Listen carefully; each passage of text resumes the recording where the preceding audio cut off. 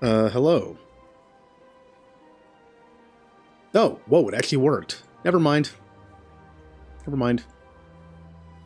Generally with Mass Effect, since it uses a launcher now, it grabs onto the launcher for the full screen capture and not the game. But somehow it worked today. Okay.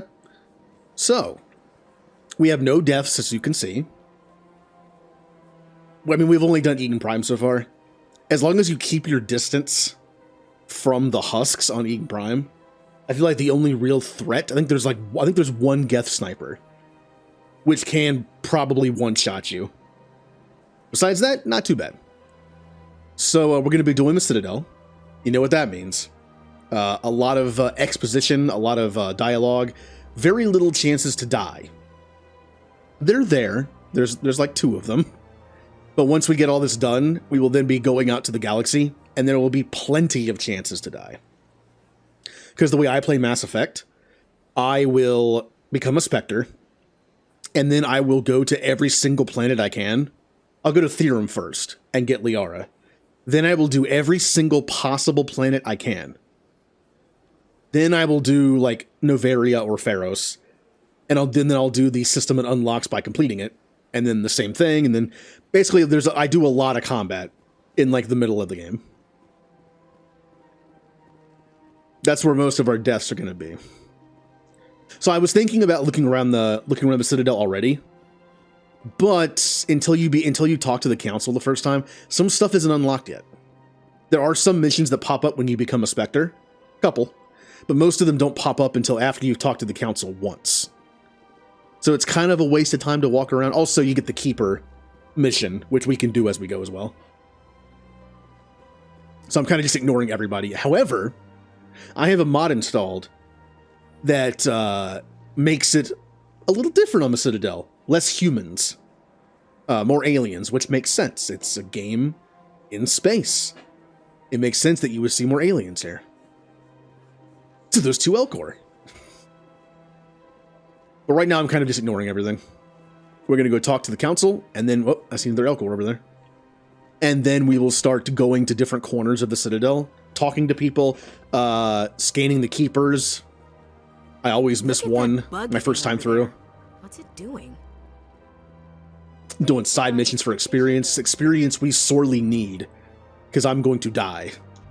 I need to get experience for points, because I need to start leveling up my defenses. Electronics does that, I believe. Yeah, you get more shield. So I want to do electronics also for... where is it? We got basic armor. I want basic armor for shield boost. Basic armor is unlocked with pistols. So once we get to here, we get shield boost. We also do electronics. Of course, being me, my priority, even in Insanity, where you can die pretty easily, is charm. I like my dialogue options. In the first Mass Effect, I really don't play my engineer like an engineer. I definitely do in 2 and 3, but in 1, I've never really liked casting classes in 1. I would usually just play soldier in 1, and then switch to whatever class I want in 2 and 3. So I can put 1 point in basic armor, and I'm going to put 1 point in electronics. I always like to keep 1 or 2 points, just in case I unlock more charm. Once you get to a certain point of Paragon, sometimes you'll unlock like 3 or 4 pips of charm, and it only gives you like 1 or 2 of them for free. So I like to keep those points just in case. Ashley, I'm kind of making as a tank. She's a soldier, so I kind of want someone to be able to live a few hits. So I'm doing combat armor and assault training for now. Fitness is also amazing once you get to immunity. We're not there quite yet. Of course, I also need some damage, so I should probably not neglect my assault rifle. And I'll do 1 point in fitness. Soldier's also good for health regen. So mainly it's going to be soldier, fitness, assault rifle, combat armor, and assault training.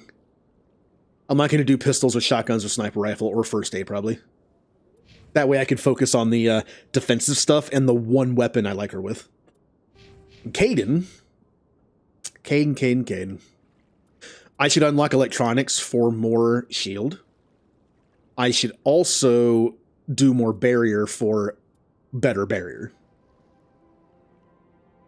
Also, lift is good for crowd control. It's all good.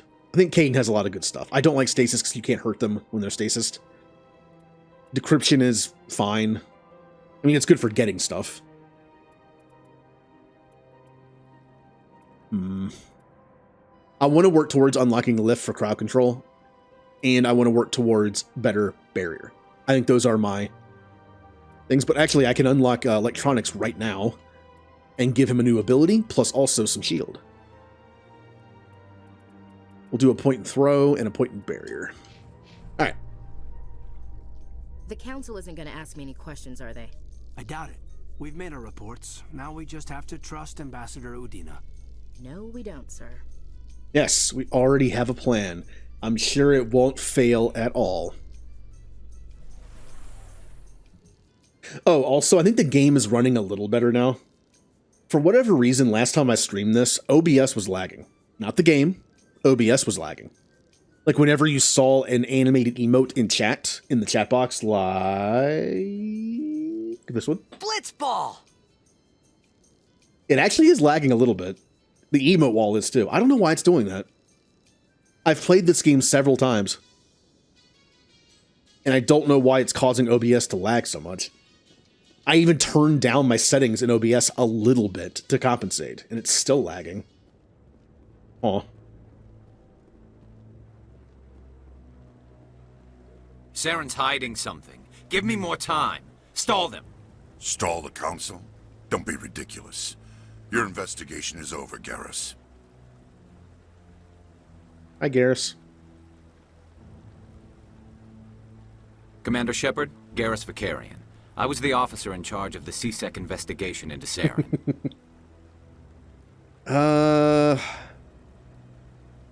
Well, miss, today is going to be just a lot of talking on the Citadel. So just a lot of talking. We'll get to the death, though. Sounds like you really want to bring him down. I don't trust him. Something about him rubs me the wrong way. But he's a Spectre. Everything he touches is classified. I can't find any hard evidence. I think the council's ready for us, Commander.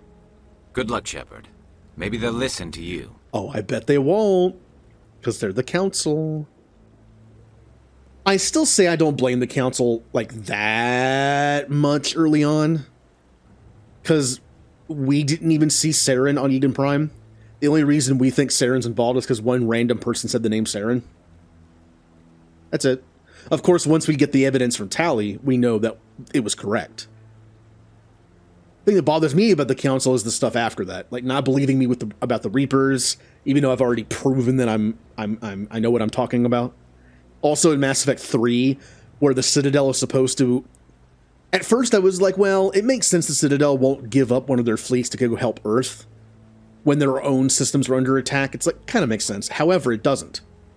The Citadel Council is not just in charge of Salarian, Turian, and Asari defense. The Citadel Council is responsible for the defense of all Citadel species. Humans are on the Council as well, but you also have the Elcor, the Volus, the Hanar. There are other races they're responsible for. But then when the Reapers show up, all of a sudden it's like, we're going to secure our own borders and screw the rest of them. So yeah. They don't do what they're supposed to do. That's what bothers me. I don't have a problem with the council until after this whole part. When we actually start finding out about the Reapers. Oh, more Elcor. Good. I'm glad to see more Elcor around. I want an Elcor teammate in Mass Effect 4. I don't mean a crew member. I mean I want a teammate.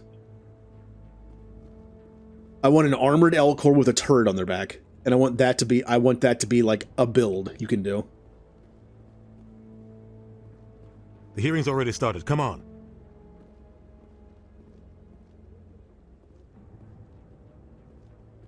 The Geth attack is a matter of some concern, but there is nothing to indicate Saren was involved in any way.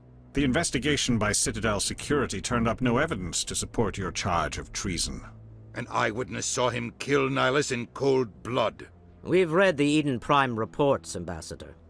The testimony of one traumatized dock worker is hardly compelling proof. I resent these accusations. Nihilus was a fellow Spectre and a friend.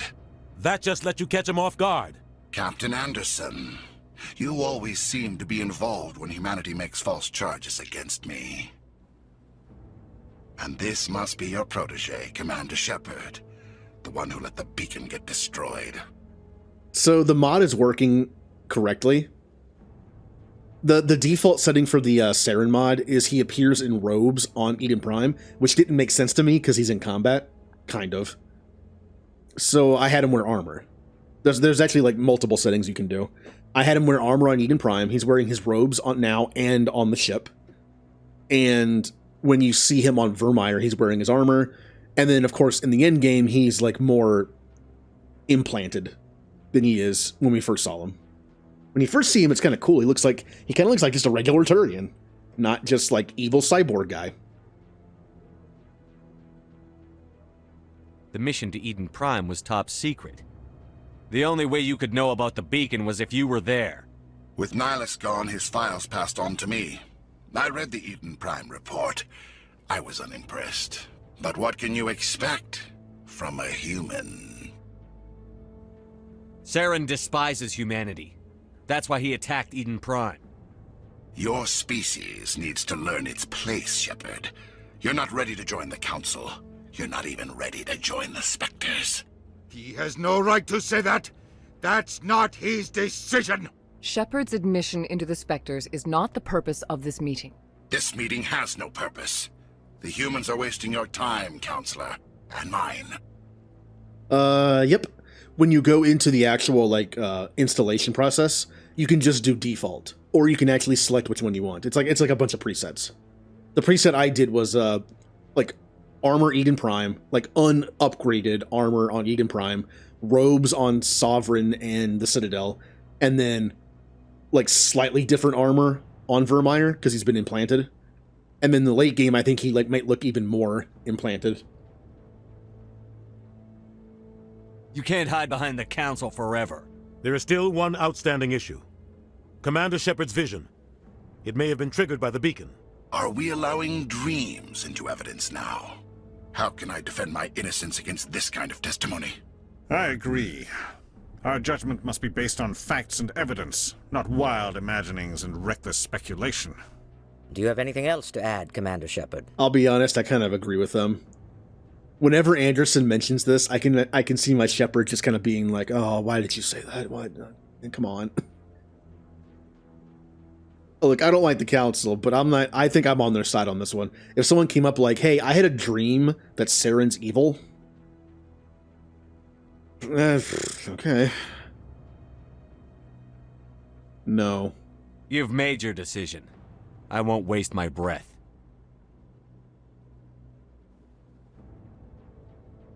The Council has found no evidence of any connection between Saren and the Geth.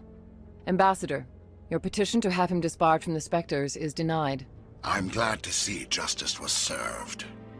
As much as I don't like losing, this meeting is adjourned. Seeing Udina sad is kind of nice. Just sad Udina.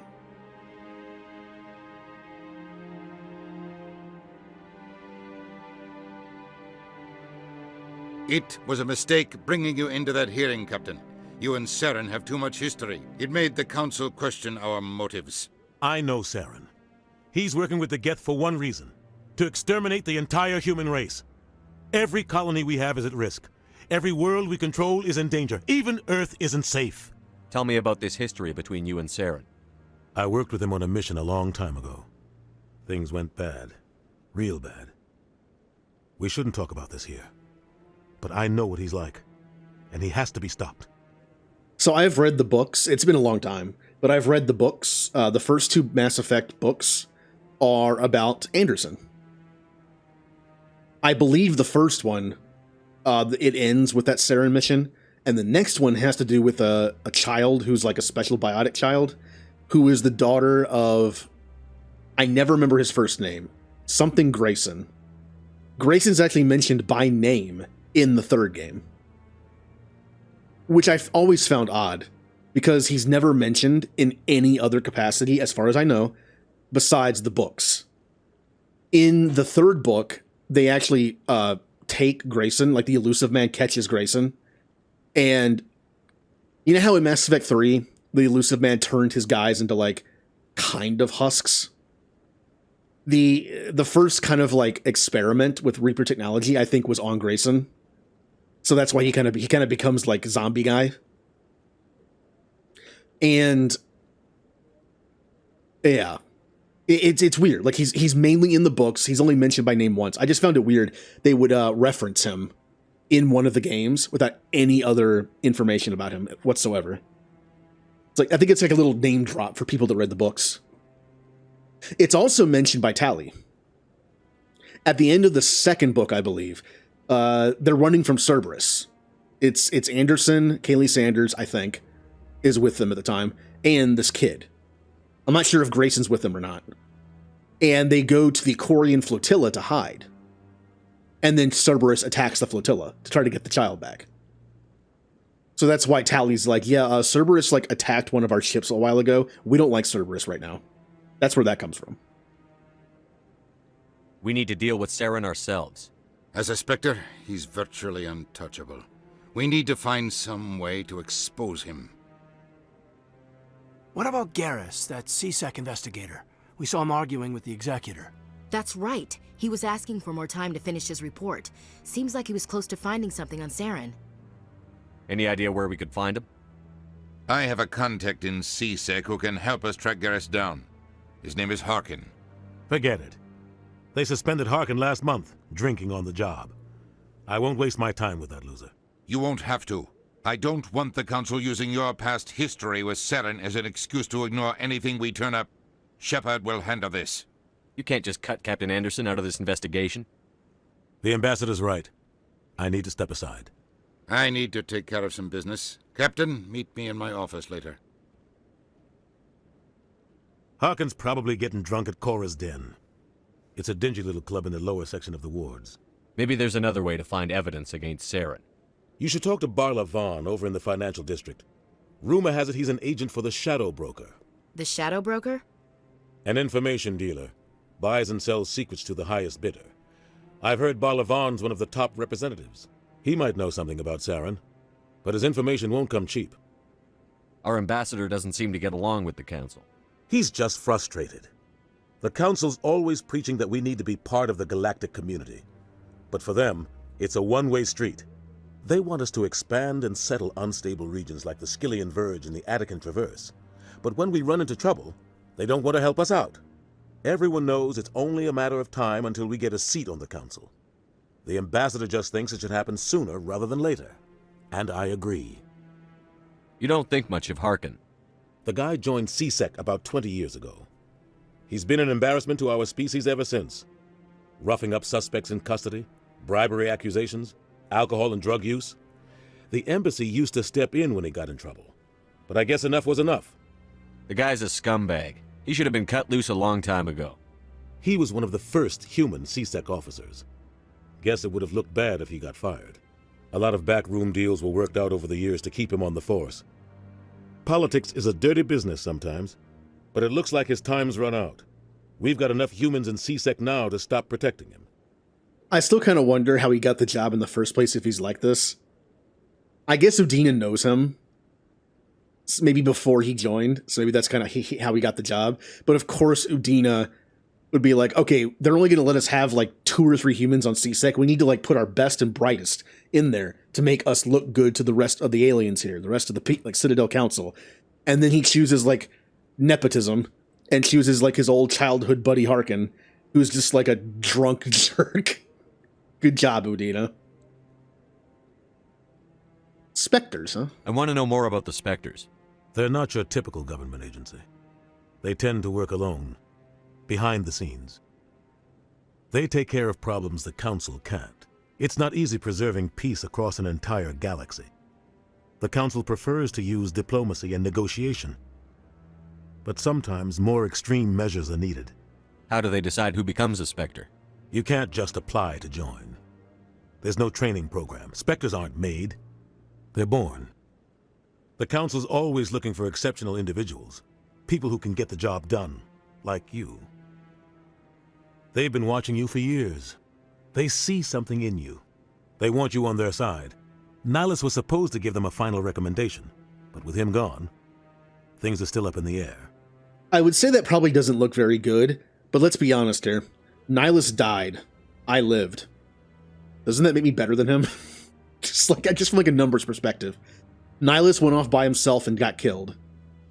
Whereas I only had 2 people with me, and I survived. Like, hey, I feel like that's kind of a plus. That's in my favor. Like, I never thought about Nihilus dying as a negative towards Shepard becoming a Spectre. That's on Nihilus. Like, that's on the Citadel Council. That Nihilus was their guy. It's like, can't help but notice you're a Spectre short now. Wink, wink. How are they organized? What's their command structure like? There is no command structure. Each Spectre answers directly to the Council. Sometimes they're sent on specific missions. Other times, they act on their own. They tend to operate outside the law, do whatever it takes to accomplish their goals. The Council just turns a blind eye. Spectres have a lot of power, Shepard. They sound like shadow operatives. Everything about them is classified. We don't even know how many there are. The latest Alliance estimate puts their numbers under 100. But the Council couldn't do its job without them. They're the Citadel's top agents, the last line of defense, the final option before open war. The entire galaxy respects and fears them. If a Spectre shows up, you know something big is about to happen. If a Spectre shows up in Mass Effect, I know they're going to die soon. That's just what happens to Spectres in Mass Effect. Well, I guess it happens eventually.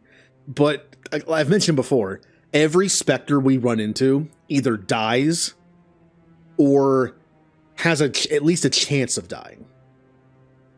It's kind of sad. I would like to have a Spectre friend who doesn't die in 5 minutes. What happens when a Spectre goes rogue, like Saren? It doesn't happen often. The Council is careful when they select their candidates. But when something does go wrong, there's usually only one solution. Send another Spectre to bring the rogue agent down. Tell me more about the Shadow Broker. He's a necessary evil of galactic politics. Buying and selling information is a part of the game, and the Shadow Broker just happens to be the best player on the field. Always sells to the highest bidder. Doesn't get involved in politics, doesn't pick sides. A simple system, but it works. He's not a threat to anyone, not directly. He's just a resource we can use, or she is. Or maybe they are. Nobody really knows. So I really wish there was a Stellaris build like that. Like Megacorp, I think, is the closest, because you can kind of be friends with everybody, and you can just make profit off everybody. That's kind of like why I like playing it. But I kind of wish there was like different diplomatic stuff you could do in Stellaris like that. There is espionage in Stellaris. I don't like it. Like, there was one time where I was making all the Mass Effect races in Stellaris without mods, just kind of like what's available with vanilla Stellaris, with DLC. And I made the Solarians, and of course I had to give them like an espionage science build. That's kind of what they do. But I didn't want to play them, because I would have to play them as an espionage build, and I just don't like it. I just don't think it's useful, but only on the surface. Finding information about your allies and enemies, your neighbors especially, is really good.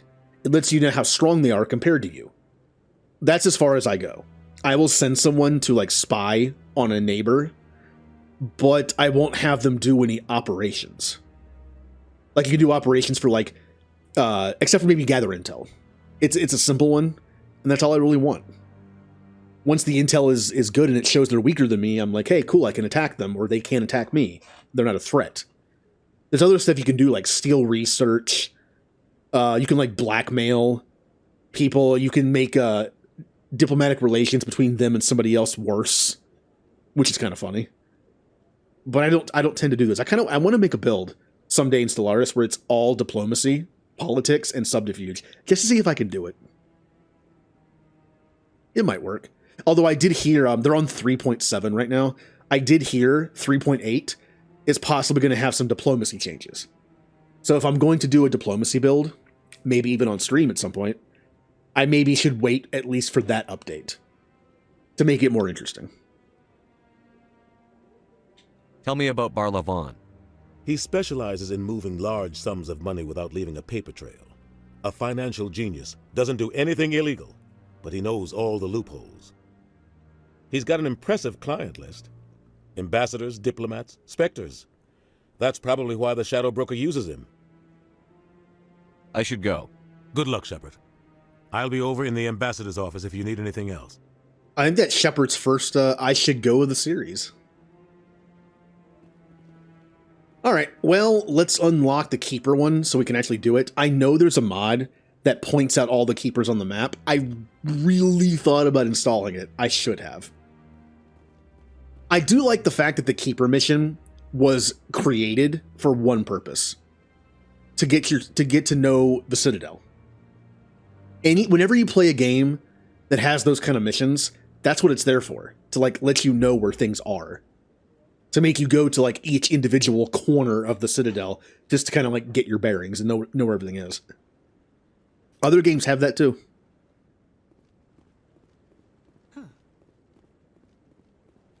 Oh yeah, it's not until I'm a Spectre. I forgot about that. So it might not even be worth, just for like efficiency's sake, it might not even be worth doing any side quests until we become a Spectre. I'm almost positive that there are no side quests on the Citadel that get locked when you become a Spectre. There are some we can do now, but there's also some we have to wait until we have higher Paragon or Renegade anyway, and it's still there when you become a Spectre. So we can actually just go do the Spectre stuff, and then do all the missions while we also scan the Keepers, just for efficiency's sake. Like, I know this isn't unlocked till you become a Spectre, because if you try to talk to Koku... No, I'm Commander. Nothing. So yeah, we can just kind of go do the Spectre stuff along the way. And also unlock these. I'm pretty sure if you just get close to them, it unlocks them as a fast travel point, but I just want to make sure. Is that a blue Hanar? Don't be ridiculous. The Volus won't be joining the council. It is a blue Hanar. I'm not so sure. The humans are making a strong push, and you can bet the Volus will Baja Blast Hanar. if they succeed.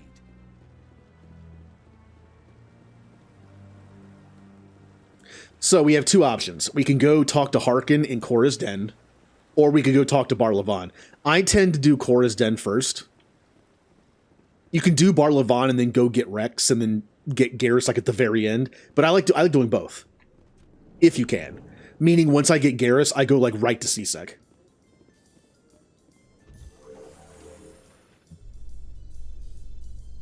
I can't believe the council ignored all the evidence against Saren. Saren's one of their best operatives. It's only natural they'd take his word over ours. I agree. Oh, so now we just chase leads while this smug Turian runs around with his Geth troopers. That's politics, Chief. I hate politics.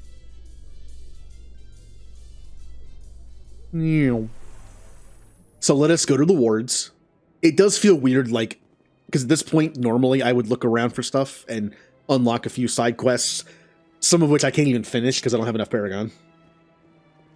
But yeah, we'll just go straight to That guy's up to something. Wait. What guy? You do unlock him. The one over by the Keeper. I could have sworn you unlocked Shorbin's quest as soon as you talked to the council. Why did they move him? Why is he here now? What mod did this? Not enough data yet. Maybe it makes more sense because he's not messing with the Keeper right in front of the council. Maybe that's why. What? Oh, no, I wasn't. Never mind.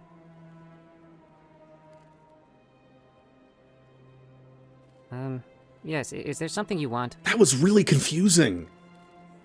I know you unlock it early. I don't know why I thought you didn't, because I guess because he wasn't there. Why are you so interested in the Keepers? Keepers?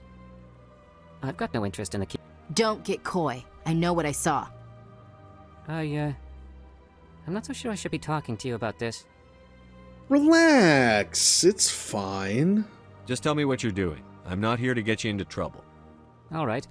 I guess it wouldn't hurt to tell you. I'm using a small scanner to gather readings on the Keepers. So far I've had mixed results. I find it difficult to get near the creatures. Why were you being so secretive about it, though?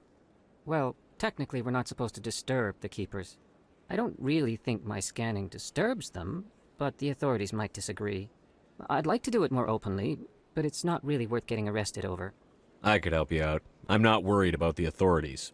I don't even know who you are. I'm Commander Shepard, with the Alliance military.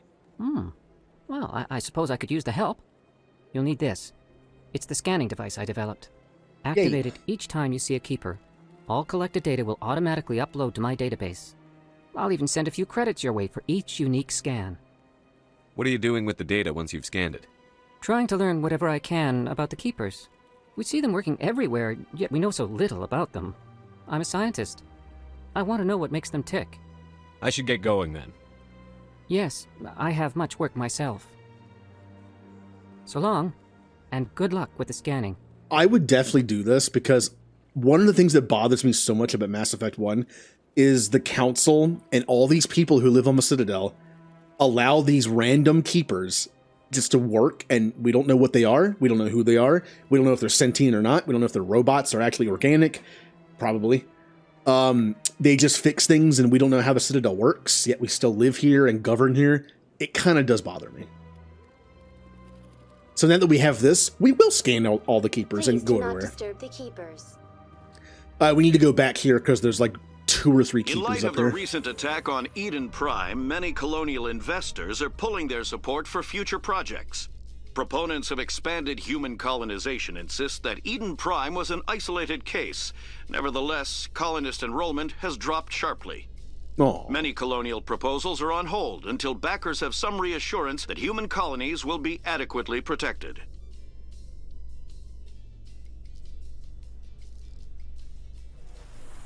So, how many are up here? There's at least 2, maybe 3. So down here, there's none. But up here, there's one on the left and one on the right, and then there's also one where Kohoku is. So I think it's 3.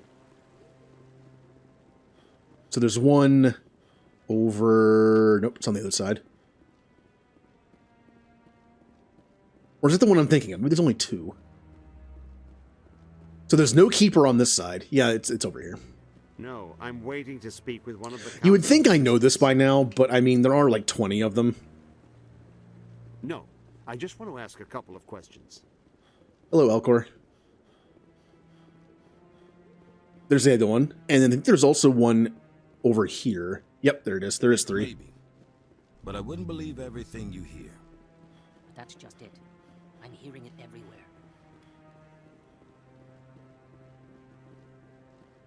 Hello, Blue Hammer. I wonder if that's rare.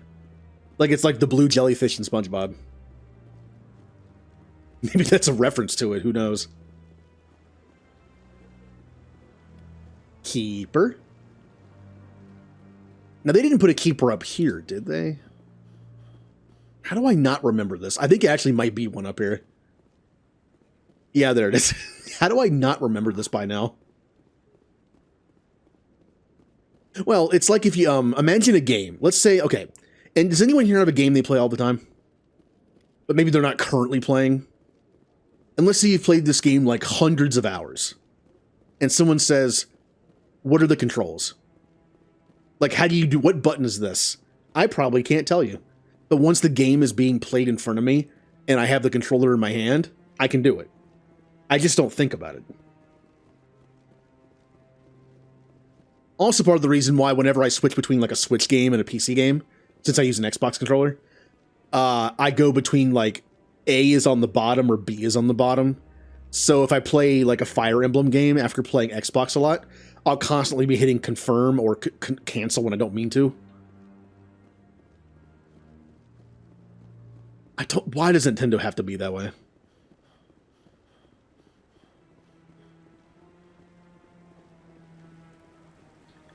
Although I believe Final Fantasy Tactics on the PS1, like original Tactics, is also reversed. Where confirm is circle, that's what circle does, confirm is circle, and X is cancel. But every, like, Final Fantasy VII wasn't like that, 8 wasn't like that, and all the rest weren't like that. So, Williams, you happy you signed on with Commander Shepard? I'm not sure, Lieutenant. Every time I think I have a handle on things, the universe bank's hard to port. Well, don't let anybody know. A big gun and a confident attitude will get you through a lot in life. Do do do do do do bum bum bum bum ba da bum.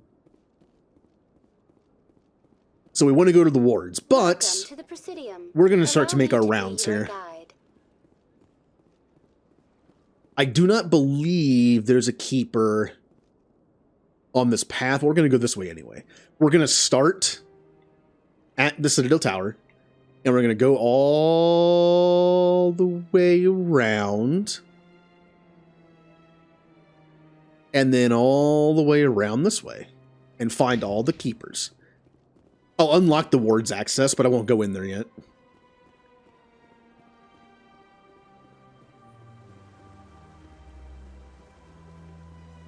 Ooh, more Elcor. Also moving Elcor. No keeper here. Oh, there's another, oh, they're like a bluish green.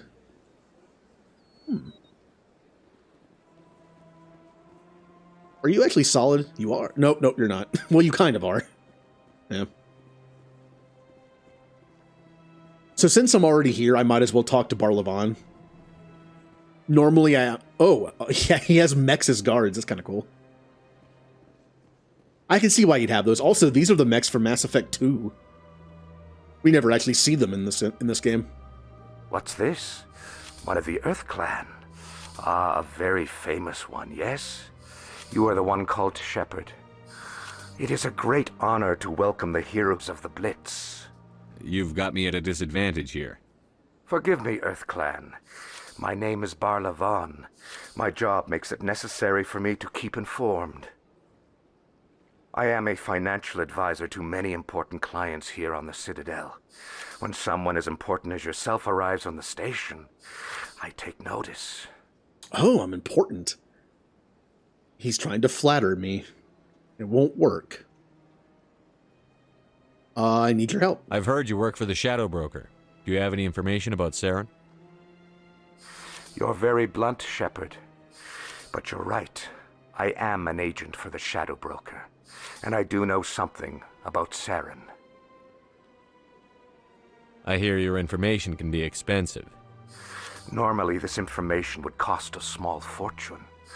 But these are exceptional circumstances. So I am going to give it to you for free. What's the catch? There is no catch. The Shadow Broker is quite upset with Saren right now. They used to do a lot of business, until Saren turned on him. Saren's turned on a lot of people lately. I don't know the details, but the Shadow Broker hired a freelancer to deal with it. A Krogan mercenary. That's not much to go on. I just told you that the most famous Spectre in the galaxy betrayed the Shadow Broker. Quite a bargain, considering the price. Speak with the Krogan if you want to learn more. I heard he was paying a visit to Citadel security. If you hurry, you might catch him before he leaves the Academy. Isn't it strange that a Krogan would want to speak with C-Sec? Very. However, I doubt the visit was entirely his choice. You'll need to speak with him if you want to know more. Tell me more about your job. Galactic finance is incredibly complex. A mix of laws and regulations from dozens of interstellar economies. I'm an expert in how all these economies interact. For a fee, I share my expertise. I also offer premium services for those clients who need someone to conduct business without drawing unwanted attention. Discreet and efficient. That's my motto. Sounds pretty shady. Everything I do falls completely within the bounds of interstellar commerce law. Even so, many of my clients would prefer their transactions remain undisclosed. For example, suppose a Hanar ambassador was petitioning the council to reduce tariffs on Hanar goods. How would it look if he had money invested in a Hanar exporting company? Even if his true motives were to help his people, He would be accused of advancing the petition for his own personal gain. I can keep his personal finances private. It's a gray area, but as long as it's legal, you know, that's fine. Tell me more about the Shadow Broker.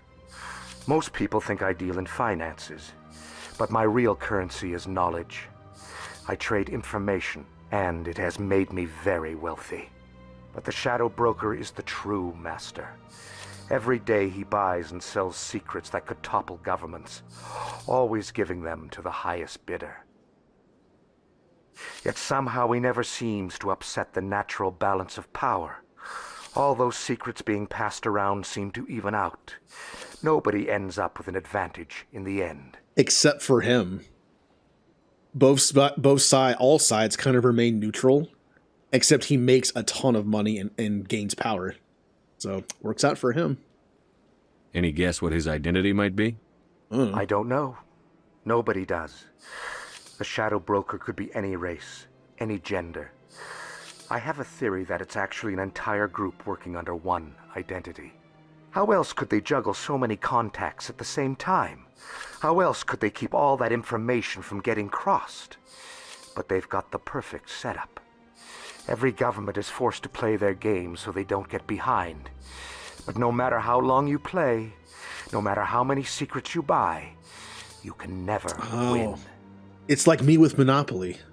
Got it. I thought you'd know more about the man you work for. From time to time, I come across information I sell to the Shadow Broker. That's my only involvement. I like it that way. The more you know, the more dangerous the game becomes. I don't like danger, Commander.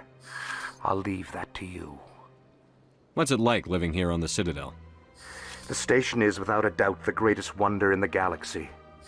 It is a technological marvel, but its true splendor goes much deeper than the hull and engines. From the Presidium to the wards, the entire station is a testament to the success of the Council. All the species of Citadel spaced together in a single strong community. What makes the Presidium so special? It is the political center of Citadel space. 80% of all intelligent species in the known galaxy acknowledge the Council's authority on interstellar matters. But only the most powerful and influential species have embassies here on the Presidium. This level of the station is reserved for the elite, Shepard. People like us. People like us. Hi, Vulcan. Yeah. It's going pretty good. I managed to get some sleep. Actually did a couple productive things before I started streaming today, so good day. How about you? It's Tuesday, right? Yeah, today's Tuesday. I had to think about it for a second. What the wards? What are the wards like? The cultural heart of the galaxy. They pulse with the lifeblood of millions of citizens from dozens of different species. You never know what you'll find out in the wards, Commander. It's always full of surprises. Fortunately, most of them are pleasant. I should go. Goodbye, Commander. All right, we got our information. We could go see Rex, but whenever I do my rounds around the Citadel, I usually go to the wards last. So we're going to continue on the Presidium. Also, the game is being a little laggy, little bit. The only mod I have installed this time I didn't have last time is the mod that replaces the humans with like all the aliens. It's possible that's making the game a little laggy. That might be why. Just glad to be off work. Now it's time for fun stuff. Maybe. Should be. There is a keeper up here.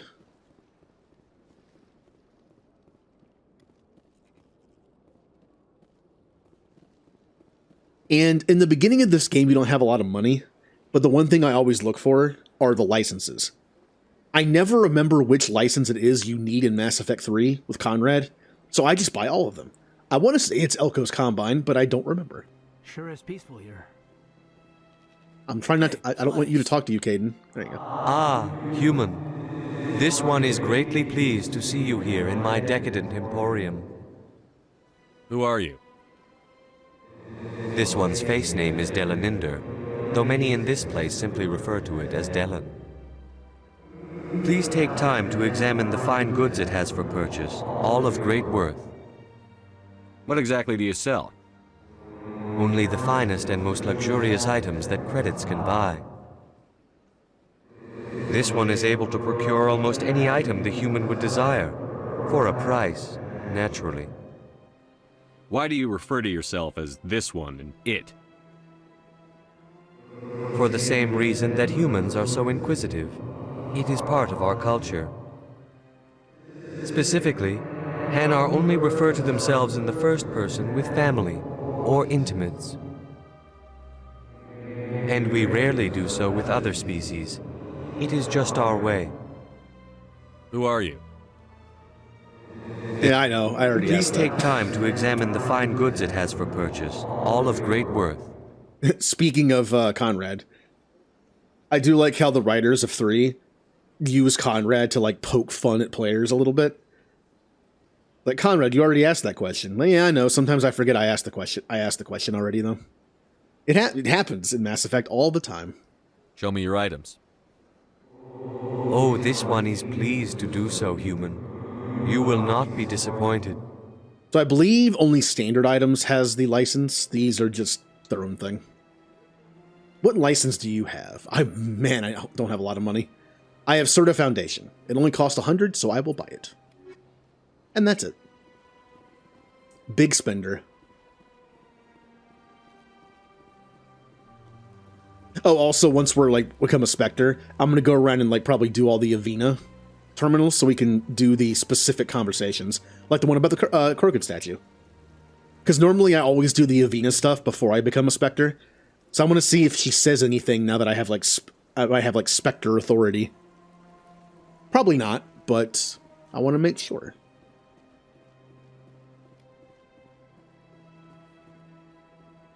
Probably not.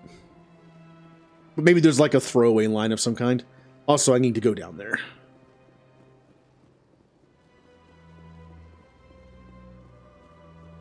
I do know if you don't get the mission to scan the Keepers until after you become a Spectre, when he asks, like, who are you? I don't know who you are. Why would I ask you to help me?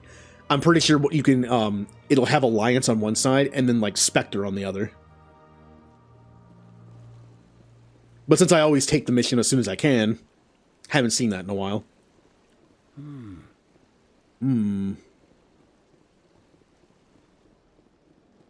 Oh, another green-blue Hanar. That's nothing. I've had my office rearranged 5 times now. 5 times? But why? What do they want? How should I know? Who's talking? You're talking. Never mind.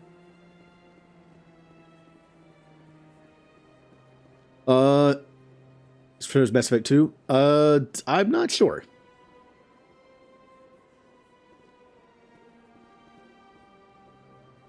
Hello, Leodor. Welcome. I am Naylina.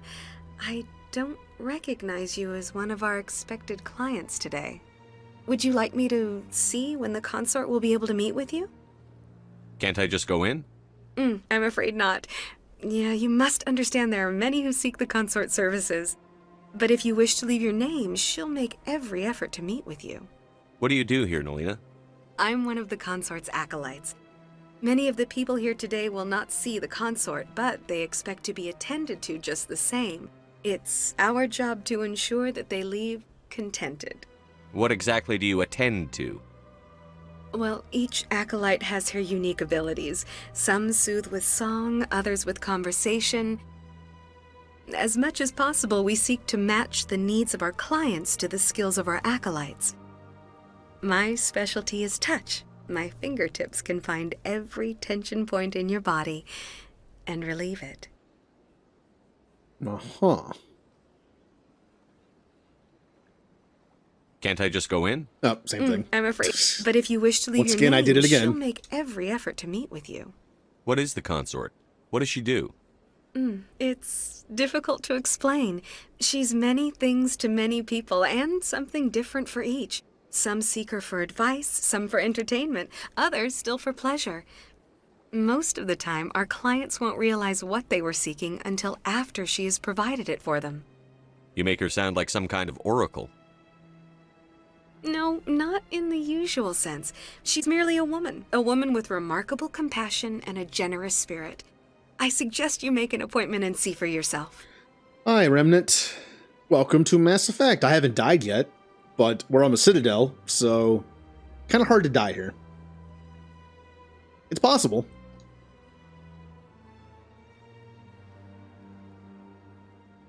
Well, it's also because they'll sometimes take a question that you asked initially and then put it back in rotation of investigate, and they'll put it in the same spot as something else was. I went to go to consort, but then they put this at the bottom after I already asked it, just so in case you want to hear it again. I think I'm done here. Oh, well, I hope you'll return again in the future. We always enjoy seeing new clients. Nalina. Yes, Shaira? Send the commander up to see me. I wish to speak with him. Yes, of course, mistress.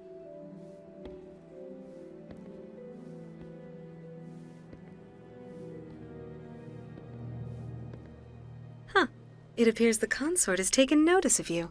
She'd like to meet with you now. Where do I go? Just head upstairs. She'll be waiting for you. I wonder if they meant her to be a bigger part of the game. Because once you do this mission for her, and then like the Elker one, that's it. I'm pretty sure you don't see her again until the Citadel DLC in 3. So it's a little while. I have to admit I'm a little nervous. That's understandable. Many are a little unsure what to expect their first time. Don't get me wrong. And I kind of forgot she was in that. We won't see her this time. I have a mod installed that makes the Citadel DLC just the party. I have the happy mod, a happily ever after like mod installed. So Shepard will get to live. Then you can do the party as like a post-game celebration. And the mod removes all reference to like the current war and the Reapers and Cerberus because everything's already done. You know, unfortunately, that also means we can't do the clone missions.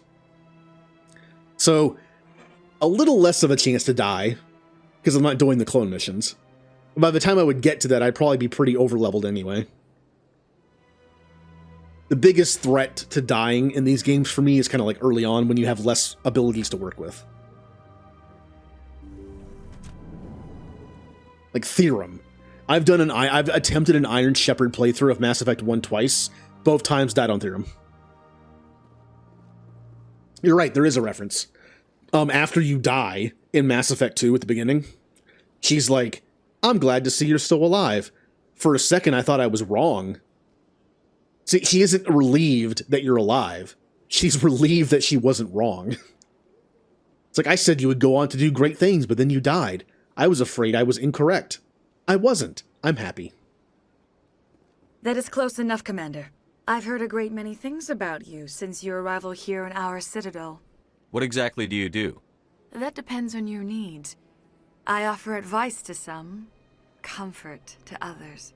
I have a certain problem that could use your expertise. Maybe I can help. I have a friend, Septimus, a retired Turian general. I won't discuss the details, but he wanted me to be more than I could be. We had a falling out. Now he spends his days in Cora's den, drinking and spreading lies about me. If you would speak to him as a fellow soldier, I believe he will listen to you and let the matter be. What happened between you? I respect his privacy too much to go into the details. If he wishes to tell you what happened, that is his prerogative. What exactly do you want me to tell him? Appeal to his sense of honor. Remind him of his position as a general. If you can convince him to stop spreading lies about me, I would be very grateful. Now I must ask you to take your leave. I have many clients waiting to see me. Uh-huh.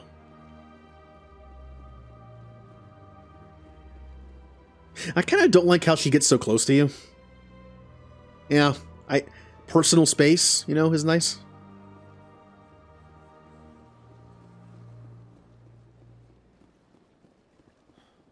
All right, so we got the keeper right here, and now we are going to go across the water and get some more. Already went that way. I generally miss at least one keeper, and it's always a different one. Did they take one out? Because I'm pretty sure you used to have to scan a certain amount. Like, right now, the scan number is... 20. Wasn't it 21 before in the original? Either they took one out, or you just have to get one less to complete it. Which is, I mean, that's kind of nice. We're not going to CSEC yet, so we're not going down there. We'll talk to Avina once we do the Spectre stuff. Already talked to you, already went up to the bar. However, there might be a keeper over there. I believe there is. At least one. Sponsor time, Commander. Sponsor time? Oh, Laveritus, hello. Would like to be in the next Blasto movie. No why no Vorcha?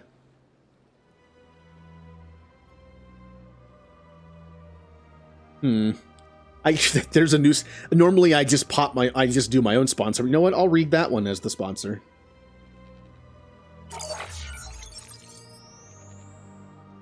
Today's stream is sponsored by Blasto. Would you like to be in the next big Blasto movie? Now you can.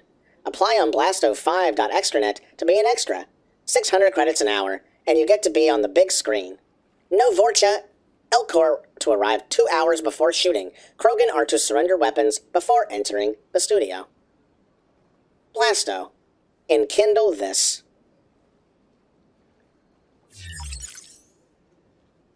Hey. Oh, they changed how you look. Oh. There's the keeper.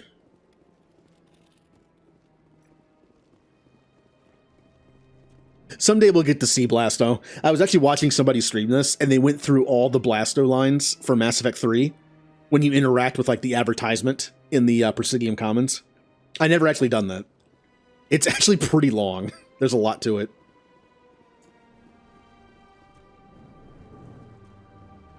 I already talked to you.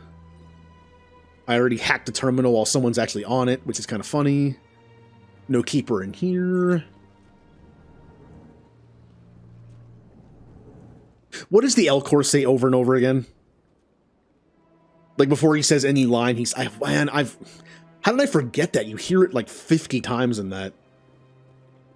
I don't remember what he says.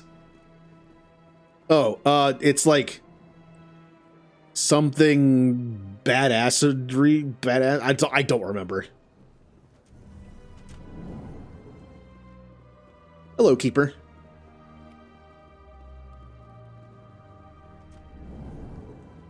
Nah, badassedly. That's a weird word to say. I think that's all the keepers up here. Nope. There's also a keeper in the room with the Elcor and Volus. That keeper actually used to be glitched. In original Mass Effect 1, it would appear in the floor. You could still scan it, though. You would, like, barely see its antenna sticking up out of the ground, and you could scan it that way. I believe there's no keeper in here. No.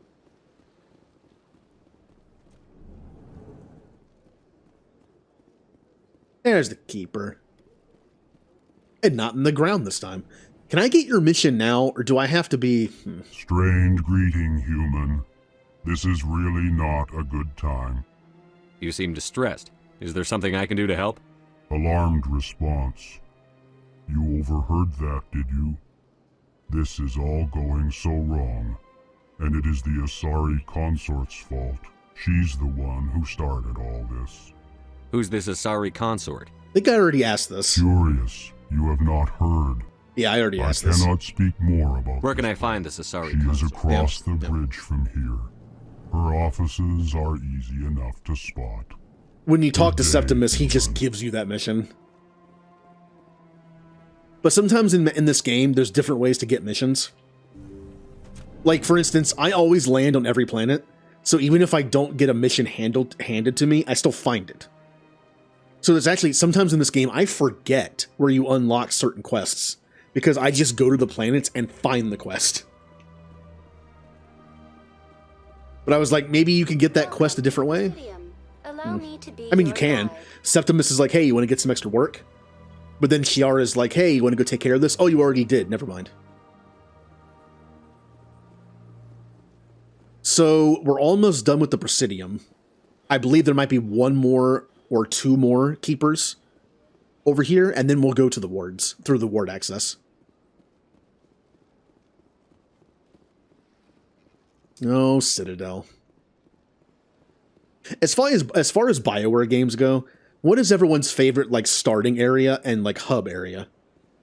You could say Eden Prime is kind of like Terrace, but it's just not long enough. Like Terrace and KOTOR 1 takes a while. I would say Eden Prime is more like the Ender Spire. So if you compare the Citadel with Terrace, I kind of like Terrace. As many times as I've done the beginning of KOTOR, I like Terrace. Now, Paraga Station in KOTOR 2, I kind of don't like. It's okay the first time. I could do this little side quest over here, but I don't have enough charm to do it yet. I need to unlock another couple pips of it to be able to do it properly. I think. They also might have updated the game where you can do it now. Let's find out. I don't remember. That Hanar refuses to listen to reason. Why can't it act in an orderly and lawful manner? Tempting. Because it's a big, stupid jellyfish. Are there laws being broken here? I am not unreasonable. The Hanar is free to spew its nonsense once it purchases an evangelical permit. So if the Hanar gets a permit, it's allowed to preach? No. Registered evangelicals must follow regulations. There are specific areas where preaching is legal. Failure to follow the regulations results in the forfeiture of the license. Why don't you just arrest the Hanar? I could arrest the jelly, but my superior has requested that I find a solution that does not anger the Hanar. The Hanar become vocal when they feel their religious beliefs are being suppressed. Does it feel weird to anybody else when the CSEC officer refers to the Hanar as a jelly? That really feels like a slur of some kind for a Hanar, doesn't it? Like, I would arrest the jelly and like, hey. Yeah, it's a little bit. Also, keep in mind, not everyone is talking English in the universe. There is that whole thing of universal translators. So whatever word Viturian used, it translates to us as jelly. So they're probably saying like some form of like soft or like gooey, or maybe they have a term that means kind of like jelly. I think it is. I mean, it's kind of like Star Trek. Man, talking about Star Trek, like, look, I know it's a show. I know that there are like plot holes that can't really be helped with certain things. But one thing that always bothered me in Star Trek, I'm sure there's an explanation in world somewhere. In Star Trek, their universal translator is built into the ship and it's built into the communicators, right? So whenever someone speaks in a different language, you hear it. There are probably people on the Enterprise in Next Generation. We'll just go with Next Generation. There are people on the Enterprise that probably don't speak English. For all we know, Picard is speaking... Well, he doesn't speak French. I believe it's a known thing in the Star Trek universe where French is a dead language. But it's possible there are other humans on board that don't speak English. But the universal translator translates it. Simple enough. And then there are aliens. There are aliens that serve on the Enterprise. Now, it wouldn't surprise me that Worf speaks English because he was raised by humans. I would 100% believe that Worf is actually speaking English and not translating it. But what about, like, what about other people? People in Starfleet might learn English as, like, basic. That could be a thing, like, English might just be, like, basic to them. Kind of like in Star Wars. But here's what bothers me. There are scenes... Deep Space Nine had a scene, right? where several of them, where when Worf is first introduced on Deep Space Nine, the beginning of season 4, there are times where you hear a Klingon say something, and Cisco looks at Worf like, "Hey, what did he say?" And then Worf translates it. But then why is the Universal Translator not translating it? Aren't the Klingons speaking Klingon the entire time? So in your mind, it's like Galron is like on the view screen, like speaking Klingon, and then he says something in Klingon. But why doesn't the Universal Translator translate it? Why does it all of a sudden sound like Klingon? And you might say, well, Galron's the council, like he's the leader of the Klingon. Maybe he's speaking like basic English Federation to like get the point across. Like, okay, maybe. But there are times where random Klingons talk to people. How come we hear it as Klingon? And then sometimes it's in English, when they're probably speaking Klingon both times. It always bothered me with that. Or whenever someone speaks another language and the viewer hears it. Like, there are times where someone, a human, will speak something in a different language from Earth. But why isn't it in English? You would think that'd be like an annoyance sometimes, where it's like, hold on, let me turn off the translator, and then say it. Just stuff like that. I get it's a TV show. They have to, like, make up reasons why things are the way they are. But that's something that always bothered me, is when someone speaks something in not English, and you hear it in not English, but they were probably speaking non-English the entire time anyway. So why did you only hear it then? Yeah, that's true. But, I mean, Klingons are a bunch of warriors. Maybe it's possible that, like, a long time ago, one Klingon tribe took over, and then everyone kind of was just, like, assimilated into that tribe. And then by the end, everyone speaks the same language. I'm not sure. Well, remember, in sci-fi, humans are always considered to be, like, the weird ones. Oh, humans have the most genetic diversity, or humans have the most whatever. Humans have the most languages. Like, isn't it weird that humans have, like, a lot of languages, whereas every other species only has one? Yes, humans are weird. In a lot of sci-fi, it always comes down to humans being, like, the savior race of the galaxy because they're different. Whether it's through curiosity and exploration, or simply their DNA.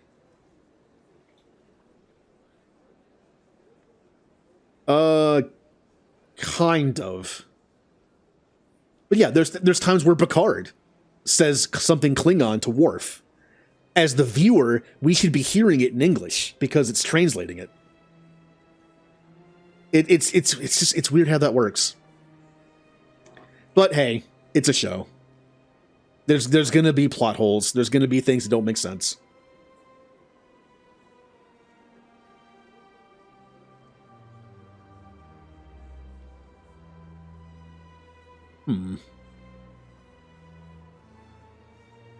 Don't remember that. But I haven't seen some Star Trek in a while.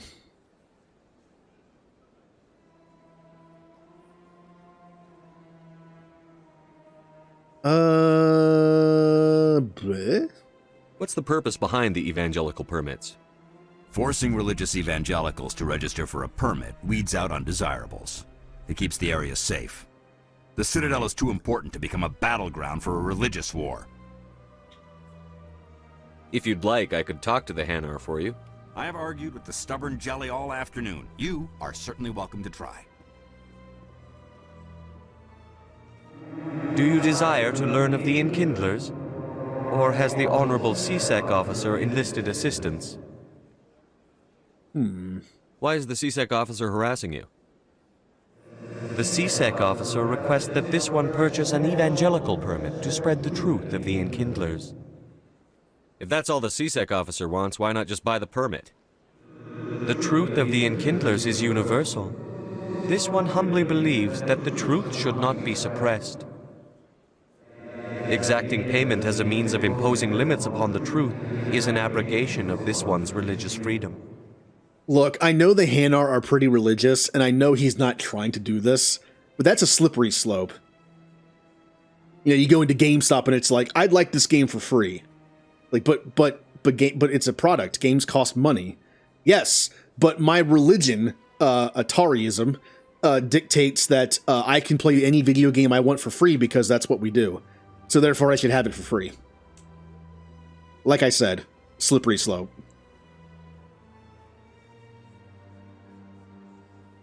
So you're breaking the law by preaching without a permit right now? The CSEC officer states that preaching in this place is forbidden, and preaching anywhere on the Citadel requires a permit. This one humbly submits that it is not preaching to state the truth of the Enkindlers, and thus no permit should be necessary. Semantics, okay. Who are the Enkindlers? Your people know them as the Protheans. They are the true creators of this one's people. The Enkindlers raised the Hanar from ignorance into consciousness by granting this one's people the gift of speech. It's a pity we didn't teach them to speak better.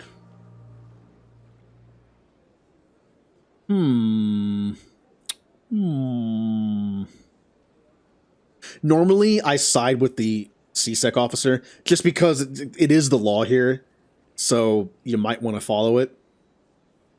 That kind of thing. I know you can actually, you kind of do it both ways, where you can go to the CSEC officer and be like, shut up. Just leaves him alone. Yeah. Is this really how you want to represent the Enkindlers? The truth of the Enkindlers must be made known. They gave the Hanar language, and gave the universe the mass relays. This one only wishes to spread the truth to any who will listen. There is no intent to cause trouble. That's what I thought. I'll have to come back. I'll be back. This one will continue to spread its message. This one doesn't have enough Paragon points. I will return once I do. Which I normally do by the time I'm a Spectre.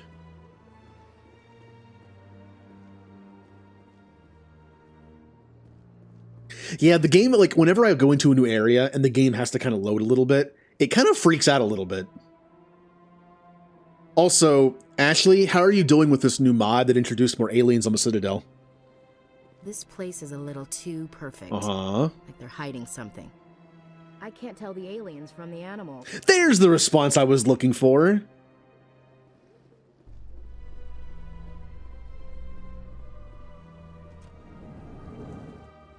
A Solarian excavation team has run into an unexpected problem after unearthing a Prothean dig site. Hanar protesters have blockaded the dig site, claiming that artifacts of the Enkindlers, as the Hanar call them, should not be disturbed. The excavation team has appealed to Hanar representatives on the Citadel to reach a diplomatic solution.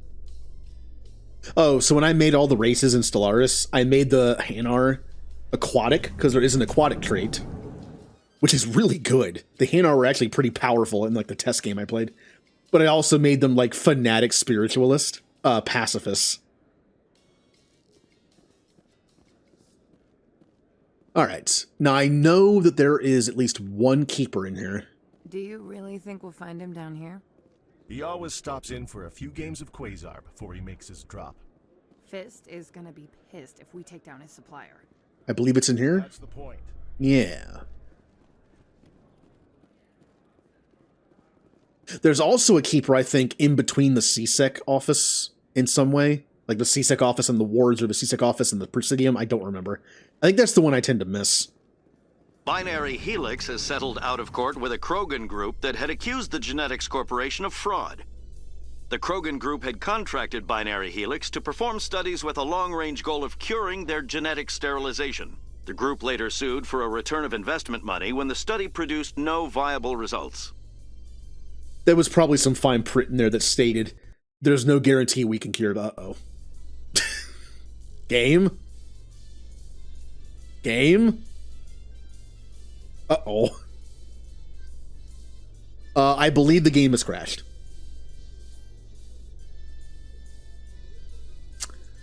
I can't do anything. The music's still playing. Yep, I can't do anything.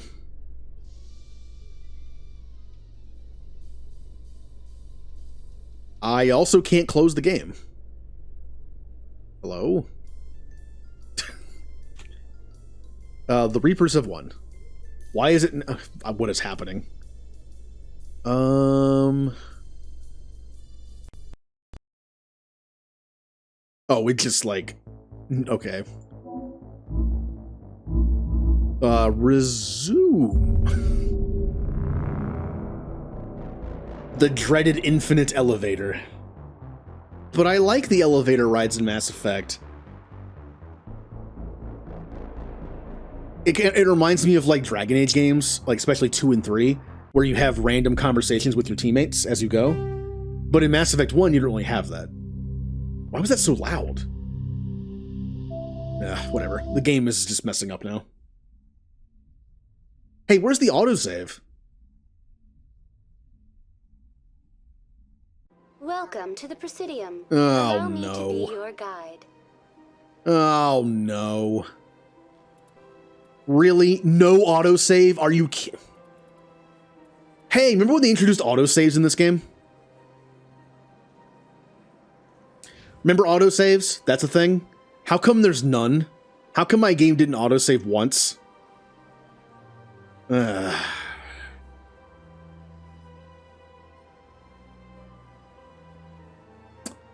Well, this is fun.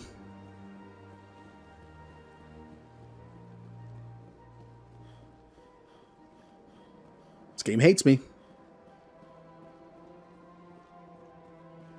So, everything we've done so far has been erased.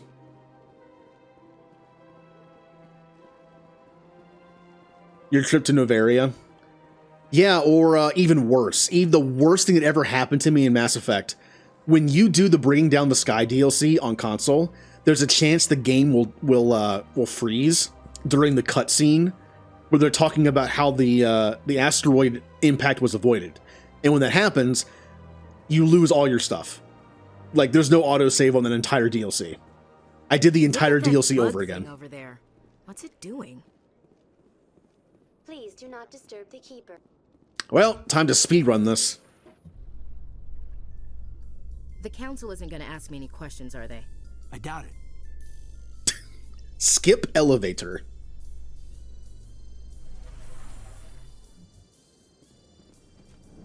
Yeah, it seems like the Citadel is a little glitchier than it usually is. I think it's the diversification mod. That is the only mod I have installed I haven't used before. It's making like loading areas like a little jerky, and also what just happened. Maybe it's a little unstable. Once we leave the Citadel, it'll be fine. I believe that mod is only for Citadel and Novaria. But Novaria is a lot smaller. Saren's hiding. Blah, blah, blah, blah, blah, blah, blah. Commander Shepard. You don't like Saren, do you? Good luck, Shepard. I Maybe pulled my they'll gun listen out. to you. Psst, I know how to handle Saren.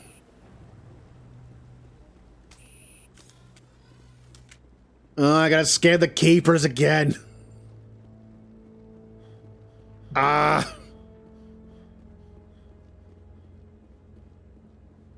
could always do that off stream. I might do that. The hearing's already started. Come on. All right, let's go listen to Saren again. The Geth attack is a matter of... That... But what can you expect? This meeting has no purpose. Are we... I agree. Do you have anything else to add, Commander? This meeting is adjourned. Redo the entire Peak 15 mission. You got... Okay, hold on. You got to the door before the Benezia fight, and the game crashed. Hold on a second. Mistake. I know, sir. Every colony we have is at risk.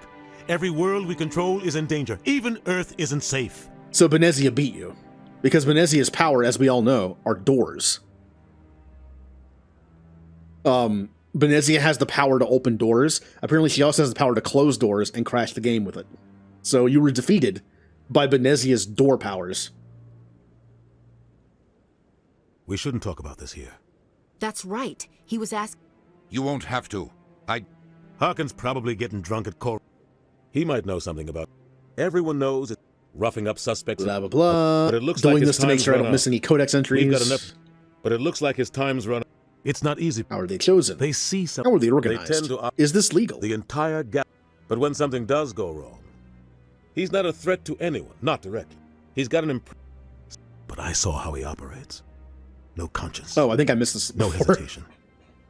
He'd kill 1,000 innocent civilians to end a war without a second thought. He's a monster. Killing innocents doesn't end wars.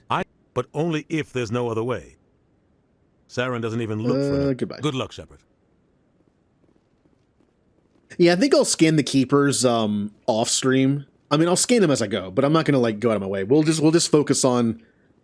I mean, I guess it's fine. It's kind of just on the way most of the time, except coming back up here, I guess. The Volus won't be joining the council for years. Oh, I did not put in Infinite Sprint because I'm playing on Insane, and Infinite Sprint would probably make a few fights easier. Like, oh no, the Thorian husk things are coming after me. I have unlimited run, I can just get away. Oh no, but I'm actually out of breath, I can't get away. I think it would make, and also the infinite boost on the Mako, it might make Thresher Maw fights a little easier. So I didn't do it. I don't want to make the game easier, basically. I can't believe the council ignored all the evidence against Saren. Saren's one of their best operatives. It's only natural Yep. they take his... Bringing Liara is recommended for that. Otherwise, you come back to the ship like, hey, Liara, we just killed your mother. How are you?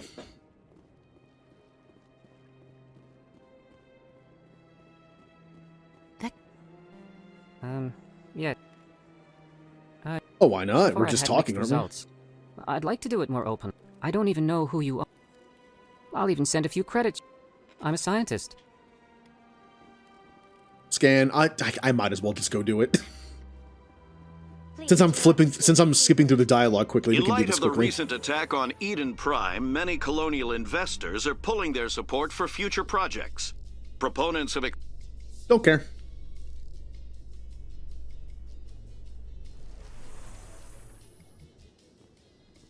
Oh, also, Jay, once I do my Pokemon Emerald stream on Thursday, and we finish up that run, whether we win or lose, I think I'm going to start Hades next week, on Mondays and Thursdays.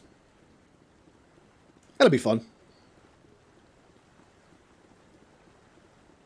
I'll bring back the Pokemon Emerald Road sometimes for like random Saturday streams or like a random stream during the week as a break.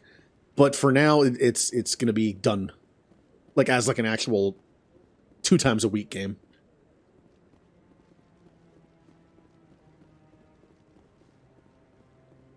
Oh, I do.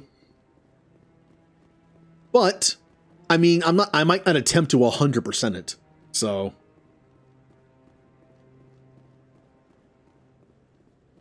Maybe. But I wouldn't believe everything you hear. That's just it. I'm hearing it every... Especially in a game where I might not be able to, like, actually do 100% because I just can't beat something.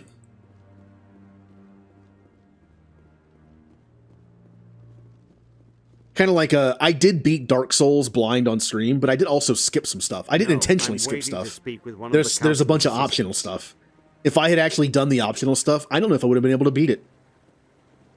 The bosses, if you look up like hardest boss fights in Dark Souls, pretty much every DLC boss is like in the top 5. Like the DLC bosses are difficult. Who knows if I would have been able to actually beat them. Yeah. Like once I actually beat the game once, I know there's like more stuff after that. Maybe I'll try to beat it again. But I'm just gonna have fun with it. I'll stream it like 3 or 4 times, and then maybe up to like 6 times, so like 3 weeks, 2 times a week, and then that might be it. I mean, whenever the Elden Ring thing gets done, I'm gonna play that. So maybe after Hades, I'll be playing Elden Ring.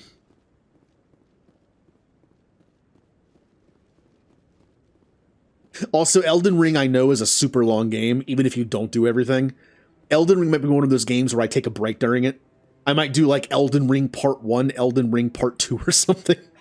Like if I play Elden Ring for like 10 plus streams and someone's like, oh, by the way, you're like halfway done maybe. It's like, all right, time to take a break.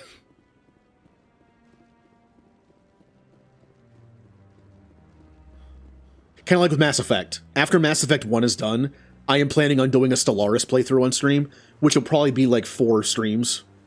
So like 2 weeks. for Tuesdays and Fridays, and then I'll do Mass Effect 2. Did I miss a keeper? Like, I'm not really paying attention to what I'm doing. I think I missed a keeper. Hold on. Hold on. Was it 3 or 4 up here? Ugh. There's the one where where Kahoku is. There's the one on the other side. Stupid keepers. Stupid game crashing. PC gaming. Although, hey, console games crash too. Not nearly as often, I feel like. The benefit of console gaming. Put game in console, start console, play game. PC, there's always just more stuff to it. Even if you don't mod. What about compatibility? What about this? Oh, controller support, no controller support. What about...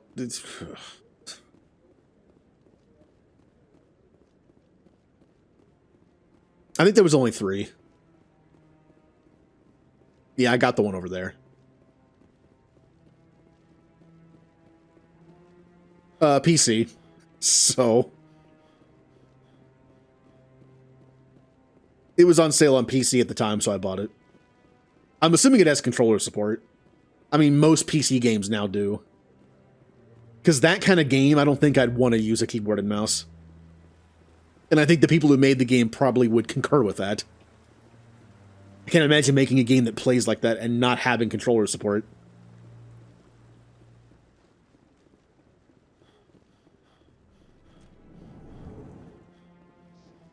Or...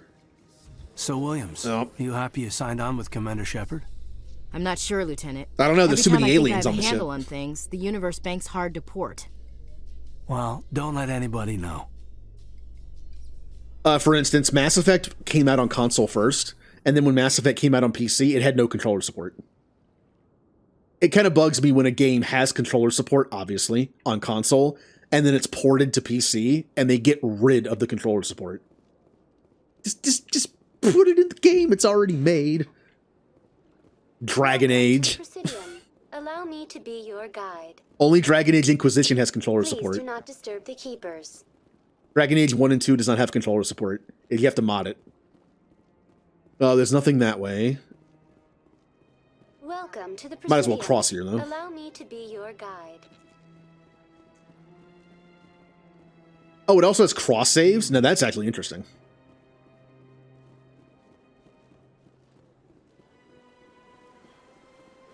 Look, when games have cross-platforming, like crossplay, that's great. But man, is it sometimes annoying to work with. Like that Shredder's Revenge game, the Turtles game, it took Julie and I like over an hour to figure out how to do crossplay between Xbox and PC. It was very annoying. Because she had it on Steam and I had it on Xbox Play Anywhere, so I could play it on PC. But she actually made an Xbox account and friended me on it, and we thought that was the end of it. Nope. Do you know what you have to go through to get crossplay on that game? Through Epic. The crossplay between PC and console is through Epic Games on PC. Okay, maybe that makes sense. Epic is on PC, except the game isn't sold on Epic. It's only on Steam. So you actually had to connect your Steam and Xbox accounts like together and together with Epic to form like a triangle of annoyance to be able to do this, even though we didn't have the game on Epic because Epic doesn't sell the game. It was really weird. What's this? It is a great... There is no cat. I don't know the Speak with... Isn't it strange? There. I also... Yet somehow... Every government... From the Presidium to the wards... The entire... You never know... Making sure I did that. There we go. All right. Goodbye, Commander. Now, with Stellaris, it actually isn't that bad. I don't know why this isn't turned on by default, but there's a setting in Stellaris for cross-platform. For instance, I was playing with somebody who has it on GOG, I think, or Epic, either one, and I have it on Steam. And all you have to do is when you host a game, you go into the settings and change it to cross-platform. I don't know why that's not by default, and also it says cross-platform, but it means cross-platform PC. Stellaris is not cross-platform with console because on console it's a different game. The version it's called like console edition. It's not even about like the fact that like, oh, console's like a few updates behind. It's more than that. It's not only just updates behind, but it's also like hand-picked differences as well to make it easier on console to work and control with a controller. It's not bad, it's just different. I learned how to play Stellaris on console first. Boy, was it a effort to relearn how to play the game on PC, because it was very different. Ah, human. Please. Oh, this. Let me buy my unique item. Also, let me do the personal questions. Commander. This one. And we rarely do. Please take. That way we unlock codecs. Soon. This one receives new shipments regularly. Because at some point during the stream, we're going to do some codec stuff. I'm having a lot of fun going through the codec for the first time in a long time. So all of the stuff we unlocked on the Citadel, we'll be going through. There's stuff I've forgotten. There's like little nuances to this world that I've forgotten. Like, as much as I like Star Trek, I have to give Mass Effect a lot of credit for making an entire like galaxy of stuff in one game and not having the game just seem like a giant exposition fest. Because believe me, there are Star Trek episodes that are like nothing but exposition fests. I still like them. Some of my favorite episodes of Star Trek are just like people in a room talking. That's it. No action. No like overall plot arc stuff. It's just people in a room talking. I like it. Like, you know, the typical like courtroom-esque episodes. Some good stuff. Almost every series of Star Trek has one. There's one with Riker, where he's accused of killing someone and they have to like do a whole courtroom scene. There's an episode of like season 1 or 2 of Star Trek Voyager that also is like that. It's very similar. There's an episode of I've had my office rearranged 5 times. I don't think there's a Deep Space. Oh, there is. It's like season like 6 or 7. How should I know?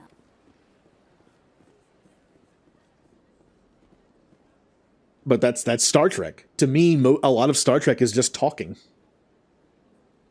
Next Generation is what I think of the most when I think of like talking Star Trek.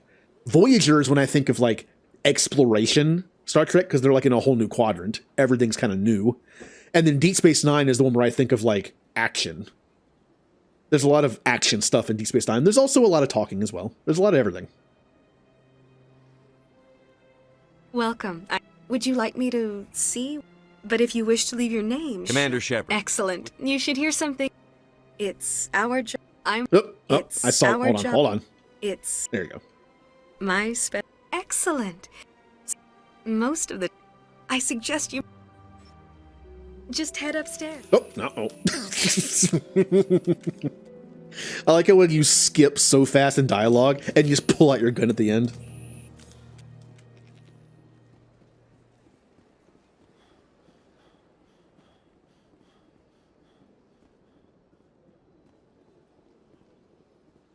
Shepard diplomacy.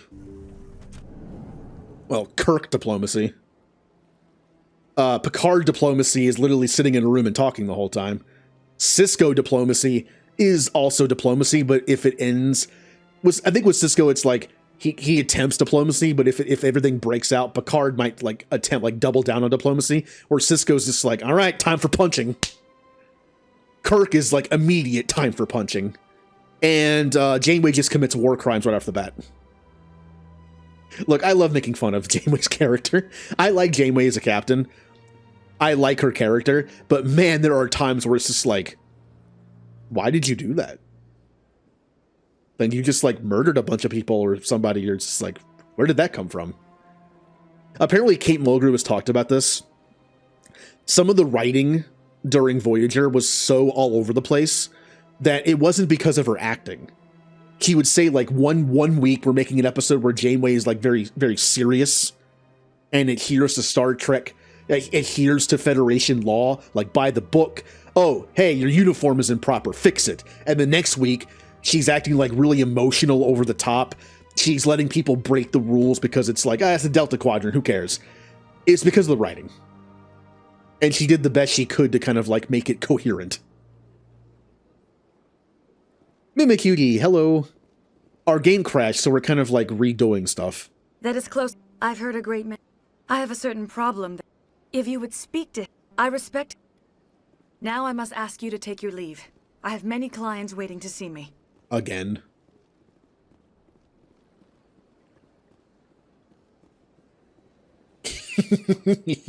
I have to admit, I'm a little nervous. That's understandable. Distance, please. Many are a little unsure what to expect their first time. Scanned you. Yeah, let's manually save like a few times. No! Stop pulling out the gun.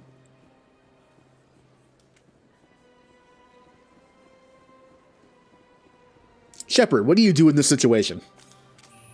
No.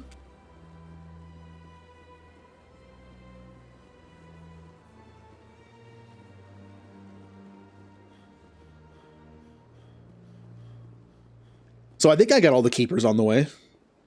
I think. I can go scan the keeper in these two areas. Allow me to be your guide.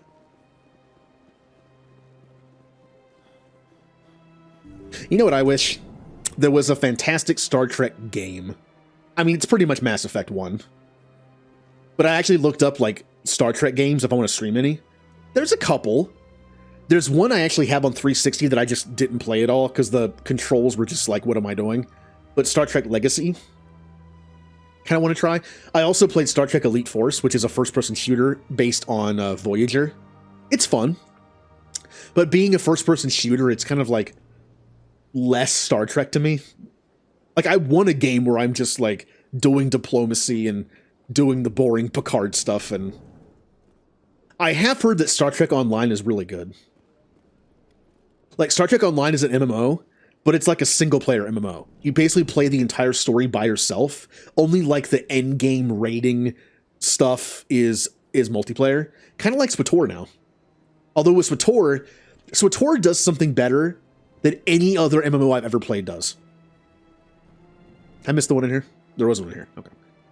And that is, you can do your story missions with other people. And they can even interact with the NPCs you're talking to. It makes it feel like you have a friend helping you with your story. You can't do that in most MMOs. Like Final Fantasy XIV, every story mission has to be solo. I kind of don't like that. But Star Trek Online, I've read that you can just play. You can play it 100% by yourself, like SWTOR, and just get the story. I've also been told the story is so good in some of that stuff. It's like it's like having a new Star Trek series. There's also like callbacks to stuff. There's also cameos. Like almost every single character from the other series is in that game at least once, with a lot of the same voice actors. It looks like a game that I would like to play. Welcome to the Presidium. I'm just worried about the MMO-ness of its combat.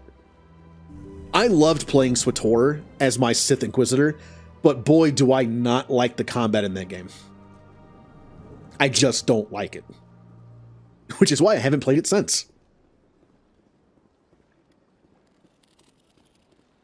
So I'm worried about how the combat for Star Trek Online is.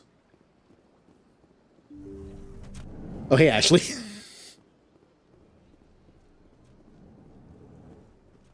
There was no keeper in here. I already talked to you.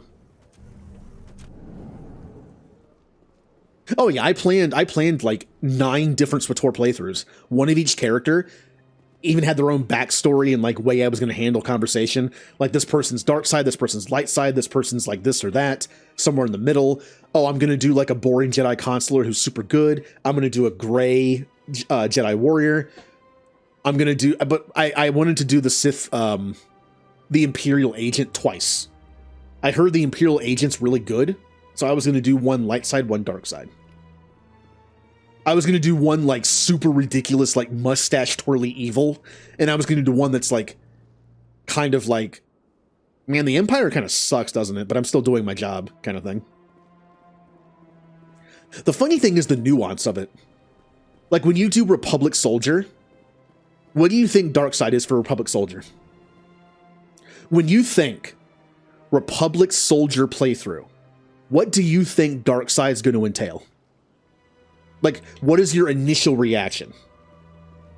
Mine, like most people, was probably Defector. What if you kind of, like, defect to the Empire? You do, like, pro-Empire stuff, and you're kind of just like, screw the Republic, they suck, they're weak. And just kind of like, it's not, though. From what I understand, from what I've been told, it is a ends justify the means character. You are pro-Republic even more. It's like, oh, the Republic wants me to kill a bunch of puppies? I'll do it. That kind of thing.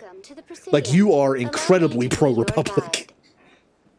Like, really pro-Republic. Okay, it is time to go to the wards.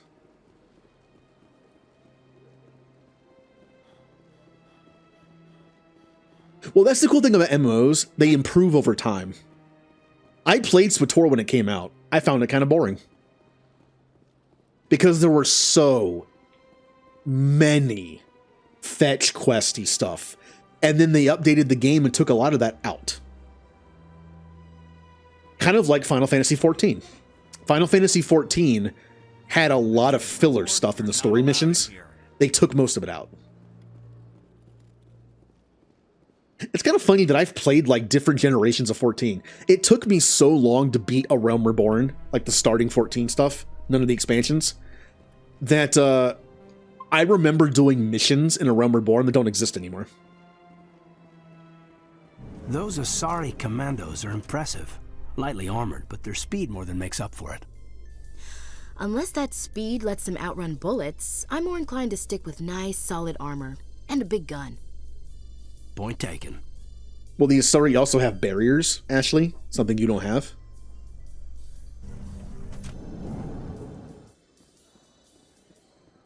But yeah, I think someday I might actually do Star Trek Online. Although I'm not sure if I'll do it blind on stream, or I'll just play it for fun off stream. Because, you know, I might want to get used to how the game plays, but it would kind of, like, ruin the, you know, the initial cool story stuff. It's kind of fun to have, like, your, a first-time reaction to something on stream. Maybe I'll play it just enough to kind of, like, see how the game plays, and then I'll do it. All right. We're in the death elevator.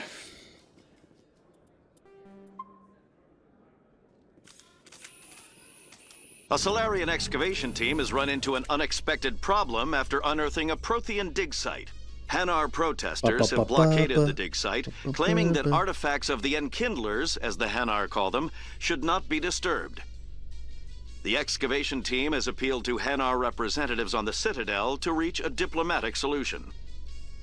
Now, am I going to be stuck in this elevator forever? I am not.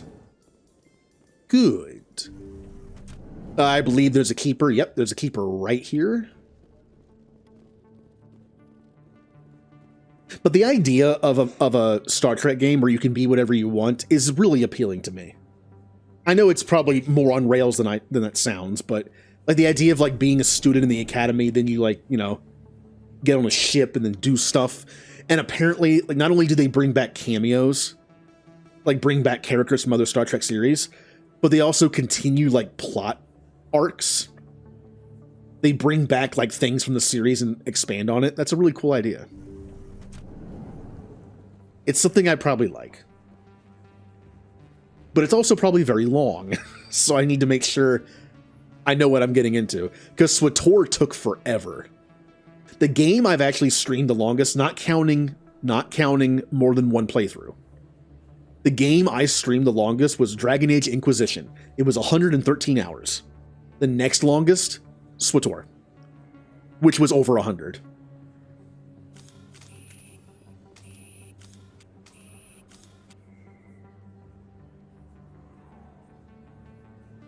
It's probably the mod. Again, the mod's kind of making the game a little laggier.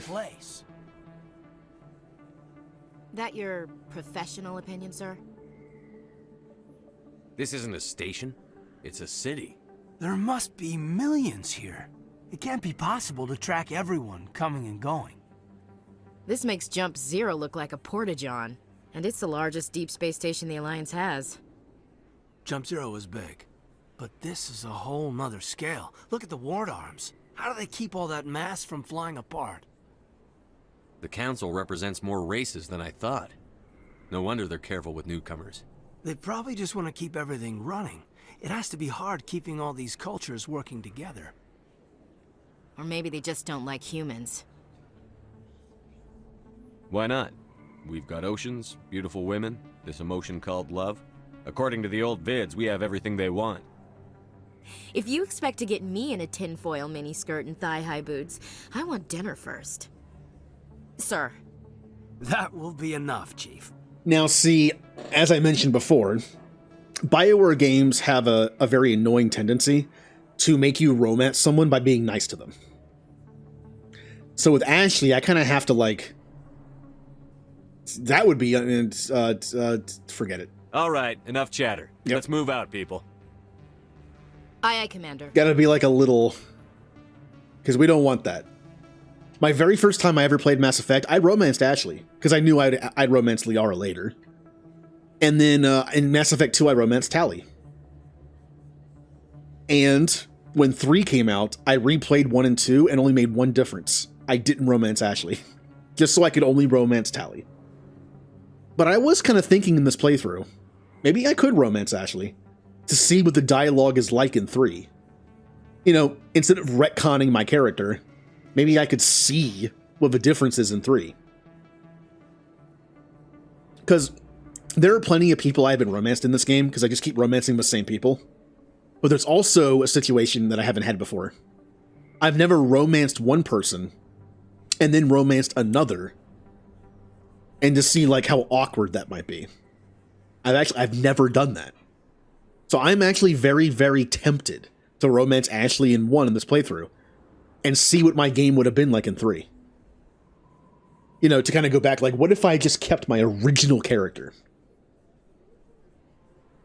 Also, imagine, like, going on the mission with Tali in 3 on the Dreadnought and bringing Ashley. And just seeing, like, an super awkward situation. I don't know, maybe, I mean, it's not too late. I haven't been, like, like a jerk to her. I could do that. Okay, well, we have more keepers to scan. Let's go this way. That place C-Sec. Let's go this way first. Commander Shepard? Excuse me, Commander Shepard! Oh, you're wearing something different. I'm Emily Wong. I'm an investigative journalist working here on the Citadel. Could I have a moment of your time? What do you need? I've been hunting for evidence of corruption and organized crime on the Citadel, but there are places I can't go. I was hoping you might share anything you find during your own investigation. I can make it worth your time. How do you know that my investigation is going to uncover anything you need? You wouldn't be investigating if it weren't big. And if it's big, it's something I'd like to hear about. You've got to have access to better sources. Why contact me? I'm using every source I can find, but I think I've got a better shot with you. I've read your file. If anyone is going to uncover corruption here, it's the hero of the Skillian Blitz. How do you know I'm investigating anything here on the Citadel? I'm a good journalist, Commander Shepard. Word gets around. No promises. But if I find anything relating to your case, I'll inform you. Thank you, Commander. You won't regret it. So I still say they should have had Emily Wong as an option. I understand why they did this. In Mass Effect 3, you can bring Dr. Michelle on the ship. They do that in case Dr. Chakwas is dead. Shepard. If Dr. Chakwas is dead, you need an option. Remember to stay hydrated. And Dr. Michelle is right there. Also, you can have no doctor.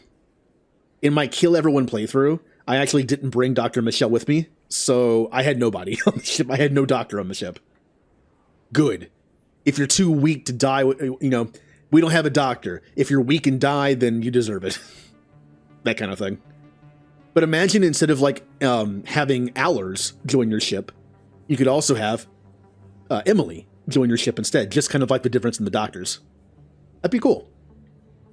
I also, since we're going over things I wish were in the games, I also wish there was an option of, like, you know how Garrus and Tally will be in a relationship if you don't romance either one of them?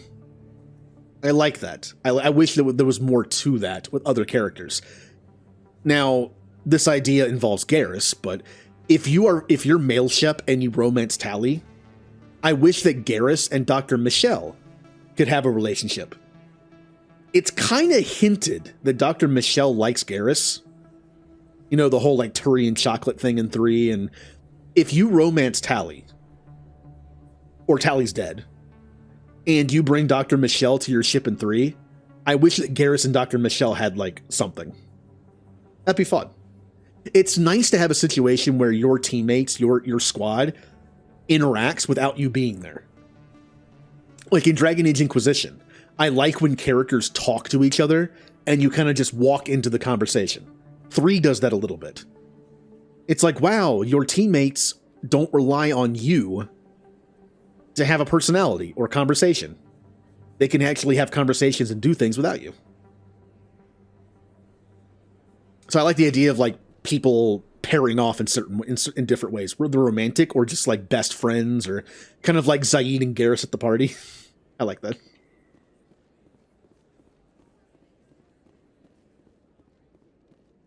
Yep, if like anyone with your DNA gets into this hot tub, they'll be liquefied. It's like, I have my own DNA. Like, oh. Well, don't go in the hot tub.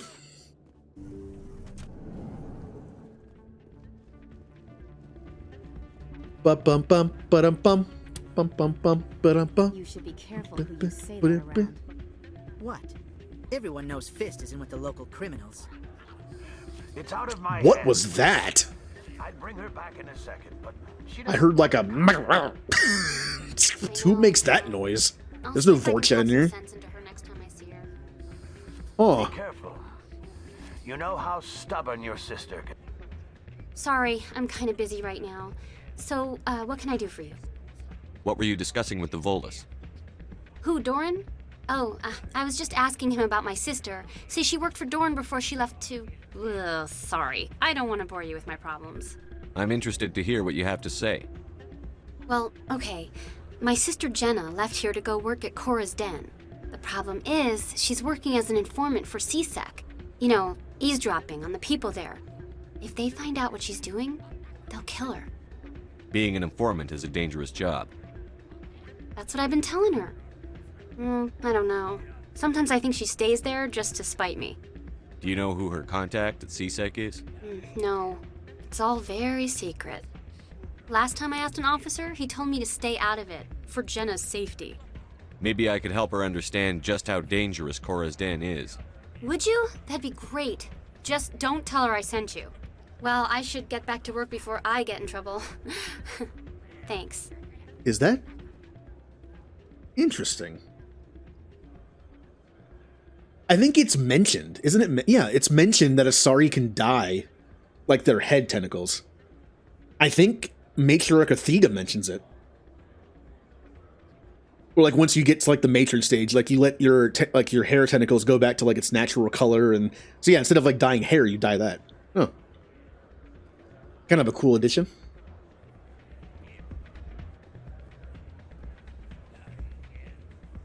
Well, also, it doesn't make sense to walk into Cora's Den like, is there a Jenna here? Jenna who's working for CSEC as an informant? Is there a Jenna here? Oh, there you are. Hey, Jenna, I know you work for CSEC. Like, it's just, that's incredibly dumb. All of a sudden, you just hear a gunshot, and Jenna's just dead on the floor. I wonder how that happened. It's dumb of Shepard to do what they do. But I like midnight snacks. They better not mess with my microwave. Gee, I wonder why I haven't been losing any weight yet. Maybe it's the midnight snacks. I really need to stop doing that. I think somebody rigged this machine to funnel credits through the system. Let me trace the signal.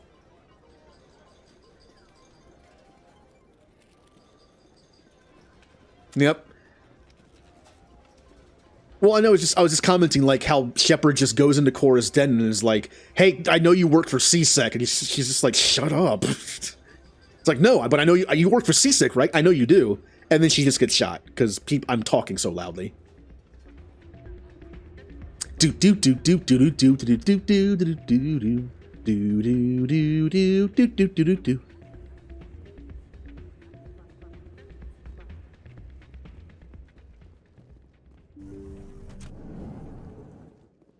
All right, where to now?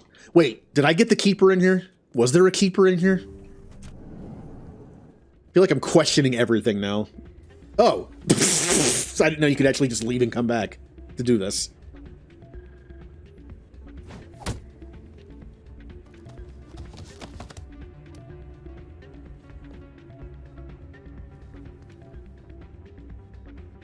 Hello. Yeah, what is it? Also, Mimikyugi, thank you for the Elden Ring points, and also I'm a potato now.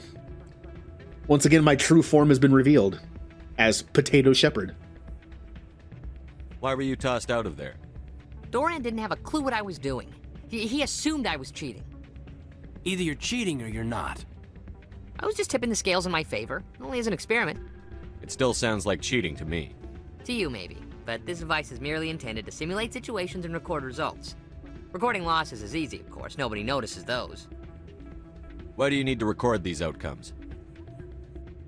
Ah, now you're getting to the heart of it. I've spent the last 5 years developing a system that can accurately predict wins and losses on the Quasar. I just need a few more recorded wins and I can complete the algorithms. Probably. A lot of NPCs have been changed a little bit. Can you do that? Isn't that illegal? It's illegal to use my system, but I won't use it. I'll sell it to others. I just need a few more wins recorded. Does the device help me win? The device is set to emit a frequency that will slightly increase your odds.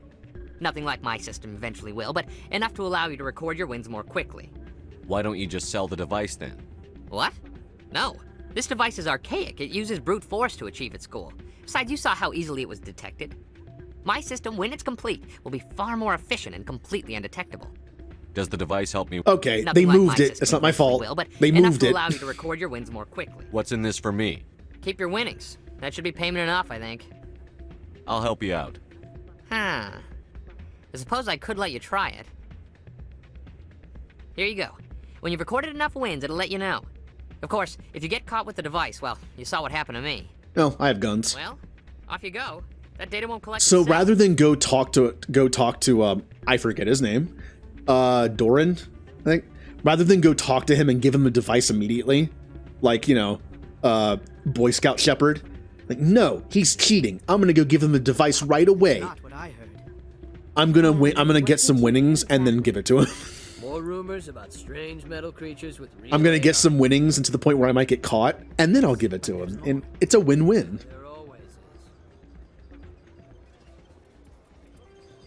Boy, you know, we talk about like mini games and video games. Some of my favorite video games have good mini games, like Blitzball or Triple Triad. Or, yes, I'll say it, Pazak. Pazak can be a pain in the ass, but it's actually kind of fun to play sometimes. Quasar's kind of lame. I know Quasar is kind of like Pazak, but Pazak just has like, it has the cards, it has like the fake like RNG to it of like having 4 cards to play and the whole like blackjack thing of get to 20. But Quasar's just, I don't know. It's just numbers like on a screen. I don't know. I kind of find this boring. It lacks like the presentation of a card game that I like. Yep. Hey, this guy gave me this cheating device that made me win Quasar over and over again. Now that I have my winnings, I'm giving it to you. I mean, hey, we're saving him a bunch of payouts, right? In the future. My reward is the payment.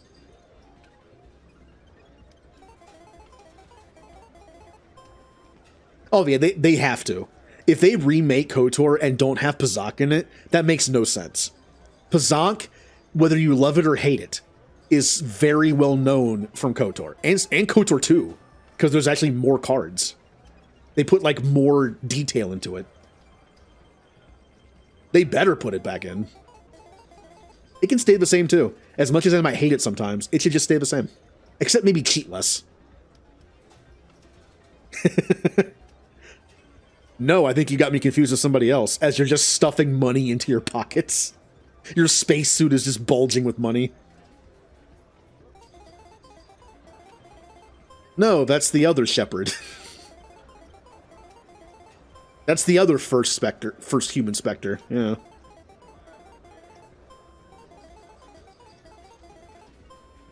Eh.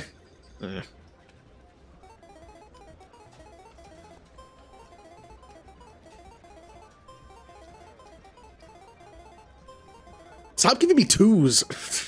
Stop.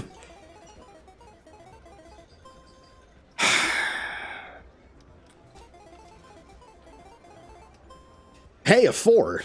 Now, I'm going to do 4 to 7, because 7 and 8 can go over, but only 7 can go over, so better. Don't often see someone getting as lucky as you.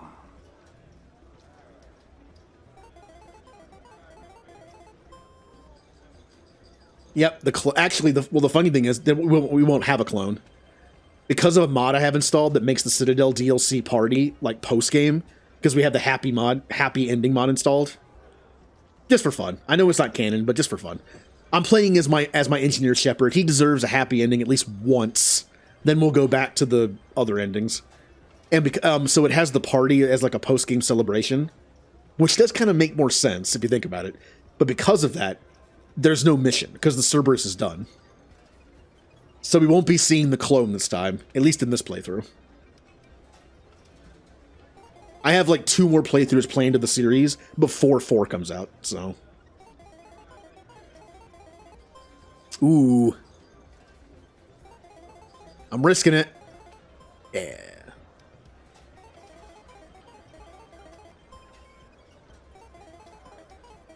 I should, that reminds me, I should play Oblivion. I haven't played Oblivion in so long. I like Oblivion. As far as story goes, I like Oblivion better than Skyrim. I like both the level up systems. Oblivion kind of has like a pick your stuff and make a class, whereas Skyrim you can kind of do whatever you want. I like both.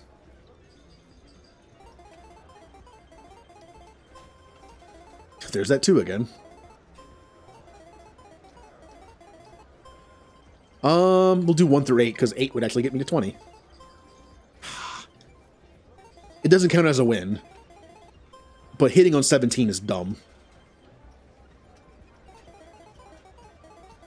Yeah, Skyrim's story just didn't appeal to me that much. There's a reason why I never finished it. I've actually never finished Skyrim's story. Man.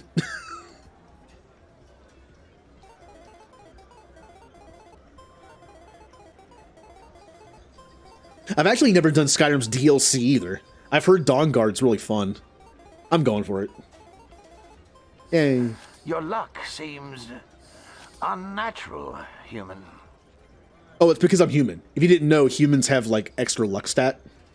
That's our thing. We have curiosity, more advanced DNA, because that's always a thing in Star Trek, or whatever, and luck.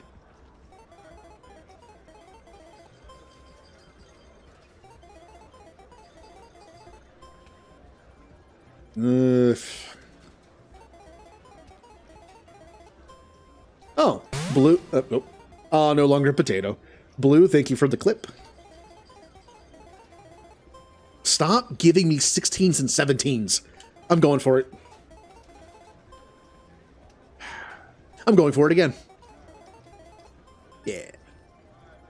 Do you wish to keep playing? No. I'm potato again. I guess today is just potato day. Alright, I got all my winnings. So you know what that means. Hey, Doran. Welcome to Flux. Name's Doran. What can I do for you? Let's talk to him a little bit first. Is this a casino? Among other things, yes. We've got some quasar stations, if you're interested. What can you tell me about the sisters working for you? Well, Jenna left to work at Cora's Den. Now her sister Rita is all worried she might be in some kind of trouble. Not much chance Jenna will change her mind, though. She's a stubborn one. We've got some quasar stations in the back. If she wanted to come back, I'd take her in a second. The customers loved her. Are you the owner? Owner, cook, and bartender. I've even been known to dance a little when the mood strikes me. We've got some quasar stations, if you're interested. Give him the tool. I've got something you might be interested in. Let me see that. You got that from Shells, didn't you? I saw him using it earlier. Tossed him out on his ass for it, too. Thanks for bringing this to me. Should I double up on payment? It's like, I could use some payment for my services, even though I'm already, stuffing my pockets with what I earned. Nah, no problem. Cheaters shouldn't prosper. Except for me. I agree with you on that. Thanks again. Take a few shots at the quasar. On the house. I should be going. Enjoy your time here. You never Flux. get those, too. He says take a few shots of quasar on the house, but you never get them. If I try to play quasar, I have to pay.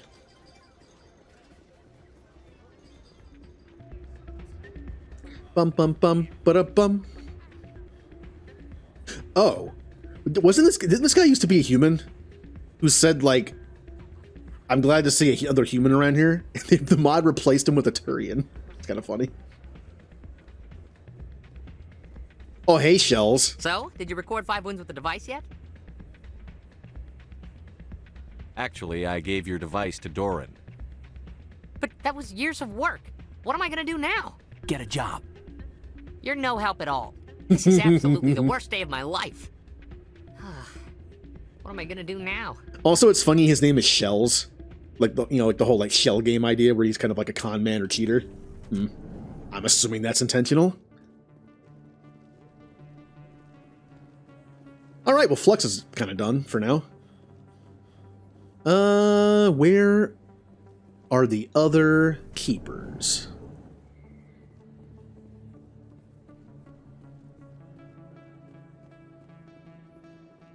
I don't think you bought this here. I don't sell this model.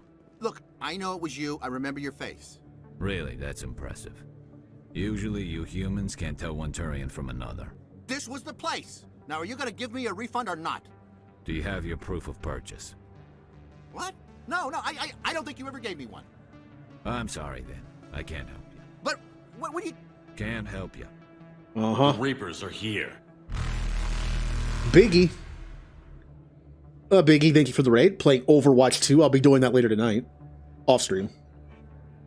How are you enjoying the new character? And any of the changes that were made?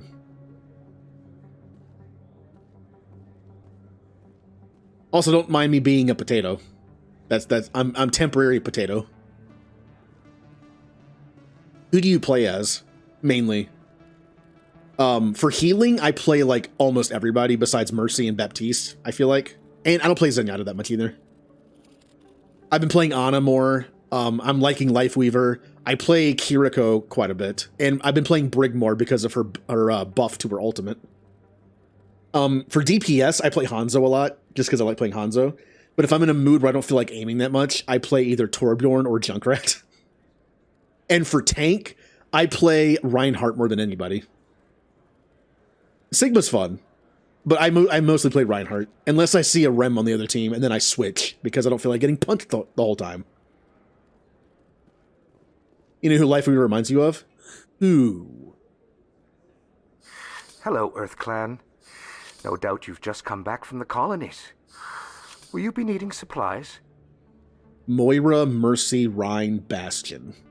I used to play Moira a lot. I got tired of playing her.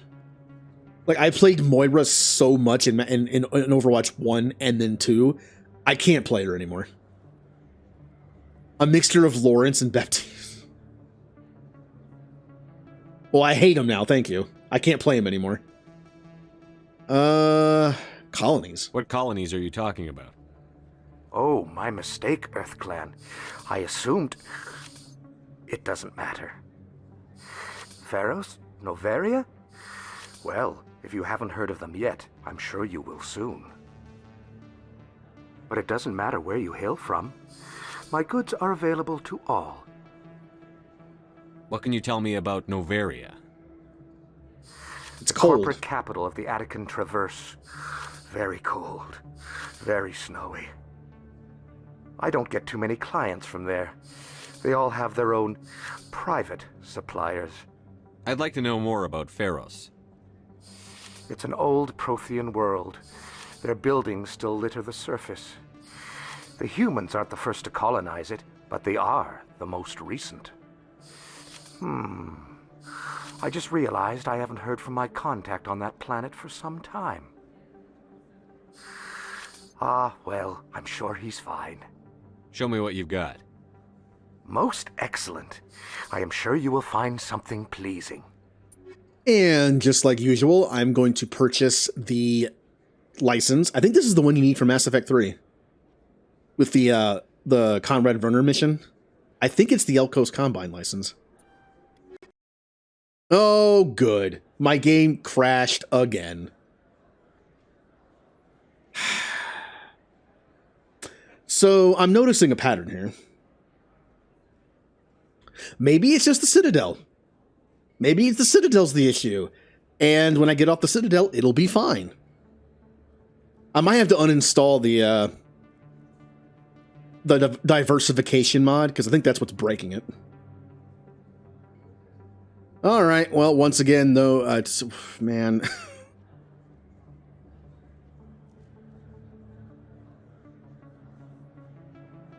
The game is still running. I can hear it. It's just like, I can't do anything. Also, my mouse cursor is now invisible. Well, how do I turn off the Mass Effect if I can't do anything?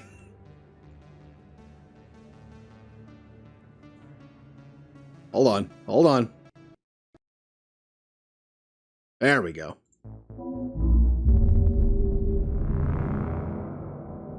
Huh. So yeah, a lot of the mods I have installed, I've had installed before. Except for that one. I might have to uninstall it. The problem is,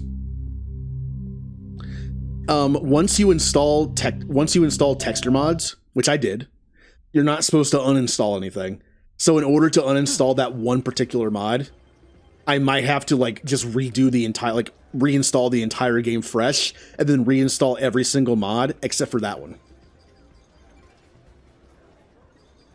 So that's good.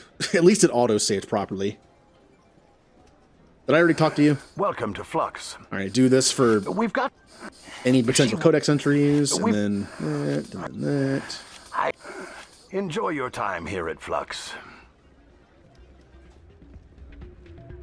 Dum bum ba ba ba ba ba. I'm gonna dance. I can't dance. That's a true statement.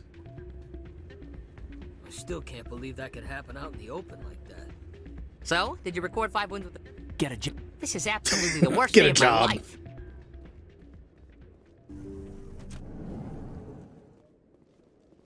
Luckily, the autosave, it actually did autosave, so. Yeah, not only that, but like, it's making the Citadel kinda laggy. What are my settings? What are my settings on? There's not that many settings for this game, unfortunately. Yeah, there's like no visual settings, really. Well, there's graphics, but there's not much to it. Normal.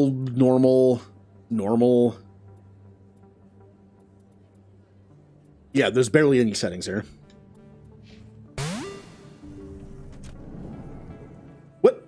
That wasn't 10 minutes, was it? I feel like Potato didn't last for 10 minutes. Maybe it did. I don't think you bought this here. I don't sell this model. All right, time to do this again. I remember your fate. Oh, I can dance now. I can dance if I want to. Leave this game behind. Oh, there's Potato again. Did I save the game? I'm saving it again. Better not freeze my game again. Hello, EarthClan. But it doesn't matter. Yay! Oh, I didn't do the Ferris Navarius stuff. That might unlock Welcome something. back. I don't get too many clients. Had to be me. Someone else might have gotten it wrong. As you say, EarthClan. Good day to you. Yay, Morden's here. Hi, Morden. Now, for now, all that does is add, like, the plushie next to my character on the screen there. Eventually, I hope to have, like, some voice lines for each character, so whenever someone summons the XO for the mission, which is the rest of the stream, I'm going to open up, like, a folder on my Stream Deck, and I can have, like, different, like, sounds and, like, voice lines I can do.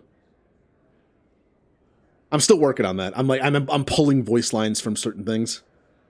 But for now, it's just, Morden's here. Oh, hey, Conrad.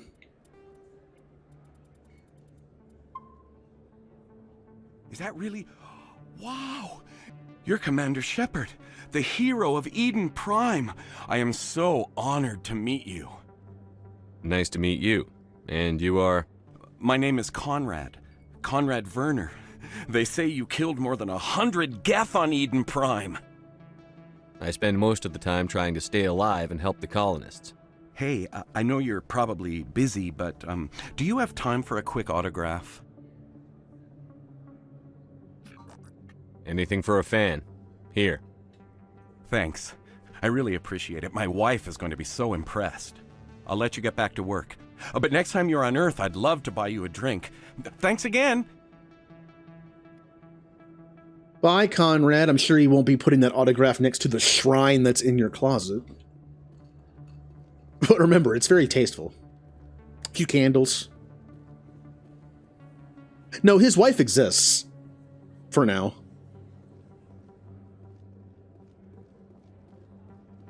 There's so many people here, that's why the game is a little laggy here. Time to save the game again. Hello there. Welcome to Moorland's famous shop. You want many good supplies, yes? Let me see what you have. Oh, you will be pleased, I think. Very good things I have. You will see. Ah, the chewing gum statue. That's a Hey Arnold reference. I get that.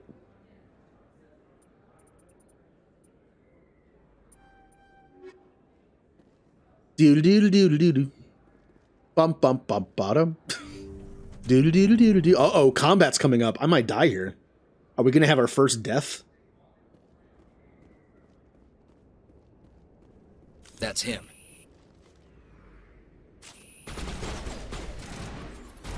Lost shields! I already lost shields.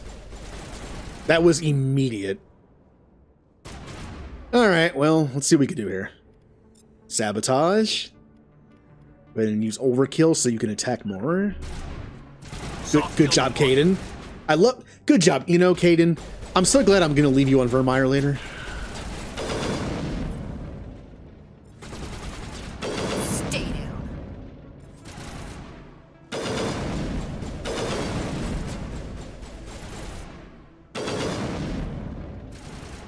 Come on. Come on. Get back up. Get back up. Yeah. Those were Saren's men.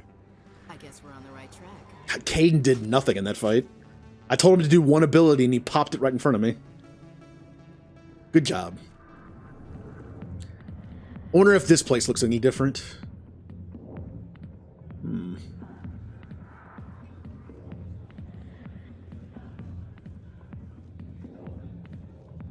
Dum bum bum ba dum bum. There's Harkin. There's Septimus. Commander. What do you want? I'm here on Shaira's behalf. Your lies are hurting her. Good! Her lies have been killing me for days. I've seen a lot of horrible things in my days, and there's only one woman in this damn galaxy that helps me forget it.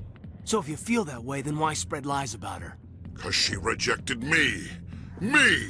Septimus Oraka, General of the Turian Fleet! I think I can see why you're upset, but spreading these lies won't make it better. Look, kid, I appreciate what you're trying to do, but don't waste your time. Come on. I don't have enough for this yet. I mean, I know you can get around it by just continuing the conversation, but still. Boo. You need to start acting like a general if you want to beat this. I spent all my life acting like a general, and what did it get me? Huh? No, those days are over. I'll just be what I am. A tired, lonely, worn-out soldier. Do you really want to be remembered this way? No, I'd rather not be remembered at all. But I see your point. So you think it's that easy? Just straighten up and act like a general? I don't think it could hurt. Huh. Maybe you're right, Commander. Shaira's worth the effort. Even if she won't have me back. This is no place for someone of your stature, General. All right. I'll go to her. After I've had a cold shower or two. Say, you're a bright kid. Would you be interested in earning a few extra credits? What do you want me to do? There's an L-Corps diplomat out there who believes Shaira gave up his secrets. Why does he think that? Because I told him. Look, I just need you to convince him of the truth. What makes you think he'll believe me? You'll bring him proof. Take this datapad. It shows where I got my info. It will exonerate Shaira and convince the L-Corps. Who am I taking it to, and where is he? His name is Zaltan. He's an L-Corps diplomat. He's over in the embassies complaining about Shaira. Well, here's to soldiers acting like soldiers. Thanks, Commander. You know, you might make a good general yourself one day. I'd settle for captain. Hard to imagine a general like that getting so upset about a woman. It'd be nice if Shepard got an... I know he's known as Commander. He's always going to be Commander Shepard. But if Shepard is somehow alive in the next game, maybe he could be like Captain Shepard or Admiral Shepard.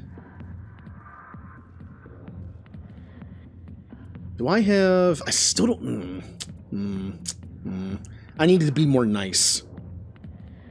I need to be nicer. Glad to have you on the team. 15 months on my way to 100. Lol. Lol. Sergeant, thank you for the resub. 15 months. Welcome to Mass Effect for the 20th time. Our game has already crashed a few times, so we're dealing with that.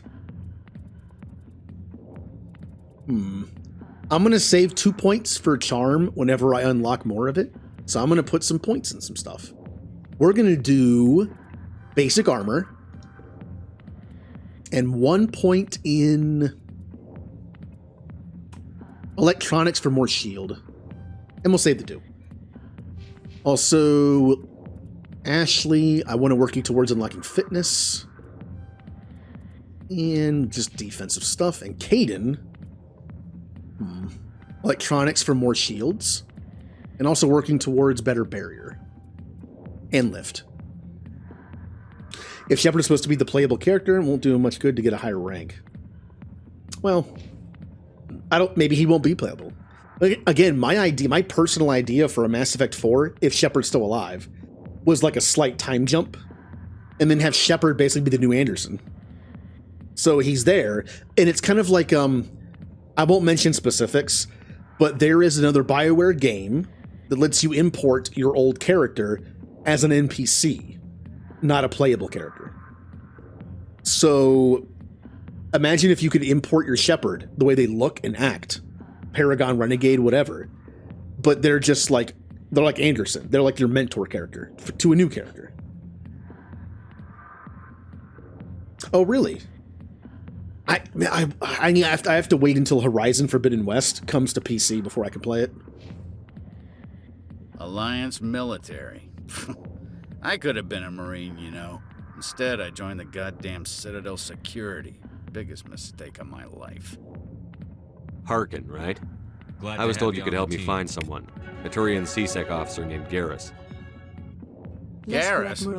Shepard You must be one of Captain Anderson's crew. Poor Kuponaiv bastard, still trying to bring Saren. Shepard I know where Garrus is. You gotta tell me something first. Did the captain let you in on his big secret? Yep, this game is fun. Also, Remnant, thank you for the resub for 29 months. 27 in a row.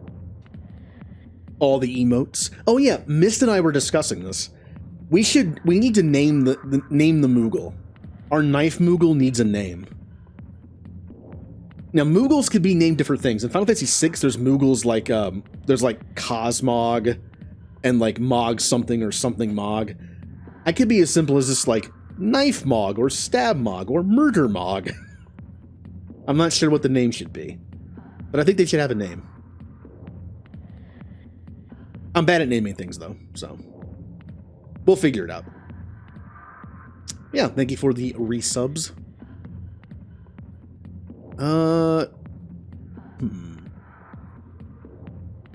I just see a random Asari head in the background. I am a little curious, but... Is there something I should know about the captain? The captain used to be a Spectre. Didn't know that, did you? It was all very hush-hush. The first human ever given that honor, and then he blew it. Screwed up his mission so bad they kicked him out. Of course, he blames Saren. Says the Turians set him up.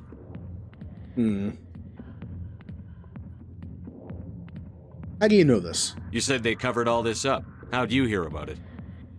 I spent 20 years working cases here on the Citadel. People on this station love to talk. Secrets are like herpes. If you got them, you might as well spread them around. Uh-huh.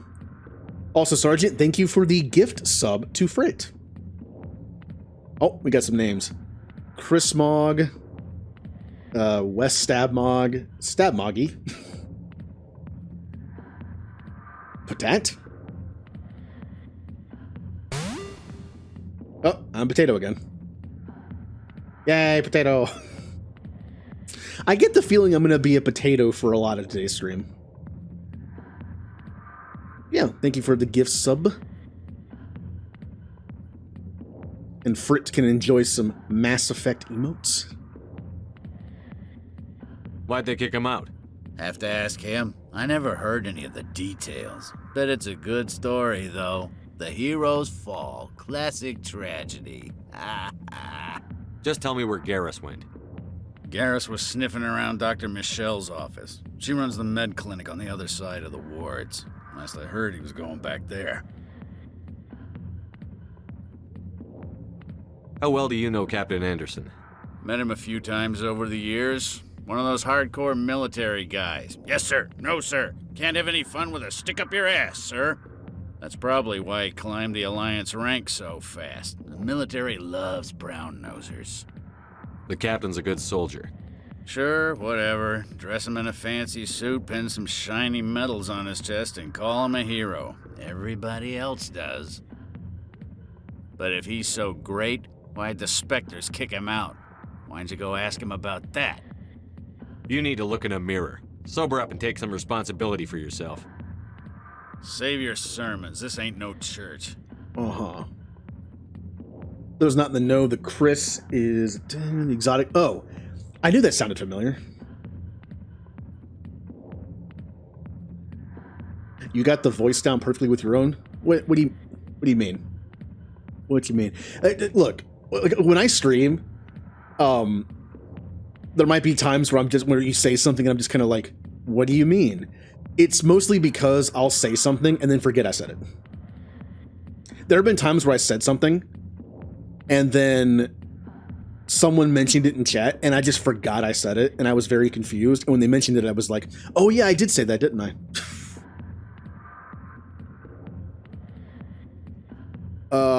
Citadel. How's Citadel security? You don't seem to like it. What's it like working for CSEC? You mean, what was it like? The executor suspended me without pay. Recurring violations. CSEC was keeping a file on me. Can you believe that? Every mistake I ever made went into the books. Get a little rough with a suspect, note in the file. Have a couple of drinks on duty, note in the file. Skim a couple of credits off a drug bust, note in the file. It's a goddamn witch hunt. You got off easy if you ask me. What the hell do you know? Working for CSEC isn't like being a Marine. People get pissed off if we shoot somebody. Investigations, inquiries, rules, regulations. Every day I plow through enough red tape to choke a rhino. That's how you gotta be to do this job. So don't talk to me about right and wrong. You soldiers got it easy. I have to get ready for work. Okay. What do you know about Garrus? Damn hothead is what he is. Still figures he can save the world. Always bucking heads with the Executor. He'll pay for it soon enough. The Executor loves to put us lowly field agents in our place. Just look what happened to me. I'm out of here. Yeah, good. Go. Let me drink in peace. So if you play as FemShep, his reaction when you first come up is a little different.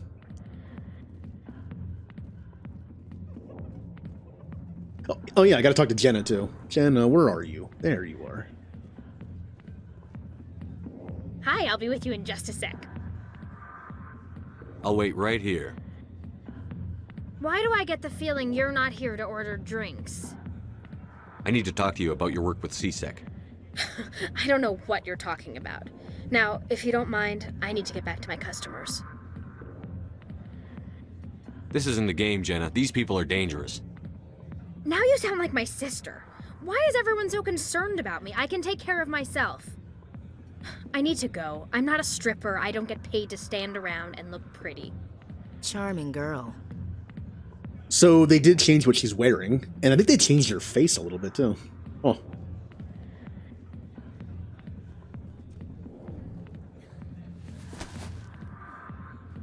If you've got questions about Jenna, meet me at CSEC Academy. What? Are you talking to me? Push off. I never did nothing to you. Damn newcomers. Think they can run the place. What was that about? I guess we'd better go find out. It's also good timing because we have to go to CSEC still. Why didn't Captain Anderson tell us he used to be a Spectre? He didn't. Maybe it's not true. Harkin's an ass. I bet he's just messing with our heads. From what I understand... Still, I'd like to hear what the Captain has to say about all this. From what I understand, Anderson was never a Spectre. He was going to be a Spectre, potentially, but then Saren did his thing on that mission, and Anderson got blamed. So yeah, there might be a rumor that he was a Spectre, but he wasn't. Shepard is the first human Spectre. How many keepers are we missing? Was there one in here? I don't remember. Is there a keeper in Cora's Den? There probably is, right?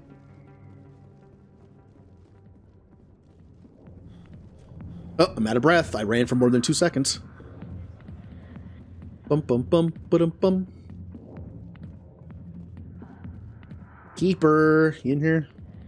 Is there not a keeper in here? I don't think I ever noticed that. There's no keeper in here. Okay. How many keepers am I missing? 5. I've definitely missed more than one. Like, CSEC has like 2 or 3, maybe. I'll deal with it later. I've scanned the ones I found. Well, maybe I can find them. There's also one past the doctor's office. Nope, wrong one.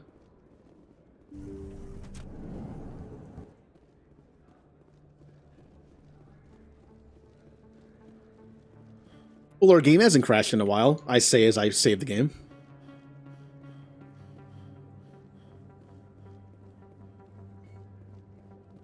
Okay, already talked to you. I already got your license.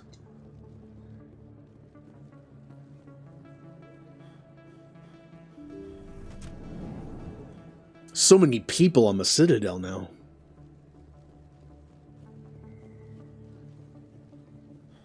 Alright, so I can go down there where CSEC is. I think there's a keeper down there. We'll go this way. I know there's a keeper around the corner. We'll get Garrus on our team.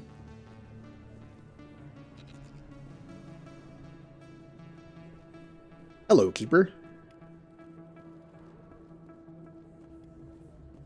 Alright, Let's get Garrus on our team. Hopefully the game doesn't crash while I'm doing this. Oh, and there's something I point out every time I do this, and I have to do it again. Mark Meer does several voices in this game. Like, he does Vorcha in 2. He does Hanar in this game, all of them, I think. I think he also, it's pretty obvious, he also does the voice of the person coming up here. Like the random bad guy. It's just funny when you're playing male Shepard and you hear their voices back to back. It's just like, who are you? Get away from her. It's like this, it's the same voice. I like to think that when they did the voices, they didn't know these voices would be like right next to each other, because it makes it very obvious. I didn't tell anyone, I swear. That was smart, Doc. Now if Garrus comes around, you stay smart. Keep your mouth shut or we'll... Who are you? Let her go. Every time. Good job, Garrus. You killed evil me. Take cover. Cover, please. Thank you. Hey, Caden, could you do an ability and not hit in front of me? Or you could hit behind him. You are not good at this.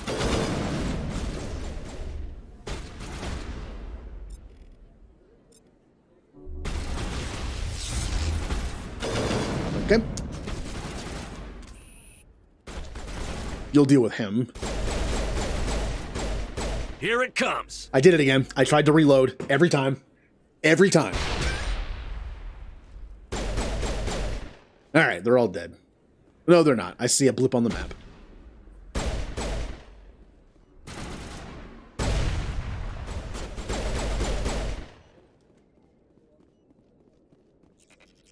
And we're done. I think we're good, Commander. You never found all the keepers? It's not too bad. Just like any other mission, though, the later you do it in the game, the higher level you are, the more money you get for each one. I'm getting like 12, but if you come back and do it much later, you'll get like thousands and thousands. That's why you end up with max money in this game. It's all like exponential growth. Oh, I'm no longer a potato. Perfect timing, Shepard. Gave me a clear shot at that bastard. I don't know, Garrus. I kind of want to rein Garrus in a little bit on my playthrough. That was a little renegade. You know, a little bit. What were you thinking? You could have hit the hostage. There wasn't time to think. I just reacted. I didn't mean to... Dr. Michelle, are you hurt? No, I'm okay. Thanks to you. All of you.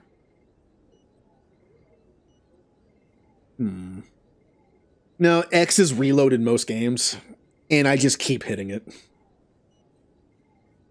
By the time I get used to not hitting it, I'll be playing a game where I have to reload. I know those men threatened you, but if you tell us who they work for, we can protect you. They work for Feast. They wanted to shut me up, keep me from telling Garrus about the Quarian. What Quarian? A few days ago, a Quarian came by my office. She'd been shot, but she wouldn't tell me who did it.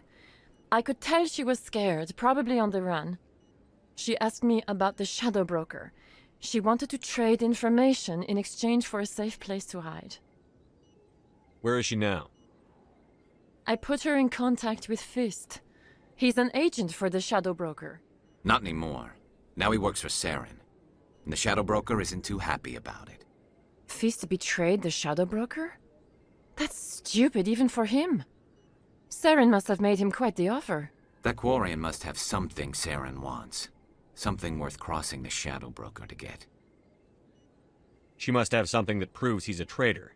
Did the Quarian mention anything about Saren or the Geth?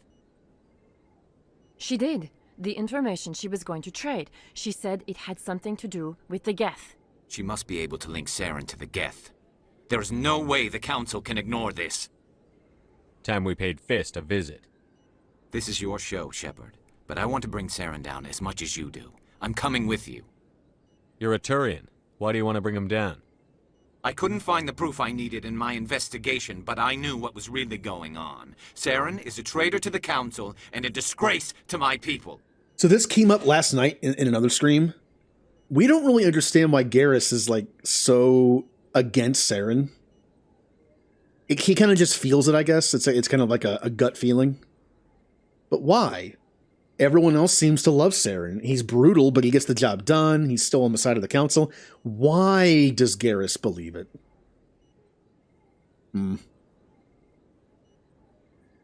Welcome aboard, Garrus. You know, we aren't the only ones going after Fist. The Shadow Broker hired a Krogan bounty hunter named Rex to take him out. Yeah, we heard about him. A Krogan might come in handy. Last I heard, he was at the CSEC Academy. What's he doing there? Fist accused him of making threats. We brought Rex in for a little talk. If you hurry, you can catch him at the Academy before he leaves. Move out. Well, I mean, Garrus and Kaidan. Because I would like Biotics on my team. He's a cowboy cop. I don't like that. I should be the only cowboy cop. I do kind of wonder. Maybe, I don't know. Maybe Garrus, like, just knows things about him. Maybe Garrus has heard how messed up Saren can be. And after he heard this, he just believed it. Like, yeah, that kind of fits. Or, in this game, Garrus is kind of green. I mean, he's kind of like, he's been on CSEC for a little bit, but he's still kind of young. And doesn't know how the galaxy works for the most part. That's how you kind of like teach him a little bit. Maybe this kind of shows how naive he is. He hears us say that Saren's bad, and he's like, maybe he is bad. He ends up being right. But it could just be because he doesn't know any better. He's new. New enough. So, there's gonna be a keeper down here. It's even bigger than it. I think. Yep. Now, if there's 3 in CSEC, we found them all. I know where 2 of them are in CSEC. Maybe there's a 3rd one somewhere I'm forgetting. Oh, hey, Lang. Hey, I know you. You're Shepard, right? I was on Mindwar during the Blitz. Saw you on the vids when you got your medal. You saved the whole colony. Looks like you have a fan. I'm sorry, I just never thought I'd meet someone like you in person. My name's Lang, Officer Eddie Lang, Citadel Security. It's an honor to meet you, Commander. What are you doing down here in the wards? Anything I can help you with? Why'd you join Citadel Security? I don't know. Seemed like the right thing to do, you know? Maybe it's in my blood. My grandfather was a cop back on Earth. It's kind of what CSEC is. Police for the Citadel. I'm still pretty new at it, but I like it so far. Way more interesting than staying back on Earth. You get to meet all kinds of cool aliens, like those Hanar. Wild. Plus, CSEC gets a lot of respect here. We uphold the law. People, even aliens, appreciate that. Imagine Garrus standing in line at the CSEC galley, waiting for the last slice of dextro cheesecake. Cue Saren walking in, Spectre authority, and cutting in line before Garrus taking the last piece. Yep. There's something wrong with him. He's evil. How do you like working here on the Citadel? This place is amazing. I've been here almost a year, and I still haven't seen a 1/10 of it. The Presidium's just so beautiful. Good place to go and relax. But I really like it here down in the wards. There's always something going on somewhere. Like that new club they just opened a few months ago, Flux. Wicked scene in there, Commander. You should check it out when you have some time. What do you know about the Spectres? Just the stuff they show in the vids. They always make them out to be super agents on secret missions to save the galaxy. I know it's not really like that, though. Some of the other CSEC guys don't like them too much, figure they shouldn't be able to operate outside the law. But if they were so bad, the Council wouldn't use them, right? Do you know a CSEC officer named Harkin? I shouldn't really say too much. He's been on the force a lot longer than me. But I've heard things, you know? Drinking on the job, taking bribes, that kind of thing. Rumors mostly, but they suspended him, so some of it must be true. I have to go. Right. You're probably real busy. Well, see you around, Commander. And we never see Lang again. Kind of another NPC that, like, you're like, oh, maybe he could be a thing. Maybe he could join the Normandy crew as, like, an NPC, non-teammate, or maybe he does pop up at the end. And that's it.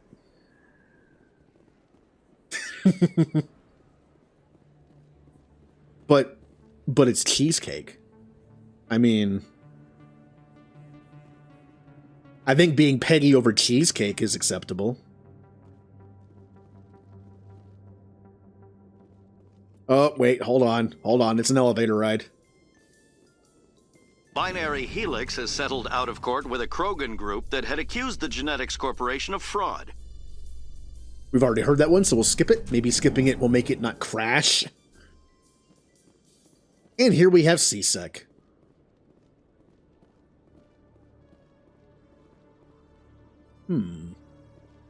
All the different aliens. Oh, hey, Rex.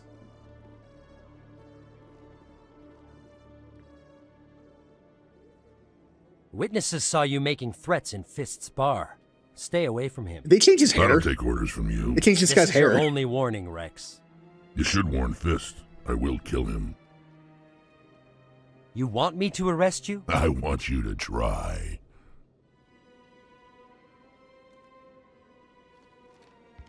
Go on. Get out of here. Do I know you, human? My name's Shepard. I'm going after Fist. Thought you might want to come along. Shepard. Commander Shepard. I've heard a lot about you. We're both warriors, Shepard. Out of respect, I'll give you fair warning. I'm going to kill Fist. Fist knows you're coming. We'll have a better chance if we all work together. My people have a saying. Seek the enemy of your enemy, and you will find a friend. Glad to have you on the team, Rex. Let's go. I hate to keep Fist waiting. Now, I'm not going to bring him for one obvious reason. I want Fist to be an NPC in 2.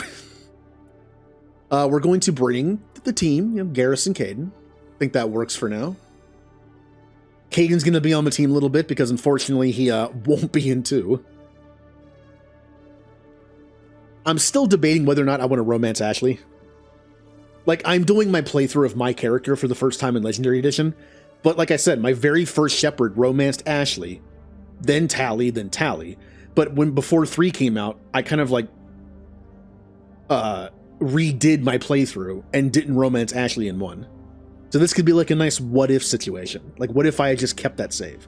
That could be the one difference I do here. I might do it.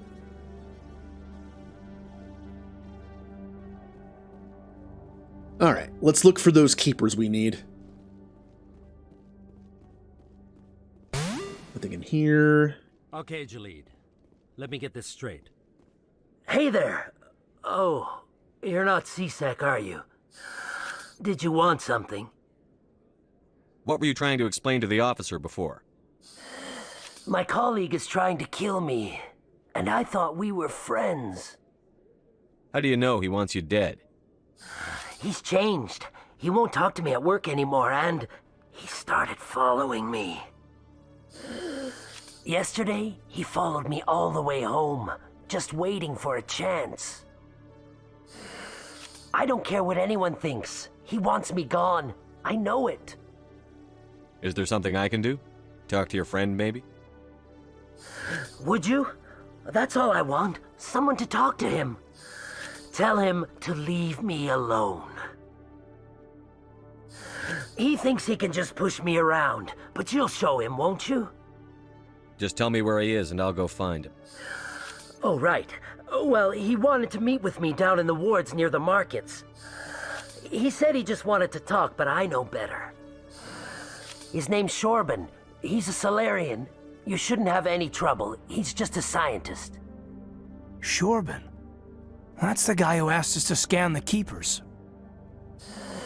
The Keepers? Well, even more reason to go after him. That's against regulations.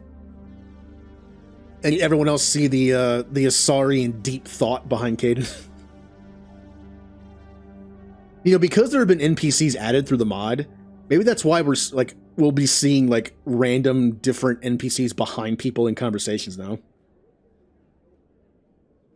Good point. I better look into this right away.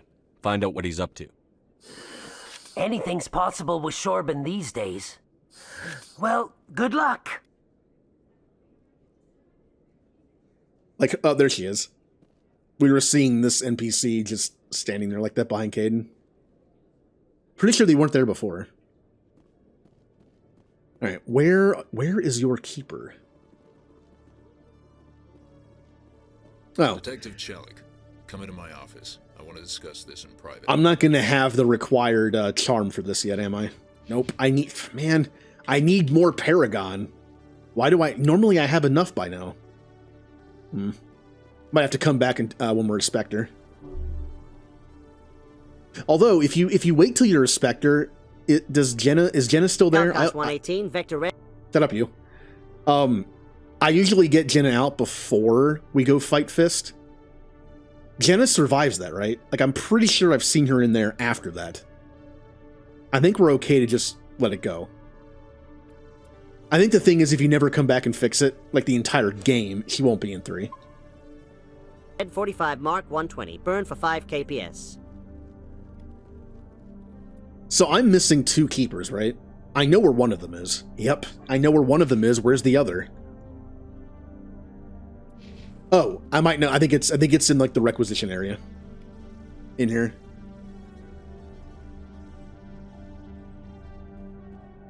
I copy, Evenstar. You're cleared to roll port 40 and radiate from your dorsal plates. Alright. Let him murder? All, you've cleared the red line. But I don't want to let him murder. Garrus is stuck. Garrus, come on. Stop kidding around. We gotta go. Yeah, I'm pretty sure Jenna will be fine. I want to wait until I can do the... Actually, no. If you do the Paragon option, I think it actually makes it so you don't have to do the other option. I guess I can do it now. Kind of. It's kind of like a theory. That they might do some kind of like mind stuff to you. Alright, I know where the last keeper is. We can't get to it yet.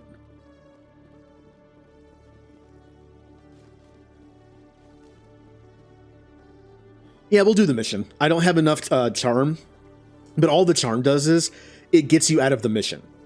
Like, he's like, hey, I'll let Jenna go if you do this for me. And then if you use charm, you don't have to do it anymore. But it's hey, it's something to do. It's a side quest, a little bit of dialogue. So I kind of want to do it. So we don't need the proper charm right now. And by doing something nice for Jenna, we might get enough to get a little more.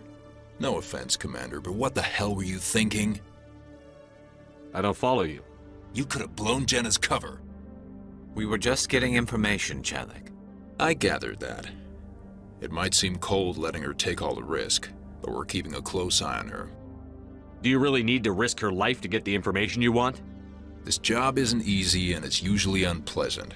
I'll take help anywhere I can find it. But since you're so concerned with her safety, maybe there's a way we can help each other. Always playing the angles, Detective? As part of the job. Now, are you going to help me or not? If you do this, then he'll be like, hey, you want to do this mission just to do it? I'll help you, but I need some details. I'm trying to track down an illegal arms producer. I just need some of their product. Thanks to Jenna's intel, I've learned there's a seller here on the Citadel. Meet our man named Jax. Pick up the mods and bring them back here. That'll give me everything I need. Oh, I remember that clip. God, that's the old days where I had like that other layout. I remember that. Yeah. Why are you so concerned about these mods? We have access to some of the most sophisticated weaponry there is. It's what gives us our edge. What do you suppose happens when we lose that edge? These give criminals an advantage we can't afford to let them keep. I'll persuade Jax to tell me where these mods are coming from. No. You tip Jax off and all my leads will disappear faster than you can say bad bust. Where can I find this Jax? Jax is down in the lower level of the markets. I'll send word through our channels that you're the buyer. Good luck, Commander. Okay, let's go. Also, the mission that gets you to the computer, the sentient computer, I'm trying to remember where the very first thing you need is. Is it over here? Where's the first one? I don't remember where the first one is. The second one I think is here. Or is it in the other, or is it in the wards access? It's a very similar looking room. It might be that one. And then the next one's in like Bar Levon's office. And then it's next to it. Alright, let's go to... That was loud. Let's go to the markets. We can talk to Shorben down there, and we can also deal with Jax.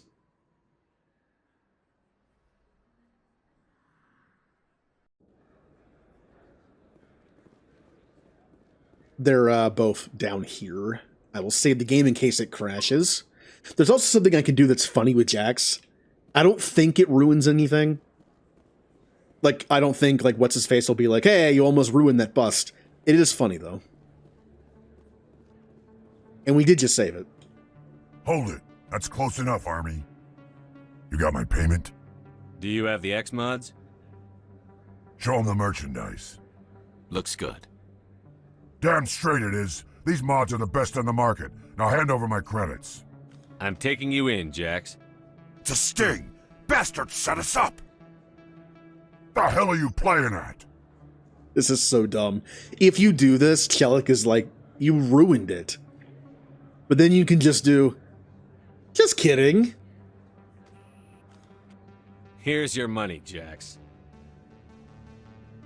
Sense of humor, huh? It's gonna get you killed one of these days, Army. Come on, boys. We're done here. It makes no sense. Why would you do that? It's so dumb. Why would you do that? I think it's just to give the player an out. Where you do it and you're like, maybe this won't end well. Just kidding. I'm pretty sure it doesn't ruin anything. I don't even think Chelik will mention it. Hey, Shorben. Commander, I wasn't expecting to see you again. Is there something you want? You can start by telling me the truth, Shorben. I'm not sure what you're referring to. My experiments are... We're not buying it. Jalid told us you've been after him. You spoke with Jalid? Then you know about the data? No, but you're gonna tell me. Everything. You boys can go. Looks like my plans have changed. It's not as bad as you think, Commander. Jalid and I just got a little over our heads. Keep talking. The company we work for developed an experimental procedure for use in medical scanners. Jalid and I saw even more potential, so we stole the plans and secretly developed a tool to scan the Keepers. Can you imagine? A tool that can actually get readings from the Keepers? What's so special about that? The Keepers are almost impossible to scan, and you can't capture them or get samples. They just self-destruct. After centuries here, we still don't know anything about them. Don't you see? We were the first to scan them, ever. You've seen it yourself, Commander. You know we can do it. Why are you trying to kill your partner? I'm not trying to kill him. Jalid's job was to disseminate our initial findings. But he decided to keep the data for himself. Maybe to sell it. I don't know. So you're just trying to get back what Jalid already stole? We lost our heads. We just couldn't let an opportunity like this pass us by.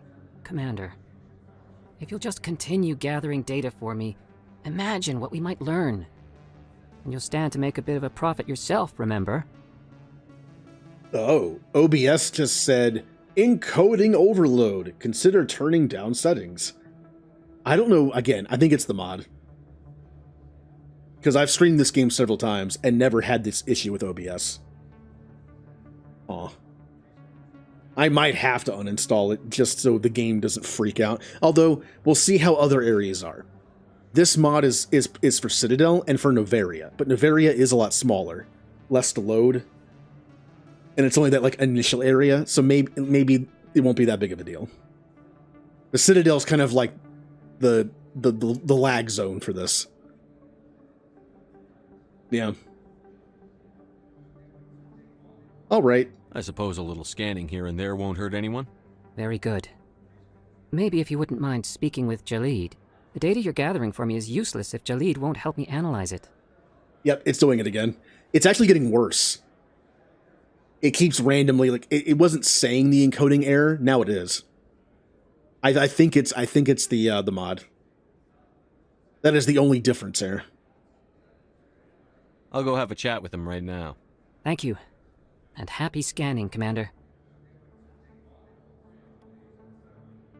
I might turn down a few settings just for now.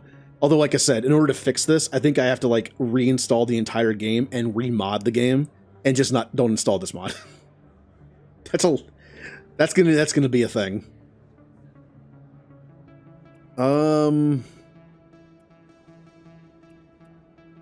What can I kind of turn down? All I can do is just turn off that and that.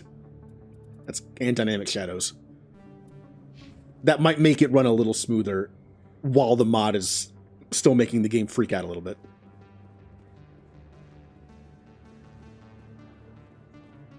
So where to now? We need to go talk to C-Sec Man and go talk to Jalid again. So it's in the same place.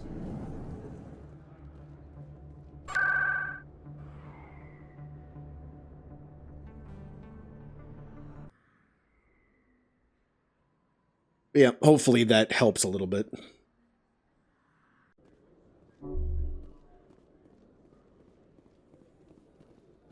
Okay, we need to go this way.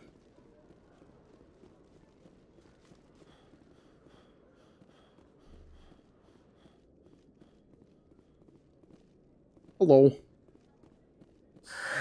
Hello again. Did you have any luck finding Shorban? Why did my OBS preview just... like, what just happened there? Wow, it's just breaking. It's like, it's getting worse. Yeah, I might have to, like, just redo the game and fix it. I don't know why it's acting like this. I've seen other people stream with these mods installed, and they didn't have an issue. I don't know why mine is just not liking it. Huh. Because the only way to truly test it is to stream, to put that pressure on my CPU. Because the game is running fine, like on my end, for the most part. It's just like, it's the OBS preview and what's being transmitted is the problem. I found out you've been lying to me, Jalid. Lying?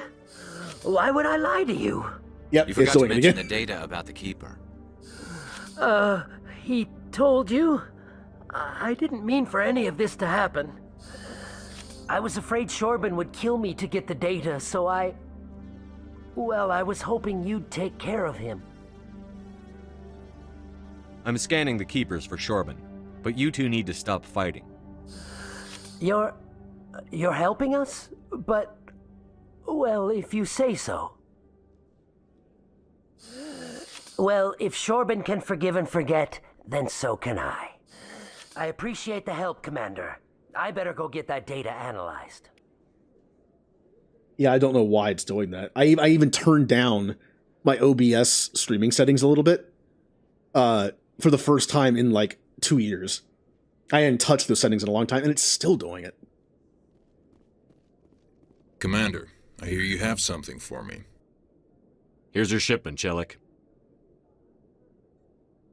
Excellent. This is everything I need. Huh. Maybe more than I need. Here, Commander, take this. I won't need it, and you've earned some payment for your work. As for Jenna, I'll make sure we get her out of Kor's den immediately. Now I need to get these mods into evidence. Thanks again, Shepard. Aw. Does it do anything if I do this? Also, can I change the frame rate? Oh, that's right. When VSync is on, it caps it already. Wait a minute. Wait a minute. VSync limits your frame rate to match your monitor's refresh rate. Mine's 144.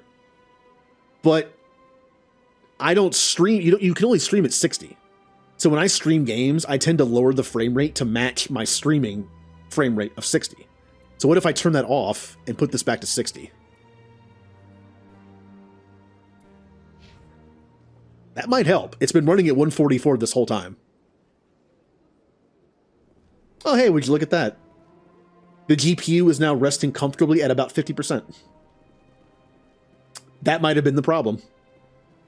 VSync is nice to prevent like screen tearing and stuff, but it also locks it at 144, which might have been the problem.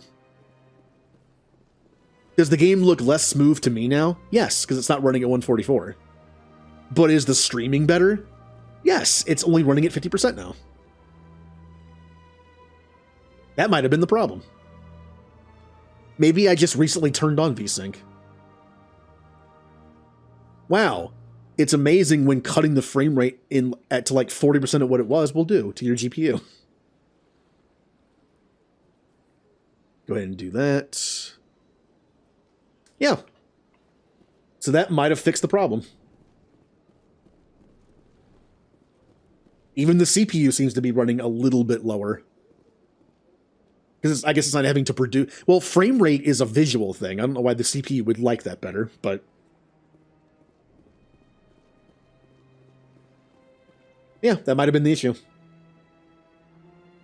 And then, look, again, I don't know how, like, stuff works fully, but it might make sense that if I was running Mass Effect at, like, 99% of my GPU for, like, hours, it just kind of broke OBS. So I had to reset it to fix it. Oh. Strained greeting, human. This is really not a good time. I know who revealed your secret. It was a Turian named Septimus. Unbelieving, I know this Septimus, and he could not learn my secrets. The only way he could learn them is from the Asari consort. Here, there should be proof enough for you. Confused. This is difficult to fathom. If the Turian could learn this on his own, dismayed, anyone can discover my secret. Septimus is a powerful man, and it wasn't easy for him to find. Relieved. I suppose you are correct, human. Thank you for this information. Startled realization. I must speak with the consort. She will be most displeased with my actions. Anxious request. Please, human, if you will excuse me, I must go now. I'm sure she'll forgive you. It was an honest mistake. Doubtful. Perhaps you are right, human. I can only hope so.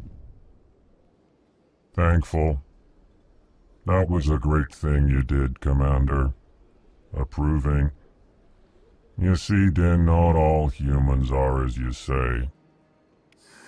I'm sure the Earth Clan stands to profit from this in some way. I mean, yeah, it's a quest to get experience for it, but still. But yeah, it is kind of weird to think about how you can play a game at 144 frames, but you only stream 60 of it. Obviously, I get the benefit of the higher frame rate. It looks better to me. It looks smoother to me. But when I'm streaming, I'm recording with the GPU and also running the game from the GPU. So when it's trying to make like more than double the frames just for me. Oh, look, see, the emote's also bouncing better now. It looks smoother now. So yeah, when it's trying to make the frames just for me, it's still producing them. Not only is it, like, I'm also only recording at 60 frames, but still, the game is producing the frames for me. By turning that down, it helps a lot. So I can't stream at 144. Well, I can't play at 144 while streaming, but that's fine. It's not that big of a deal.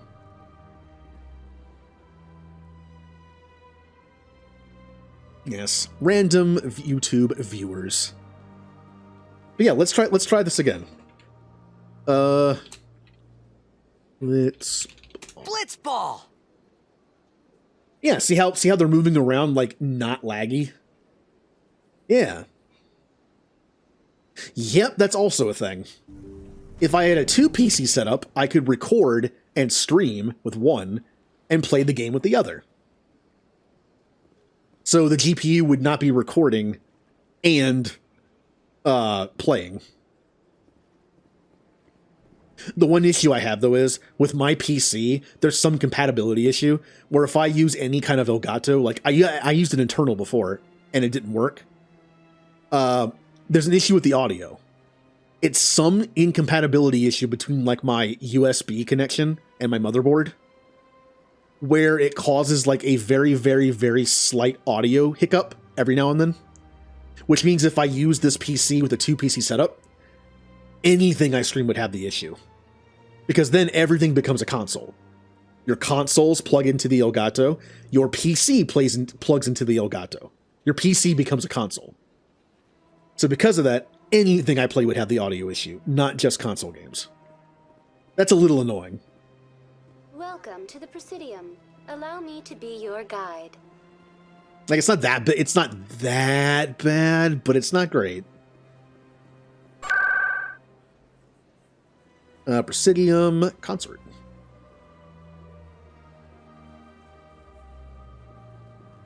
But yeah, we figured it out. I could probably turn that lighting back on.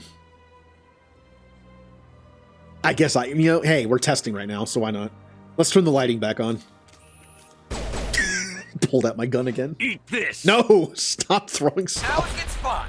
Ow. Can I? That's it. Bag 'em and tag 'em. This won't count as a death if I do this. I'm just trying it. If I die, it doesn't count. That's it. I'm Bag 'em and intentionally tag 'em. doing this. Get down! Self-disabled. Oh yeah, it can. Yep. Oh yeah. I just wanted to see if it would work. No, because I was going to exit the game to turn on the mod anyway. Boom, boom, boom, boom, boom. See, it didn't save. I exited the game. I just wanted to see if it was possible. I actually didn't know you could do that. I knew it hurt you, but I wanted to make sure it could actually kill you. Just so I know for later. Mod manager. Doesn't count.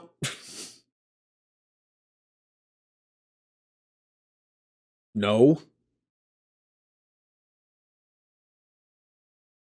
That was a test, just like this is a test. There it is. Manage target, enable. All right. We are technically still in technical part of the stream, so it doesn't count. Not only am I testing my OBS, I'm actually testing that too. Because now I'm testing it with the lighting mod installed again.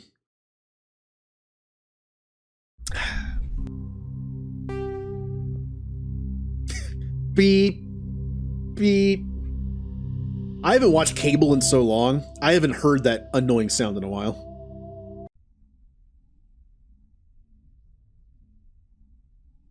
Exactly. Well, it's a game mechanic. I didn't know if it actually killed you or not. It hurt you, I just didn't know if it actually killed you. So now we're testing to see if the lighting mod put back on is going to break anything. I don't think it will, because there's less frames of it.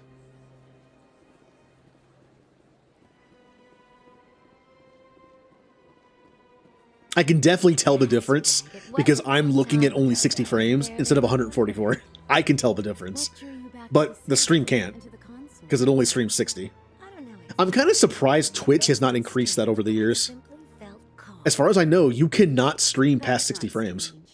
Many of us have felt the same calling, though you are the first of your kind to respond. Commander, I recently received a lovely note from Septimus. Thank you for speaking with him. Even the Alcor diplomat has withdrawn his campaign against me. Let's talk payment. Hey, how about this? I'm glad I could help. Just stay away from me. Stop getting near me. It was my honor to aid you. You are too kind, Commander, but I would not expect you to help me out of the kindness of your heart. I also have one more thing to give you, if you are interested. I'd be honored. I offer a gift of words, an affirmation of who you are and who you will become. I see the sadness behind your eyes. It tells a story that makes me want to weep. Pain and loss, but it drives you, makes you strong. It is that strength that people are drawn to. It is why you lead and others follow without question. You will need that leadership in the battles to come. This may be who you are, but it is not who you will become. It only forms the basis for your future greatness. Remember these words when doubt descends, Commander. You have quite a gift, Shaira. Thank you. Not everyone appreciates it as you do. Never underestimate the power of words. Here, Commander. In light of your efforts with the Alcor ambassador, I would like you to have this small trinket. What is it? A small mystery. I have never learned its use or purpose, but I sense it is time for me to pass it on. And now I must ask you to leave. I have done everything I can for you. Oh, is it clip show time again? Remember my words, Commander Shepard. They will give you strength. Yeah, those fish were evil. They deserved it. They were indoctrinated.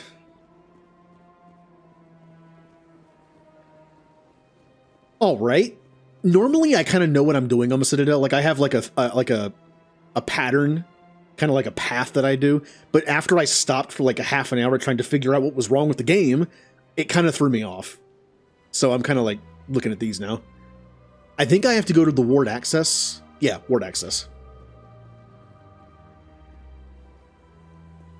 I know I'm also missing a keeper, but I know where it is. I can't get to it yet, though. We're going to go to the Presidium, ward access.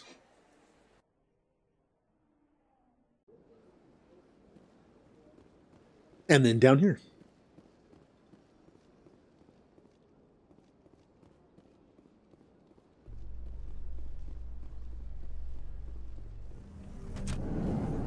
In remembrance of Eden Prime, we present another Profile in Courage with serviceman Nirali Bhatia. A devoted wife and talented chef, serviceman Bhatia joined the Alliance military under the Deferred Education Plan.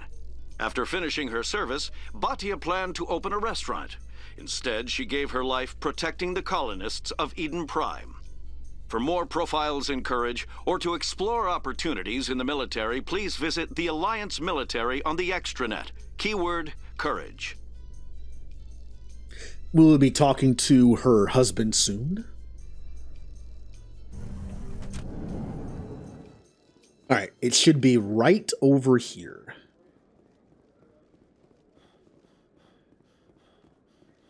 Looks like whoever it was bounced the signal off a hidden relay.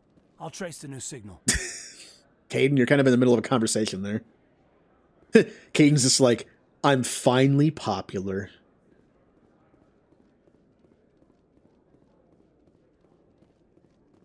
Now we go to the financial district. In entertainment news, Francis Kitt has announced plans to direct Hamlet with Elcor cast members. The production will open dramatic theater to the Elcor with a Hamlet who uses Elcor body language and pheromones. Kitt claims that he's also excited by giving a human audience the chance to judge Hamlet by his deeds and not his emotions. Can we please get that? We never got to have Hamlet. I think you get to hear a few lines in the Citadel DLC from an NPC, but no, I want to see it.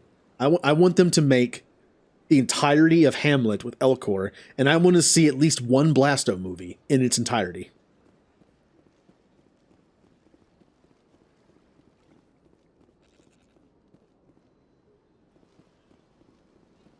I still don't have enough to deal with that. Oh no, I do. I actually unlocked a little more. Good. I think I have enough to deal with it now. I'm still gonna hang on to 2 points just in case. I always do, but I will give myself shield boost. I think that's pretty important. And then you can start working on a sniper rifle too. So I'll do 1 point sniper rifle. Caden would like to unlock lift, and also electronics for some shields. Yep. We discussed that earlier. I was trying to think of the word the Elcor kept using. Badassfully. Oh, you have 14 points. Ooh. Again, we're playing on insane, so some survivability would be nice. Do that. And assault rifles are so good in this game. I might just do assault rifles for him instead of sniper. I normally do sniper rifle for Garrus because it's his thing in 2 and 3. But just to save some points for stuff like tactical armor and assault rifle training, or assault training, I think I'll just do assault rifle. Terrain Agent gives you weapon damage and accuracy stuff. How about medium armor and advanced shield boost? And this, which gives more, that's just weapon and melee damage. I want to unlock electronics for more shields. We'll go with that. Now, what about new equipment? I've been picking up some new stuff. Damage per second is lower, but heat sink is better and accuracy is better. That's probably better for a sniper rifle. Yeah.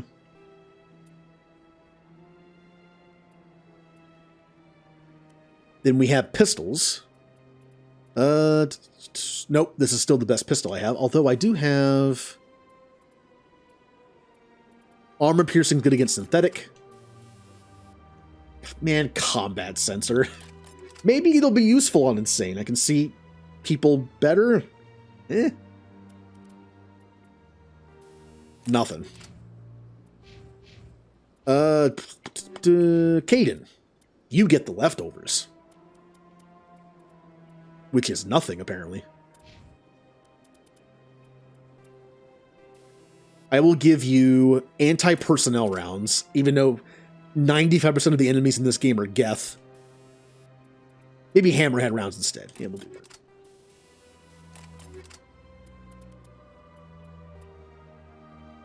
It kind of looks nice. I mean, it's simple. It's just like a bunch of silver and a little bit of brown. Kind of looks nice, though. The creamsicle one is back. I like this one. I think I can handle this problem now. Not allowed in here. Do you desire to learn of the Enkindlers? Or has the Honorable CSEC officer enlisted assistance?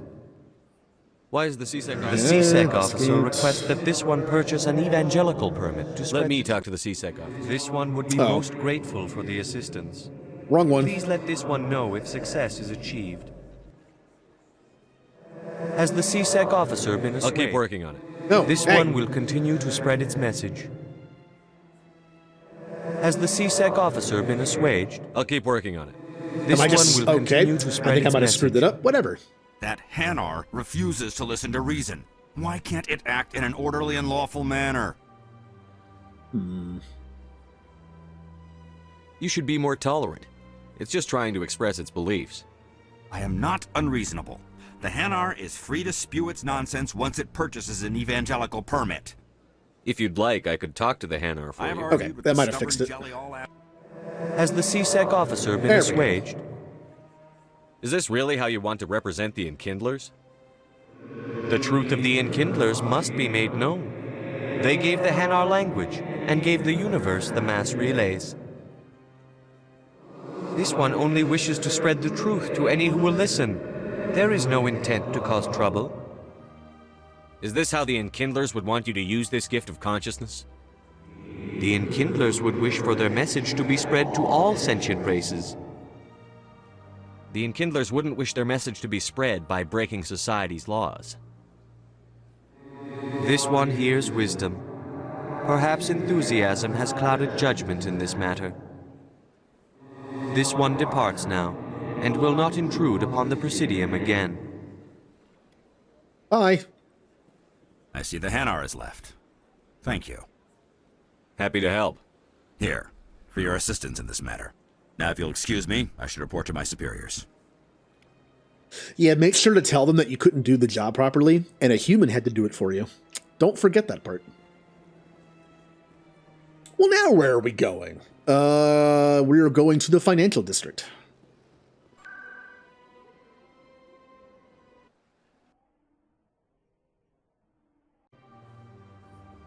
And here we are.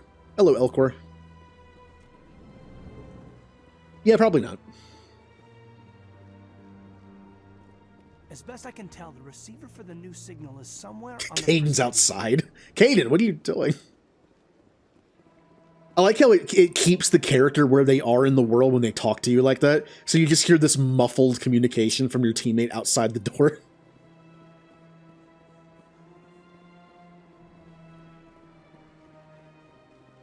Well, I know where it leads. It's right up here. What if the first time I die is here?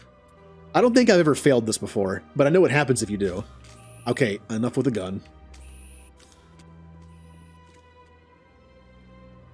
This must be the signal's endpoint.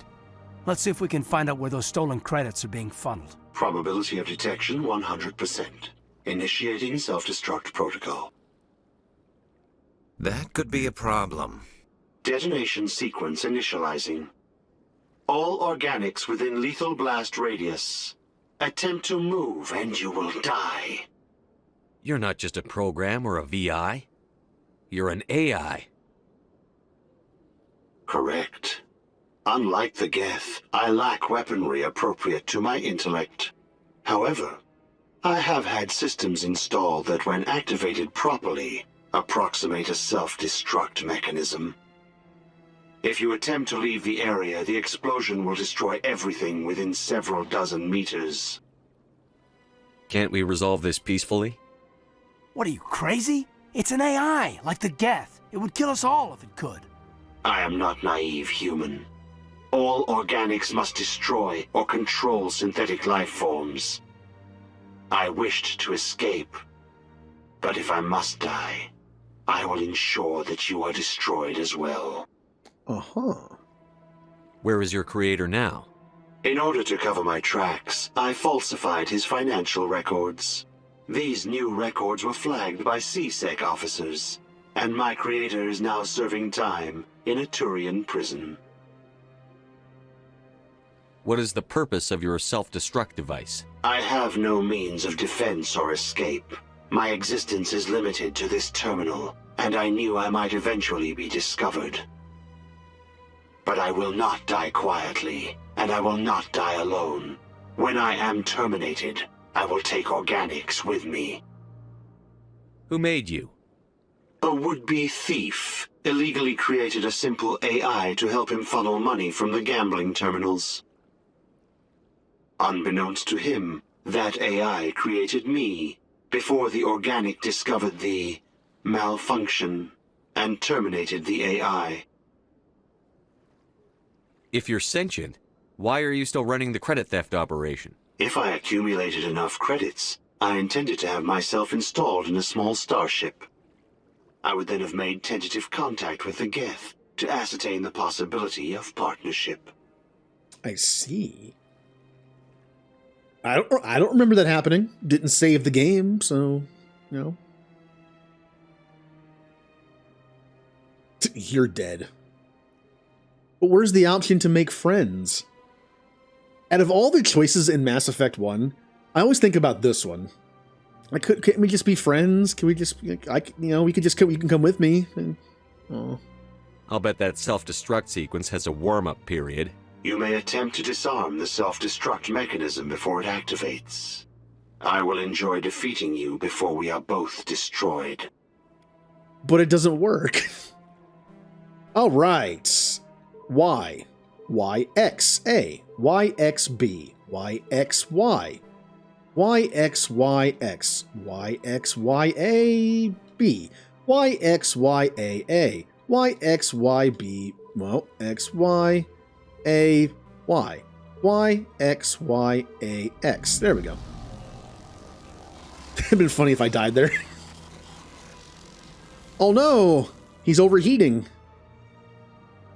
Well, we just did tech on OBS. Maybe we can fix your problem. Did you turn down the frame rate? That might be the problem.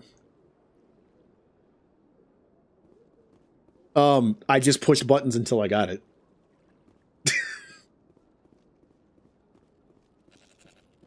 I already got you. That's how things work. Oh, what is the password? No, incorrect. What is the password? You just keep doing it over and over and over and over and over and over and over again until you get it right. What's next? Oh yeah, we can. We haven't done that yet. We're working on that. That's in space. That's in space. So all we have left is to do the fist stuff. Yep. If you take too long, you die.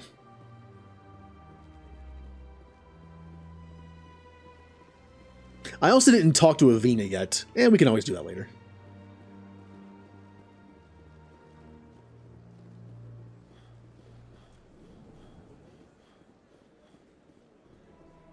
All right. Time we paid Fist a visit. Oh yeah, I'm pretty sure you lose. I've never actually tried it. I'm assuming it just blows up and you die. Okay, it's actually our first, like, dangerous fight.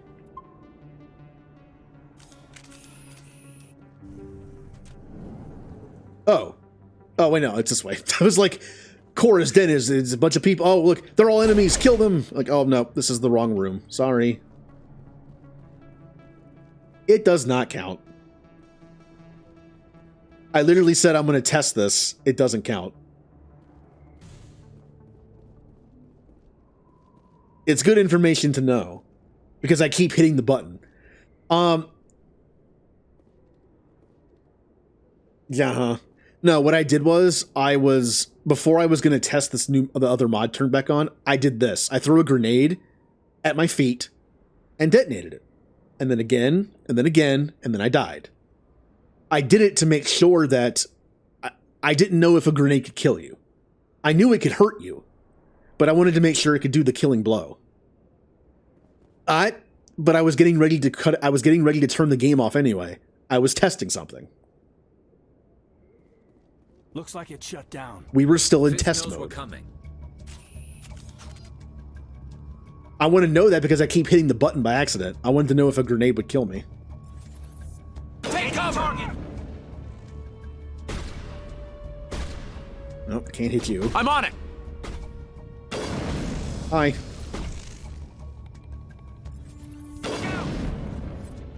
Alright guys, could you actually get in here? Caden, I said cover. Kate! Alliance training, everybody. Well, alright, have fun at work. Caden, get... Caden! I'm going to Vermeer first.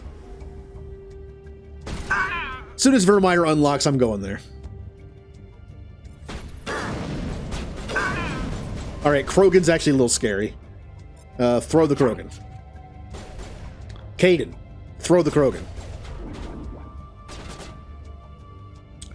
Caden, throw the Krogan.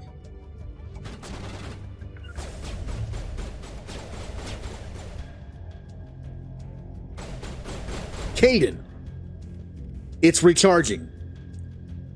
I hate this game. Thank you.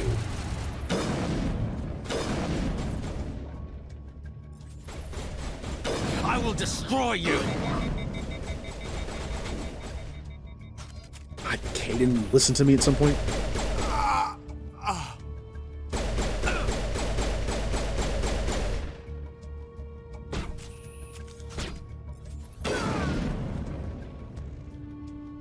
And sniper rifles are so powerful in Mass Effect 1, and they made them even better.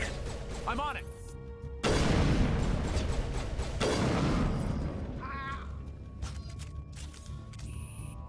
Area secured. Yeah, no thanks to you, Caden.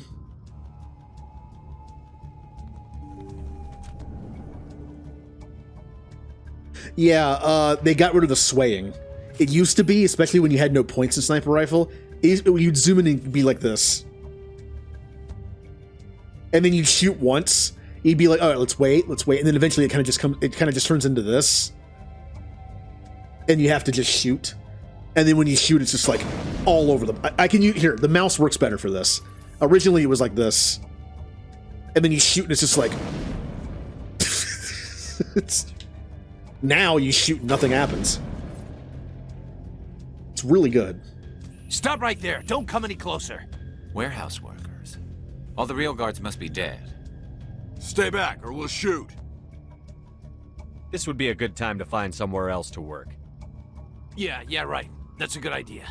Yeah, I never liked Fist anyway. I would have never thought of that. Shooting people isn't always the answer. Easy decryption, you say? Uh-oh. Uh-oh. No! Let me... All right, hold on. No. Why am I so bad at this? Alright.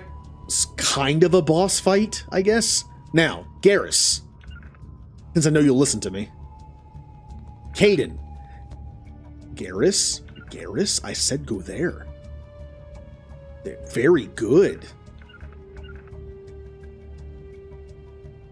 All right. What the? Oh, he's an enemy yet. There you go. You can't shoot him.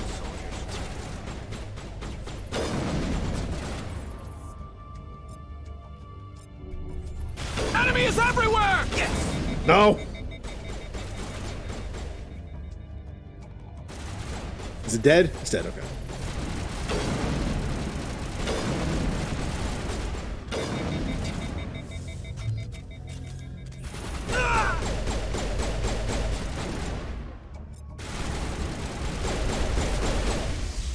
Yeah, we got him. Wait! Don't kill me, I surrender! I look pretty evil there.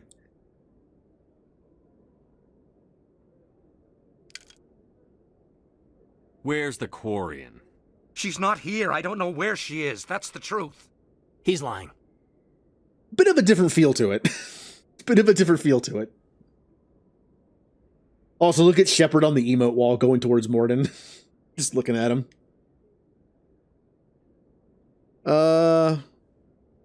That, well, yeah, a little closer to that. There he is. You better start explaining before I lose my temper.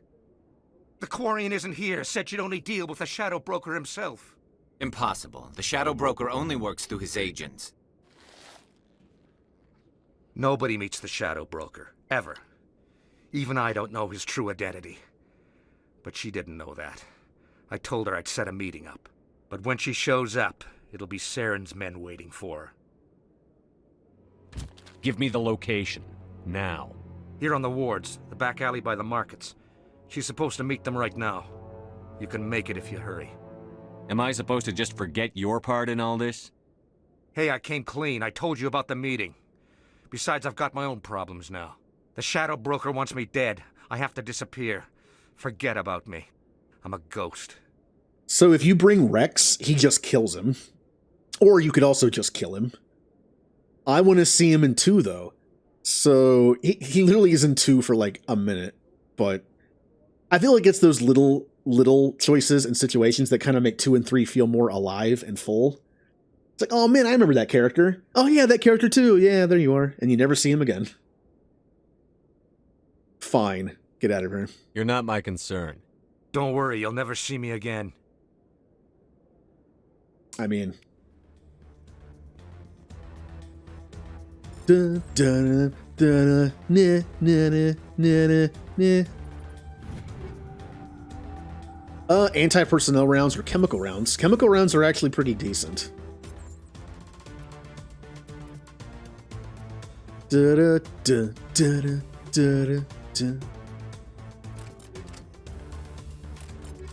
And then pistol. Armor piercing is good because most people... Oh, actually, we're coming up to a fight that has organics. So I'm going to equip this on my pistol. So my pistol's anti-organic. Oh, hey, a clip I'm going to delete.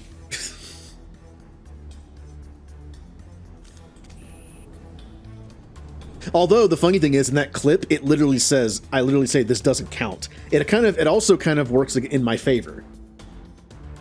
Because I'm like, hey, I'm intentionally gonna try to kill myself right now. If this works, it doesn't count. I said that.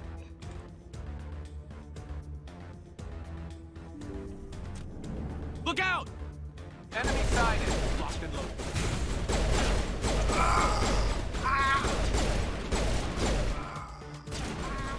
But, I think you can destroy this eventually. Maybe not. All right, Caden, I need you to distract him. No, go over there. Go get him, Caden. I will destroy you. Good job, Caden.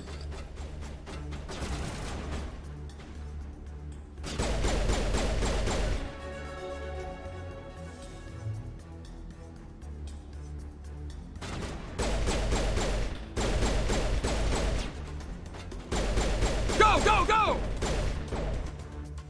Ah. Da, da, da, da, da. Oh yeah, that. Use me as bait? We're gonna talk about this bait thing. Except Caden and I won't talk about it because he'll be dead.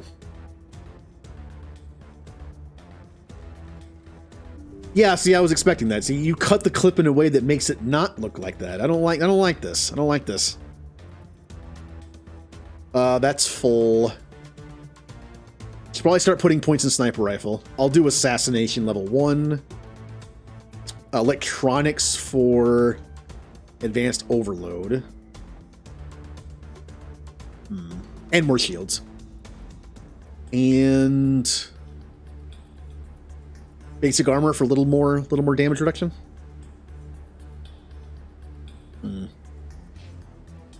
And you put some points in your weapon. Yeah, we'll just do weapon. And Caden will get advanced throw, and we'll work towards a better barrier.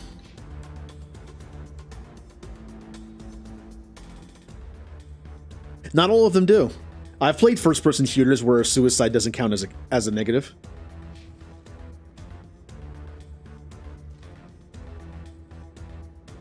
Did you bring it? Where's the Shadow Broker? Where's Fist? They'll be here. Where's the evidence? No way. The deal's off.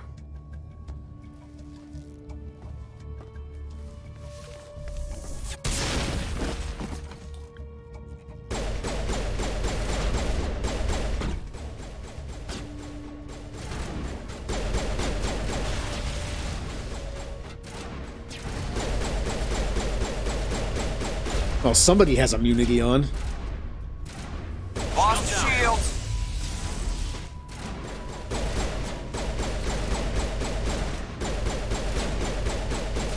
Okay. I think he just gave up. Fist set me up. I knew I couldn't trust him. Were you hurt in the fight? I know how to look after myself. Not that I don't appreciate the help. Who are you? Pocket sand, pocket explosion. A friend. My name's Shepard. I'm looking for evidence to prove Saren's a traitor. Then I have a chance to repay you for saving my life. But not here. We need to go somewhere safe. The ambassador's office. It's safe there. He'll want to see this anyway. Shepard!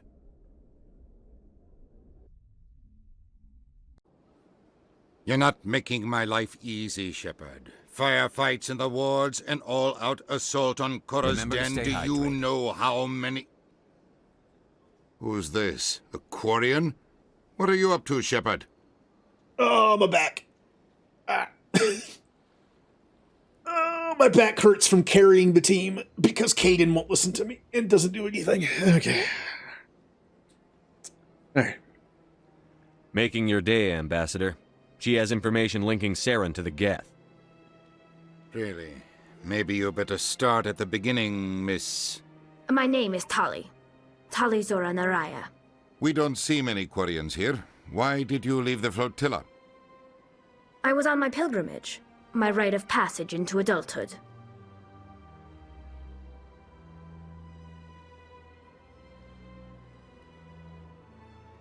Pilgrimage, I've never heard of this before.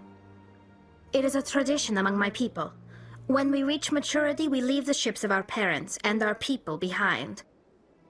Alone, we search the stars, only returning to the flotilla once we have discovered something of value. In this way, we prove ourselves worthy of adulthood. What kinds of things do you look for? It could be resources like food or fuel, or some type of useful technology, or even knowledge that will make life easier on the flotilla. Through our pilgrimage, we prove that we will contribute to the community, rather than being a burden on our limited resources. Tell us what you found. During my travels, I began hearing reports of Geth. Since they drove my people into exile, the Geth have never ventured beyond the Veil. I was curious. I tracked a patrol of Geth to an uncharted world. I waited for one to become separated from its unit. Then I disabled it and removed its memory core. I thought the Geth fried their memory cores when they died. Some kind of defense mechanism. How did you manage to preserve the memory core? My people created the Geth. If you're quick, careful, and lucky, small caches of data can sometimes be saved. Most of the core was wiped clean, but I salvaged something from its audio banks. Eden Prime was a major victory. The beacon has brought us one step closer to finding the conduit. That's Saren's voice. This proves he was involved in the attack. He said Eden Prime brought him one step closer to finding the conduit.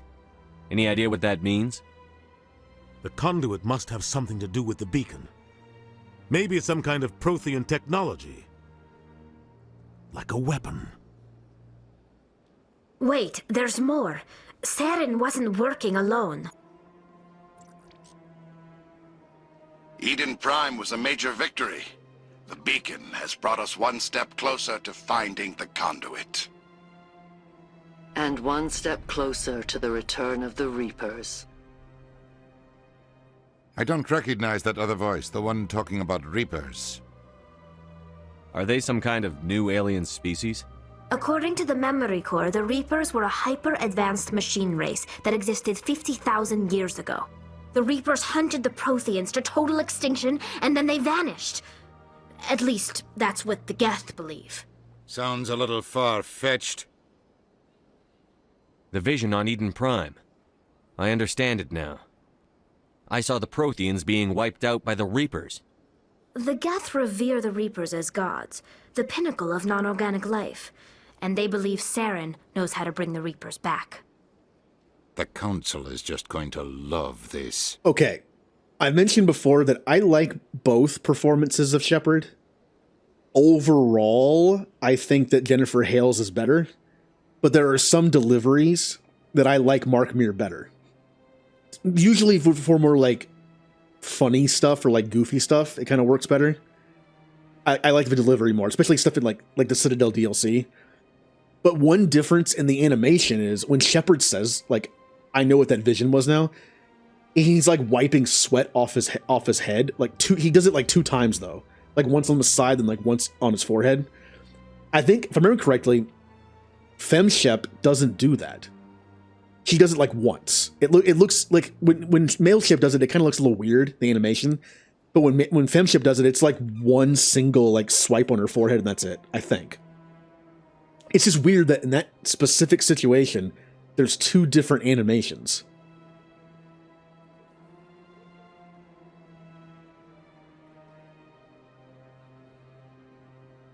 Huh. So I haven't seen a single episode of either one of those shows.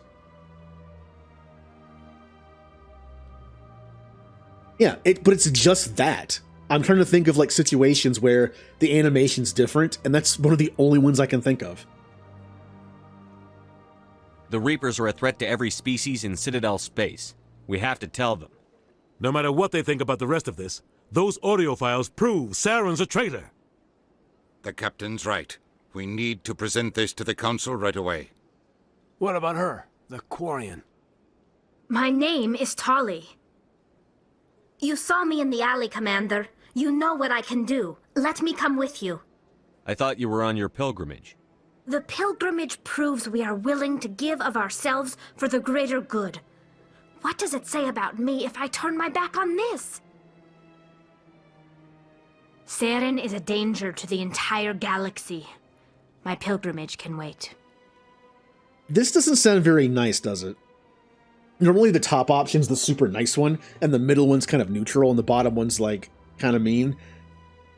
That kind of sounds kind of like a jerk thing to say, like, well, I guess you could prove useful in some fashion. I guess you can come with me. But, just like any game that uses this kind of system, it doesn't say what you're going to say. There are times, SWTOR did this to me a few times, where it's like, oh, I want to say this. And then when you say it, it's like, I didn't mean that at all. That's not where I thought that was going. Yeah.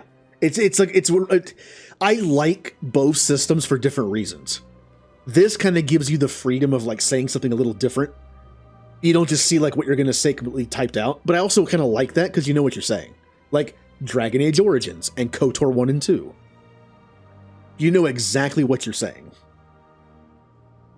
I'll take all the help I can get. Yeah, like that's fine.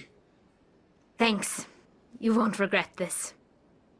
Anderson and I will go ahead to get things ready with the Council. Take a few minutes to collect yourself, then meet us in the tower.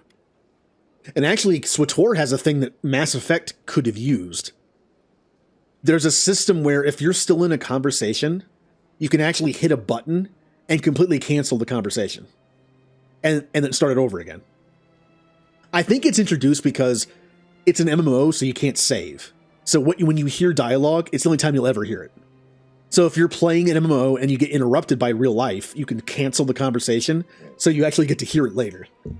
Because you can't save it. Also, it's nice because if you say something and you're just like, I didn't mean that at all, then you can hit a button and then be like, let me try that again. In this game, you can save it, so I guess that's the same thing, but kind of nice. But what if you can't see behind the mask very well? So it's like, Tally, what are you doing? It's like, oh, sorry, wink. So there's a reason why I put Ashley in the party here, because we have access to a mission immediately. But I'm not going to do that just yet. I like to bring people with me when it makes sense to bring them. Who makes the most sense to bring to the meeting with the Citadel Council? Well, Tally. She's the one who can verify the data. It's her data. And out of everybody else on the team, I bring Garrus. Garrus is a CSEC officer who was in charge of the Saren investigation. He might have something to add to what Tally says. These two make the most sense to bring. Only downside is there's a mission coming up where Ashley has like extra dialogue. And now, in order to replace my teammates, I'd have to go back to my ship, which I don't have yet. However, one of the mods I have installed lets you pick your teammates at any rapid station, any rapid transit station. That makes it easier. Otherwise, you'd actually have to just like get to the end of the Citadel stuff and then leave and come back to get Ashley back on your team. But now I can just use the thing. That is true. Excuse me, Commander Shepard. Could you spare a moment of your time? I will talk to you as a Spectre later. Trust me. When I'm a Spectre, I'll have more authority. I don't think it changes any of the dialogue. There's little things in this game early where if you're a Spectre, it changes a little bit of dialogue. Just a little bit. I'm wondering, if I become a Spectre and then deal with this problem, will the other guy have any extra dialogue? Like, oh, you're a Spectre or something. Like, I want to see. After this point, you're always a Spectre when you get there, so it's always going to be the same. Yep, you can change your teammate right here, which is nice. Now, notice how we just unlocked a new quest, and we didn't become a Spectre yet. That is one of them. Are there any other quests that unlock on the Citadel? Once you become a Spectre? Yes. There's the one with that guy's brother, like right behind you when you become a Spectre. There's also... This one's usually taken care of before that, but I'll do it afterwards. What other quests pop up on the Citadel after you become a Spectre? There is the... I'm trying to remember. There's the one that's specific to your upbringing. I'm a colonist, so I'll have to talk that person down. That appears, I think, after you come back after like one mission.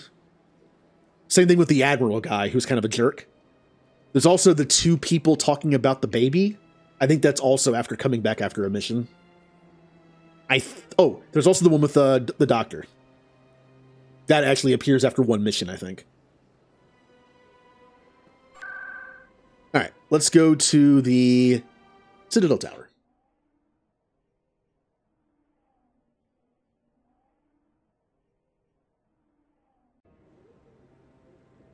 So yeah, the guy will appear like right here. Or he's either right here or down there a little bit. I think he's down there a little bit. So one of the reasons why I found out, like, you should wait to do the Kahoku mission till a little bit later. When you do the doctor mission, it leads to a point where you have to talk to Kahoku for some information. But if you do Kahoku's stuff first, he's gone. Now, in the new games, they fixed that. In the old game, I think it actually stayed in your journal the whole time, which is annoying. So you don't have to talk to him. but it's a bonus. So we go get Liara, we come back, we do the doctor mission, and then we can actually talk to Kahoku, because Kahoku's thing is actually connected to Bane's. The doctor mentions Bane's. Kahoku's mission actually has to do with Bane's, but you never learn that because I always do Kahoku's mission first. I go get Liara, and then immediately do Kahoku's mission. So, I've learned since. You get a little bit of extra dialogue out of it. So just wait, get Liara, come back, do the doctor's mission. I think it unlocks after one main mission. And then you can talk to Kahoku and get a little bit of extra info. Come on. Udina's presenting the Quarian's evidence to the council. Oh, here comes the walk. Eden Prime was a major victory. The beacon has brought us one step closer to finding the conduit. The I told you so walk. And one step closer to the return of the Reapers. You wanted proof? There it is. This evidence is irrefutable, Ambassador. Saren will be stripped of his Spectre status, and all efforts will be made to bring him in to answer for his crimes. I recognize the other voice, the one speaking with Saren. Matriarch Benezia. Who's she? Matriarchs are powerful Asari who have entered the final stage of their lives. Revered for their wisdom and experience, they serve as guides and mentors to my people. Matriarch Benezia is a powerful biotic, and she had many followers. She will make a formidable ally for Saren. I'm more interested in the Reapers. What do you know about them? Only what was extracted from the Geth's memory core. The Reapers were an ancient race of machines that wiped out the Protheans. Then they vanished. Okay, I have to point this out. When she says that Matriarch Benezia has a lot of followers and will make like a good ally for Saren, I can't help but like make that kind of dumb into like a streaming thing. Or just like a social thing. Matriarch Benezia has a lot of followers on like TikTok, like, you know, or something. Or on Twitch. She's a streamer. Her and Saren will make a great collaboration. Ugh, big stretch. After like starting streaming, whenever I hear the word follower, it's I know, like, it just comes to mind. Or just like a social media kind of thing. That isn't mentioned in this, is it? They never bring up social media in Mass Effect. Maybe it's dead. Maybe as it should be. It's like, hey, we're Twitter. Well, Twitter's long dead. But, yeah. I wonder if there's like any social media. There has to be social media on the extranet, right? Yeah, she's an influencer. So is Saren. Yep, I've done that. In one of my playthroughs where I actually did stuff, I didn't just like skip dialogue. I think it was in the Brock playthrough. Maybe. I got Liara last, just to be a jerk to her, I guess. The Geth believe the Reapers are gods, and Saren is the prophet for their return. We think the conduit is the key to bringing them back. Saren's searching for it. That's why he attacked Eden Prime. Do we even know what this conduit is? Saren thinks it can bring back the Reapers. That's bad enough. Listen to what you're saying. Saren wants to bring back the machines that wiped out all life in the galaxy? Impossible. It has to be. Where did the Reapers go? Why did they vanish? How come we found no trace of their existence? If they were real, we'd have found something. I tried to warn you about Saren, and you refused to face the truth. Don't make the same mistake again. This is different. You proved Saren betrayed the Council. We all agree he's using the Geth to search for the conduit, but we don't really know why. The Reapers are obviously just a myth, Commander. A convenient lie to cover Saren's true purpose. A legend he is using to bend the Geth to his will. And I will take this opportunity to mention something else. I think the Solarian Council person knows about the Reapers. They're Solarians. I think the Solarians know a lot of stuff they don't share with the rest of the Council. Because remember, like when the Reapers are first mentioned, the Council, the Solarian guy's like, I'm more interested in the Reapers. I think he played his hand a little bit there. I think he definitely knows about it. And that's why he's playing. The other two really do believe the Reapers don't exist. And he's just like, yes, the Reapers definitely are not real. Yeah, I think they know. At least some of them do. If anyone does, they do. 50,000 years ago, the Reapers wiped out all galactic civilization. If Saren finds the conduit, it will happen again. Saren is a rogue agent on the run for his life. He no longer has the rights or resources of a Spectre. The Council has stripped him of his position. That is not good enough. You know he's hiding somewhere in the Traverse. Send your fleet in! A fleet cannot track down one man. A Citadel fleet could secure the entire region, keep the Geth from attacking any more of our colonies. Or it could trigger a war with the Terminus systems. We won't be dragged into a galactic confrontation over a few dozen human colonies. Oh, yeah, that mission. Yeah, that's a Mass Effect 1 mission. Machine cultists that get turned into these monsters. They obviously, like, happened before. Yeah. Well, it could be two things. Either this has happened before, and the husks are like a known thing, or at least like kind of a known thing, or the game was just like reusing assets, and they weren't supposed to be husks. Kind of like when you find, there's a ship that has like, this ship with Dr. Hart, and you have like the people he experimented on, but they happen to look like Thorian husks and like creepers. But they're supposed to be people he experimented on. So it's possible they just reused assets.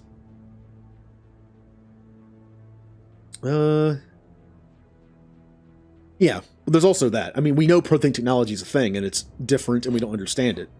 But...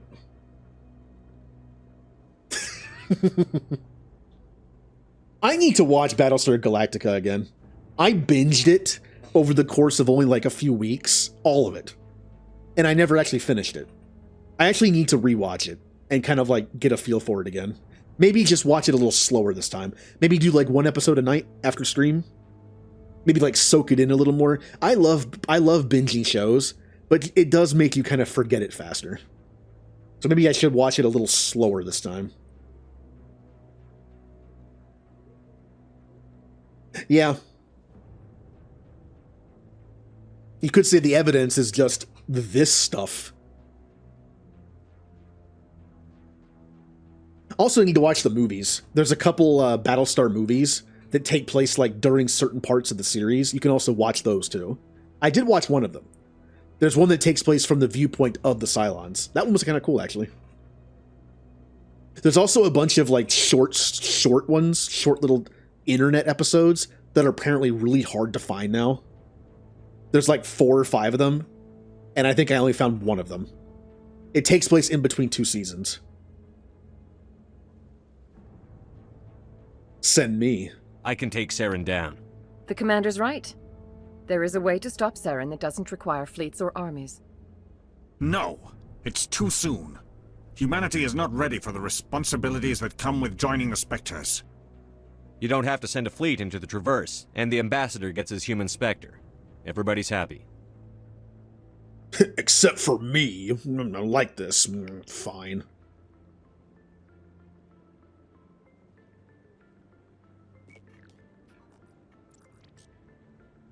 Commander Shepard, step forward. This is grumble. I don't like humans. Grumble, grumble.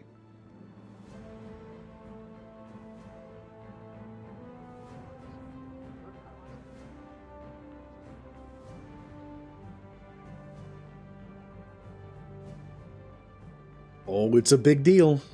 It is the decision of the Council that you be granted all the powers and privileges of the Special Tactics and Reconnaissance Branch of the Citadel. Spectres are not trained, but chosen. Individuals forged in the fire of service and battle, those whose actions elevate them above the rank and file.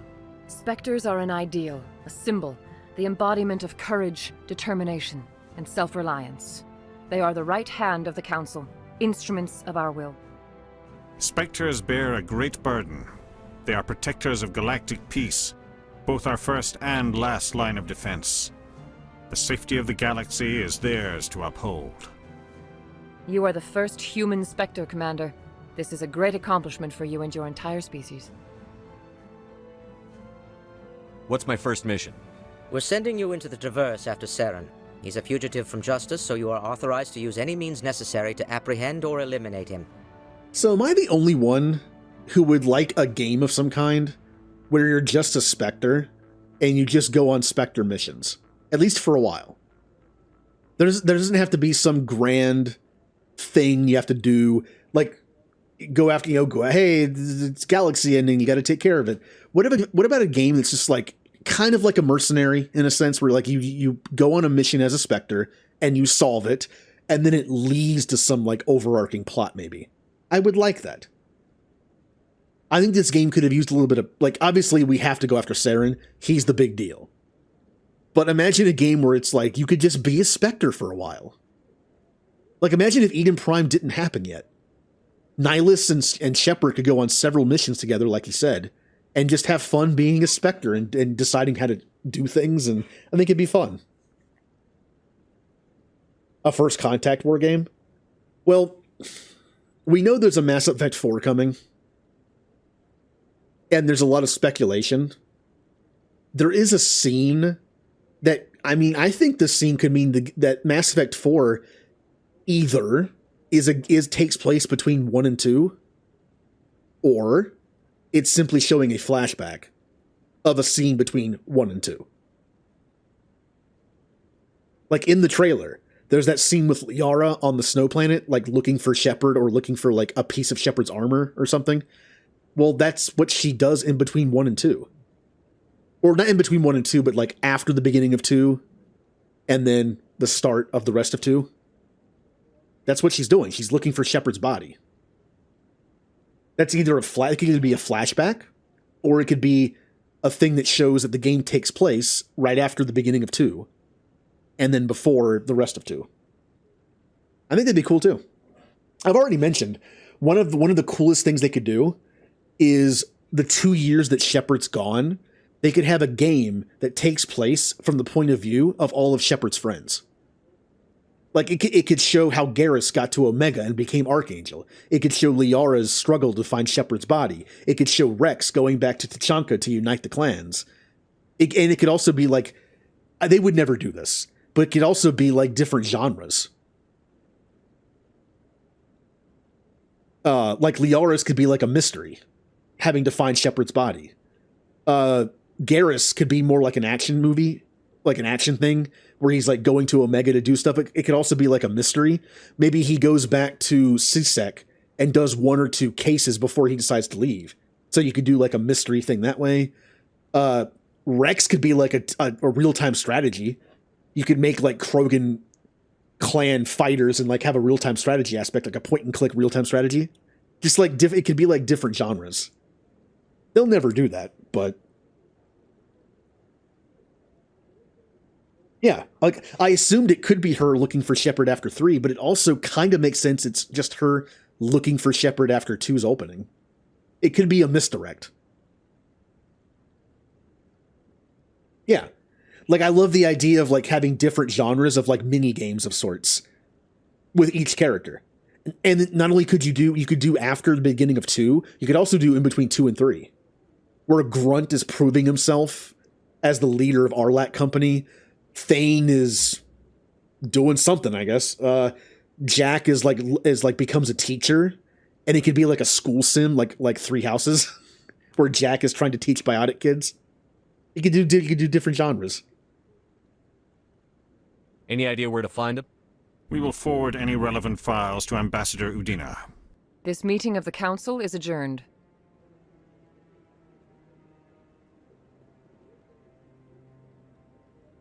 Congratulations, Commander. We've got a lot of work to do, Shepard. You're going to need a ship, a crew, supplies. You'll get access to special equipment and training now. You should go down to the CSEC Academy and speak to the Spectre Requisitions Officer.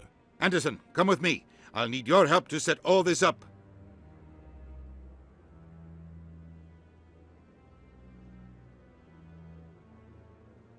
I thought the ambassador would be a little more grateful. He didn't even thank you. Until I find Saren, I haven't done anything. Come on. Right behind you, Shepard. Spectre, but why do I have my gun out? Why am I pulling out my gun on Garrus? It's like, I'm a Spectre now, I can do whatever I want. Just starts firing their gun. Oh, nope, never mind. Well, you know what? I'm a Spectre now. I can do whatever I want and they can't stop me. Ooh, Go in the order if you're trying to watch all of it. Miniseries, which I've seen. Actually, you know how I have the miniseries? I had to buy it on like Amazon Prime. I could not find it streaming anywhere. I had to just buy the two little miniseries episodes on Amazon Prime randomly. It's hard to find. Season 1, Season 2, the movie Razor, which I think I saw. The Resistance, which I can't find. Season 3, then Season 4, then The Face of the Enemy, which is the one that's from their point of view. Which I did find. And then The Plan. Or was that The Plan? No, that was The Plan. Yeah. Yeah, I couldn't find the Resistance web series. I was able to find the miniseries and the Razor movie, and I think whichever one was the Cylon movie from their perspective, but I couldn't find the miniseries. I think I found like 1 or 2 episodes randomly. I think one was on YouTube, actually. But yeah, I couldn't find them. Then there's Caprica. I could watch that, I guess. Yeah. I think I read that it's best to watch at the end so you get like more context behind it. You kind of see like what the whole thing was and it's like, oh, okay. It kind of makes more sense. It's weird how sometimes it's better to watch stuff out of order. Like some people say that, oh, you haven't seen Star Wars? Well, that means you can actually watch them in order canonically. You can do episode 1 through 9. Yes, but sometimes that's not the best way to watch something. Sometimes with prequels, it's better to watch them as they released. It's hard to explain, but just the way prequels work, sometimes it's better to watch the old stuff first. Because sometimes things are revealed in the original, even though it's hard to explain. It has to do with the fact that prequels are prequels, and sometimes things are introduced that didn't exist yet. They weren't written yet, so sometimes it's better to watch them in the order they were made in. Also, technology. It might be a little jarring to watch episodes 1, 2, and 3, and then 4, 5, and 6, and then 7, 8, and 9. Yeah. Like sometimes it's better to think of it as like a flashback. Don't think of it as you're watching it in order. Think of the prequels as like what happened. In fact, I think that wasn't that what they did online? It was called the Phantom Edit.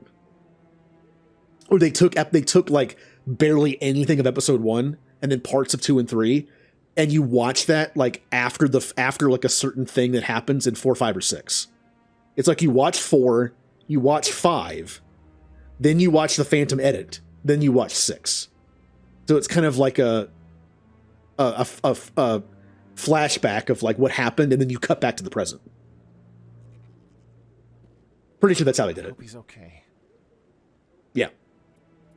And the Phantom Edit's funny because the only parts of episode 1 that survived is like a little bit near the beginning, I think, for exposition purposes, and then the lightsaber fight.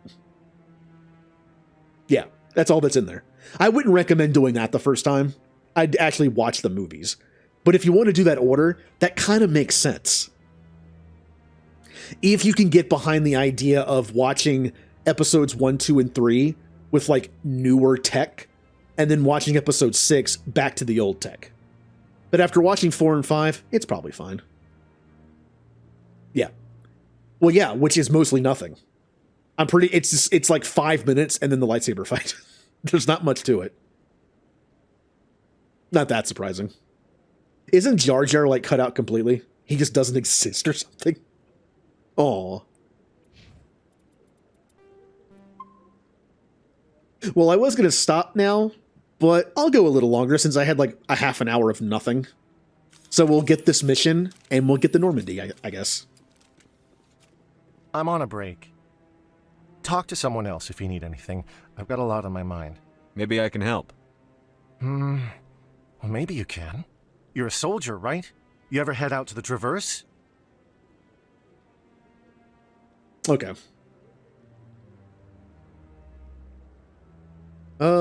Shit, sure. The Traverse is a rough place. We're out there quite a bit.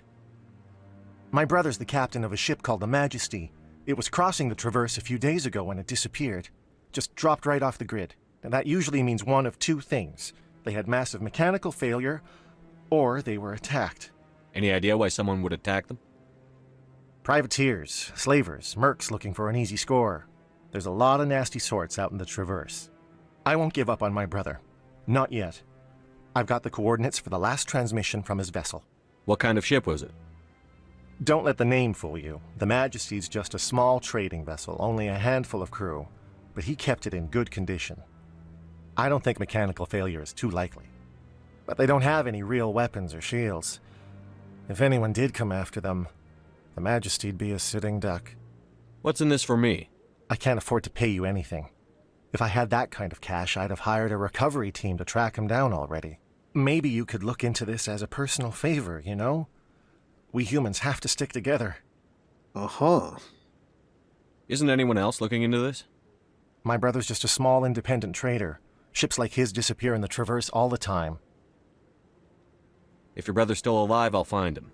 Give me the coordinates. I'll forward them to your ship right away. Please let me know as soon as you find him. Okay.